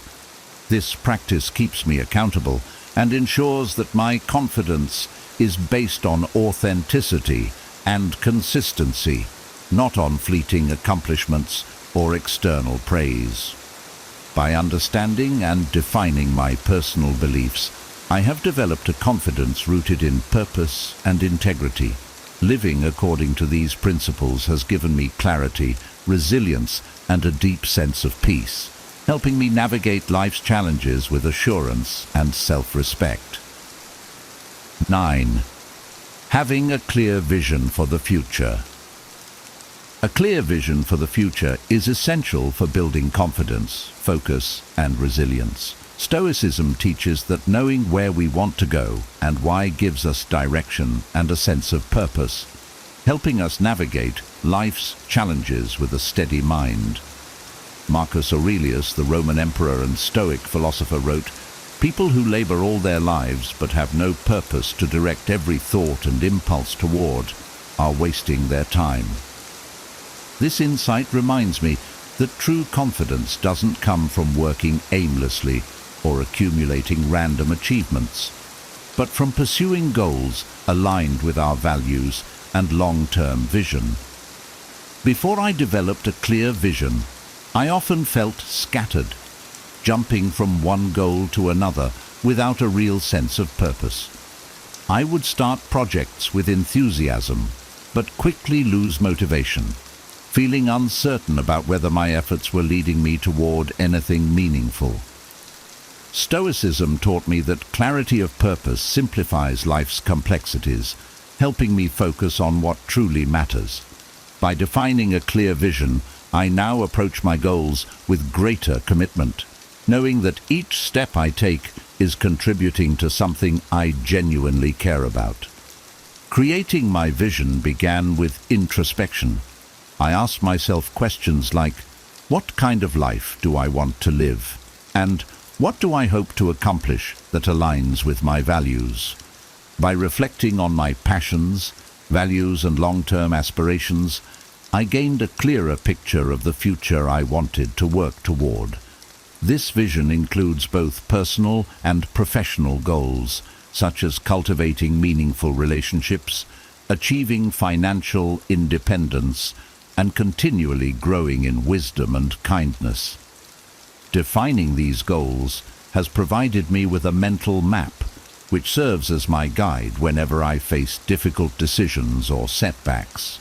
Having this vision has also made it easier to prioritize my time and energy. When new opportunities arise, I ask myself whether they align with my long-term goals. If they don't, I feel comfortable saying no without guilt, knowing that staying focused on my vision is more important than being busy. This approach has simplified my life, reducing distractions and freeing up time for the pursuits that truly matter. By dedicating myself to my core goals, I feel a deeper sense of satisfaction and confidence as I am continually progressing toward a future I find meaningful. A clear vision also serves as an anchor during challenging times. When I encounter setbacks, I remind myself of the bigger picture and the reasons behind my efforts. This perspective shift helps me stay resilient, as I understand that temporary obstacles don't define my journey, they're simply part of it. With a strong sense of purpose, I feel better equipped to persevere, trusting that every effort, even in adversity, brings me closer to my vision. Finally, having a clear vision helps me celebrate small victories along the way. Each achievement, no matter how minor, feels like a step forward, reinforcing my commitment and boosting my confidence. I am no longer chasing fleeting successes, but building a life aligned with my purpose. This sense of direction keeps me grounded, focused and inspired to keep moving forward. In sum, cultivating a clear vision has brought focus, resilience and fulfillment to my life. By knowing where I'm headed and why, I approach each day with a sense of purpose and a confidence rooted in long-term values, not short-term gains. 10. Practicing self-discipline. Self-discipline is a cornerstone of Stoic philosophy and an essential tool for building resilience, focus, and inner strength. In a world full of distractions and temptations, cultivating self-discipline allows us to stay grounded, act according to our values, and make progress toward our goals. The Stoic philosopher Epictetus emphasized this by stating, "No man is free who is not master of himself." In this sense, freedom is not the ability to indulge in every impulse, but the power to control our actions and make deliberate choices. Practicing self-discipline has transformed my life, allowing me to align my actions with my goals and live with a sense of purpose and integrity. Before embracing Stoic principles of self-discipline, I often felt swayed by my emotions, immediate desires, and external pressures. I would set goals and make plans, only to find myself distracted or procrastinating. This inconsistency created frustration and eroded my confidence, as I felt unable to follow through on my intentions. By integrating self-discipline into my daily life, I've learned to prioritize my long-term goals over temporary impulses, building both a stronger sense of self and a trust in my own ability to achieve what I set out to do. One practical approach I use to develop self-discipline is setting clear, realistic goals and breaking them into smaller, manageable tasks. Rather than overwhelming myself with ambitious plans, I focus on small, consistent actions that build up over time. For example, instead of committing to an overly rigid exercise routine that I may not sustain, I commit to a short, daily workout that fits my schedule. This approach ensures that I'm making steady progress, no matter how small, which reinforces my discipline and builds momentum. Over time, these small wins accumulate, creating a strong foundation of confidence and resilience. Another key aspect of self-discipline is learning to manage my impulses and emotions. Stoicism teaches that while we can't control our initial feelings, we can control how we respond to them. When faced with the urge to procrastinate or indulge in distractions, I remind myself of my goals and the reasons behind my actions. Practicing techniques like pausing, taking deep breaths, or reflecting on my why helps me regain control and refocus on what truly matters. This discipline over my reactions has been invaluable, allowing me to resist immediate gratification in favor of long-term satisfaction and growth. Self-discipline also involves setting boundaries. I've learned to say no to things that don't align with my goals, freeing up time and energy for what truly matters. While this can be challenging, especially when social pressures come into play, I remind myself that discipline is about commitment to my values. By protecting my time and focusing on what's essential, I create a life that reflects my priorities rather than external expectations. This clarity strengthens my confidence, as I know I'm making deliberate choices rather than being pulled in every direction. Lastly, self-discipline provides a foundation of inner strength that extends beyond personal goals. The Stoics taught that by practicing discipline in small, daily actions, we develop resilience that can help us face life's bigger challenges. This principle reminds me that every act of self-discipline, whether sticking to a routine, controlling my reactions, or staying committed to my values, fortifies my character. Each time I choose discipline over distraction, I am actively building a foundation of confidence and inner peace. Through the practice of self-discipline, I've gained control over my life and confidence in my ability to navigate challenges. By aligning my actions with my values and goals, I am creating a life of purpose, focus, and resilience. This discipline, cultivated through small, consistent actions, has become the backbone of my personal growth, empowering me to become the best version of myself. Thanks so much for joining me on this journey through Stoic wisdom. I hope these principles help you feel more grounded, confident, and resilient as you navigate life's ups and downs. Remember, confidence isn't built overnight. It grows through daily practices like focusing on what matters, cultivating self-discipline, and aligning with our core values. If you found this video helpful, please give it a thumbs up, and don't forget to subscribe for more content on Stoicism and personal growth. I'd love to hear your thoughts in the comments. Which Stoic principle resonates most with you? Are there any practices you're excited to try? And if you know someone who'd benefit from these insights, feel free to share this video with them. Thanks again, and I'll see you in the next one.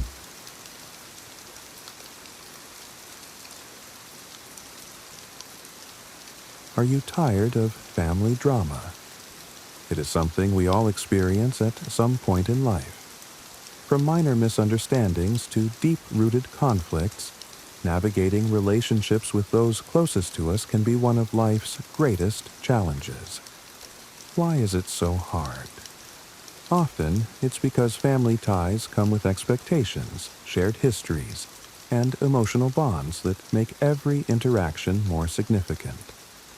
But what if there were practical strategies to approach family drama with calm and clarity? In this video, we'll uncover the top 10 principles for dealing with family drama. Timeless strategies inspired by ancient wisdom and modern psychology. Whether you're dealing with a difficult sibling, managing in-law conflicts, or navigating generational gaps, these principles will help you foster healthier relationships and maintain your inner peace. By the end of this video, you'll have the tools to manage challenging situations, reduce stress, and focus on what truly matters. No matter how complicated family dynamics may seem, there's always room for growth, understanding, and resolution. Let's embark on this journey together and explore how you can apply these principles to your life today. 1. Understand before reacting. Family drama often stems from knee-jerk reactions. A single poorly chosen word or tone can escalate tensions, turning minor misunderstandings into major conflicts. The first step toward diffusing these situations is learning to pause before reacting emotionally. Instead of immediately responding, take a moment to breathe and assess what's truly happening. For example, imagine a family member criticizes your decisions in front of others. It's natural to feel defensive or embarrassed, but reacting impulsively, snapping back or walking away, might worsen the situation. Instead, try to see beyond the words. What's motivating their comment? Are they feeling unheard, or could they be projecting their own insecurities? To build this habit, practice active listening. Pay attention not just to what's being said, but to the emotions behind the words. For instance, if a relative says, "You never call anymore," they might not just be complaining, they could be expressing loneliness. Responding with empathy, like, "I didn't realize you were feeling that way. How can I make it better?" shows care and diffuses tension.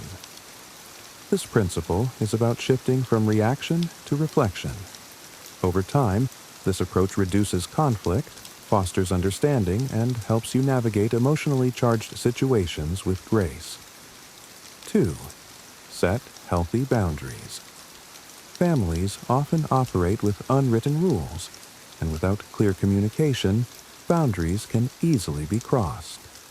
Setting boundaries is not only an act of self-respect, but also a way to teach others how you expect to be treated. Imagine a scenario where a family member constantly calls to unload their problems, leaving you emotionally drained. While it's important to support loved ones, it's equally vital to protect your own mental health. A boundary in this case might sound like, I value our conversations, but I can't always be available to talk. Let's set a time that works for both of us. Enforcing boundaries can feel uncomfortable at first, especially if you fear being perceived as selfish. However, boundaries are not about rejection. They're about creating a space where everyone's needs are respected. For example, if a parent frequently criticizes your life choices, you might say, I appreciate your concern, but these decisions are mine to make. I'd like us to focus on enjoying our time together instead. Consistent boundary setting doesn't just protect your emotional well-being. It can also inspire others in your family to reflect on their own behavior. Over time, these efforts build stronger, more respectful relationships. 3.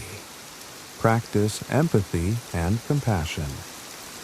Empathy is a powerful antidote to family drama. It's easy to get caught up in your own perspective, but taking the time to understand what others are experiencing can completely change how you handle conflicts. Consider a sibling who often seems irritable and dismissive. Instead of labeling them as rude or distant, try to understand what might be driving their behavior. Are they under pressure at work? Struggling with personal challenges they haven't shared? When you view their actions through a lens of empathy, it becomes easier to approach them with patience rather than frustration. Compassion is empathy in action. For example, if a family member lashes out during an argument, instead of retaliating, you could say, I can see this is really upsetting for you. Let's talk about how we can work through this together. This response not only calms the situation, but also shows your willingness to prioritize the relationship over the conflict. Empathy doesn't mean tolerating harmful behavior, but it does mean acknowledging the humanity behind it. When you lead with compassion, you set the tone for healthier, more constructive interactions. 4. Communicate effectively. Clear and honest communication is the foundation of healthy family relationships. Yet, many of us fall into common communication traps, assuming others know what we mean, avoiding tough conversations, or using language that places blame. Effective communication starts with clarity. For example, instead of saying, "You're always so selfish," which can escalate tensions, try, "I feel overwhelmed when I don't get help with chores. Can we talk about how to divide them more evenly?"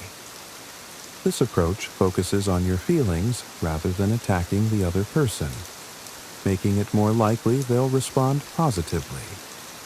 Listening is just as important as speaking. Active listening involves more than just hearing words. It's about understanding the message behind them. When a family member expresses frustration, resist the urge to interrupt or offer solutions immediately. Instead, paraphrase their words to ensure you understand their perspective, saying, "It sounds like you're feeling unappreciated. Is that right?" Non-verbal cues also play a crucial role in communication. Open body language, maintaining eye contact, and nodding affirmatively show you're engaged and receptive. Avoid crossing your arms or looking distracted, as these signals can create barriers to connection.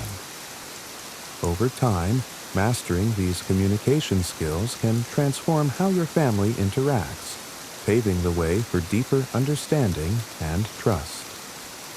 5. Detach from the need to control. The need to control is a common yet unhelpful instinct in family dynamics.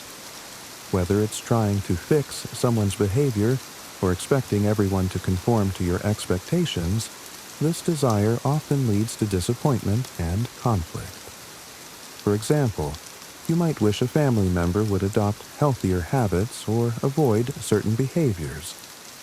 While it's natural to want the best for them, constantly criticizing or pushing for change can create resistance. Instead, focus on what you can control, your own actions and reactions. Detachment doesn't mean you stop caring. It means you recognize the limits of your influence. For instance, if a relative often makes provocative comments, you can choose not to engage. Saying, "I respect your opinion, but I'd like to steer the conversation in a different direction," allows you to maintain peace without compromising your values. Letting go of control is empowering.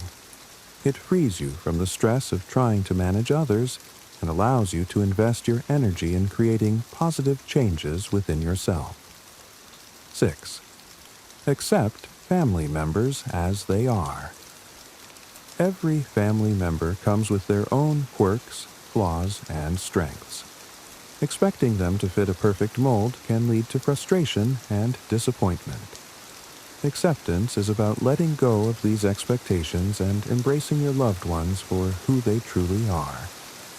For instance, if your parent is overly involved in your life, instead of trying to change their behavior entirely, you might say, "I know you care deeply about me, and I appreciate your concern. I also need some space to make my own decisions." This approach acknowledges their intentions while asserting your needs. When you focus on the positives, such as their support or love, it becomes easier to accept their less desirable traits without letting them overshadow the relationship. 7. Focus on solutions, not problems. It's easy to get trapped in a loop of rehashing past conflicts, revisiting old wounds, and assigning blame. While venting frustrations can feel cathartic in the moment, this approach rarely leads to resolution. Instead, focusing on actionable solutions shifts the narrative from conflict to collaboration.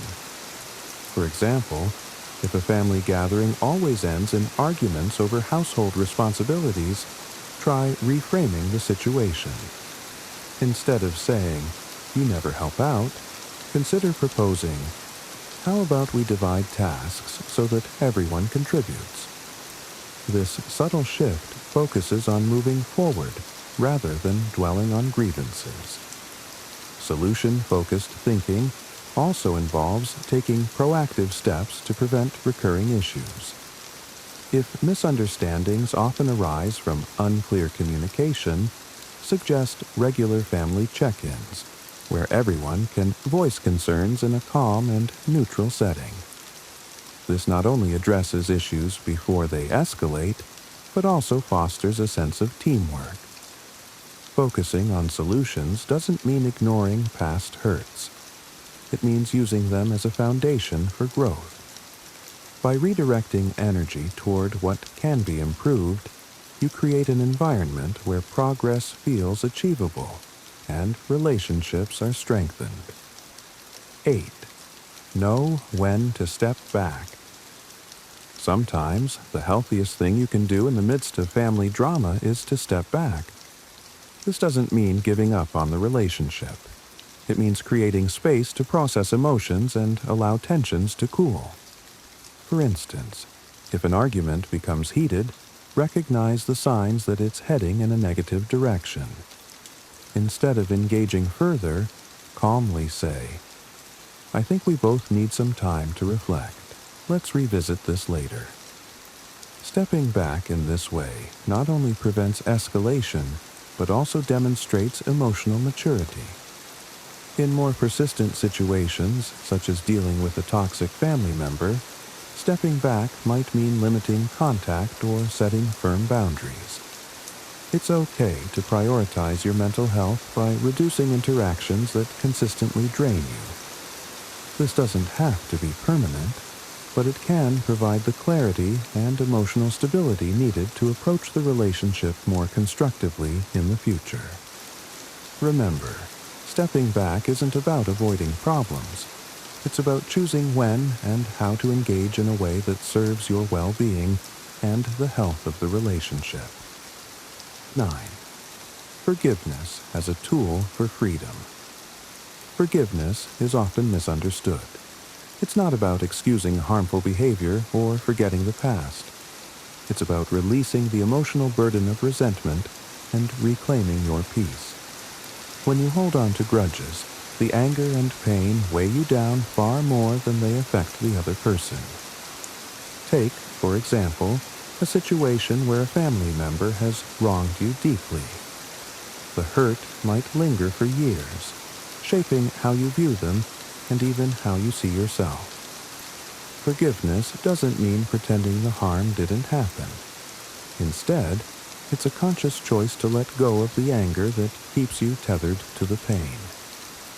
One way to begin the process of forgiveness is through reflection.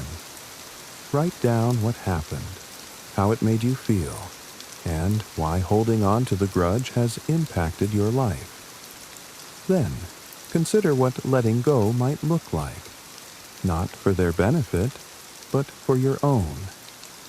Forgiveness is ultimately an act of self-liberation. By choosing to forgive, you free yourself from the emotional shackles of the past and create space for healing and growth. 10. Prioritize your well-being. In the midst of family drama, it's easy to lose sight of your own needs. However, prioritizing your well-being is essential, not only for your own health, but also for your ability to navigate relationships effectively. You can't pour from an empty cup, and neglecting self-care only adds to the stress and tension in family dynamics. Start by identifying what nourishes your mental and emotional health. This could include practices like meditation, journaling, exercise, or simply spending time with supportive friends outside of your family circle. Engaging in these activities regularly helps you maintain a sense of balance and perspective, even during challenging times. Another crucial aspect of prioritizing your well-being is seeking support when needed. This might mean talking to a therapist to process complex emotions or joining a support group for people dealing with similar family issues. Remember, there's strength in acknowledging when you need help and taking steps to find it. Finally, recognize that it's okay to say no. If a family event or request feels overwhelming, give yourself permission to decline. Protecting your peace doesn't mean you love your family any less. It means you're creating the emotional space needed to show up as your best self. Solutions, suggestions. Managing family drama can feel overwhelming, but with the right strategies, you can create a more harmonious dynamic. Here are actionable solutions to help you implement the top 10 principles effectively. Pause before responding. When tensions rise, your first instinct might be to respond emotionally. Instead, pause and give yourself time to process. Count to 10, take a deep breath, or excuse yourself from the situation. For example, you might say, "I need a moment to think about what you've said before I respond." This simple habit prevents impulsive reactions and keeps the focus on resolution rather than escalation. Practice role-playing conversations. If you struggle with expressing your feelings, especially in emotionally charged situations, consider practicing with a trusted friend, partner, or therapist. Role-playing difficult conversations allows you to refine your message and prepare for potential responses.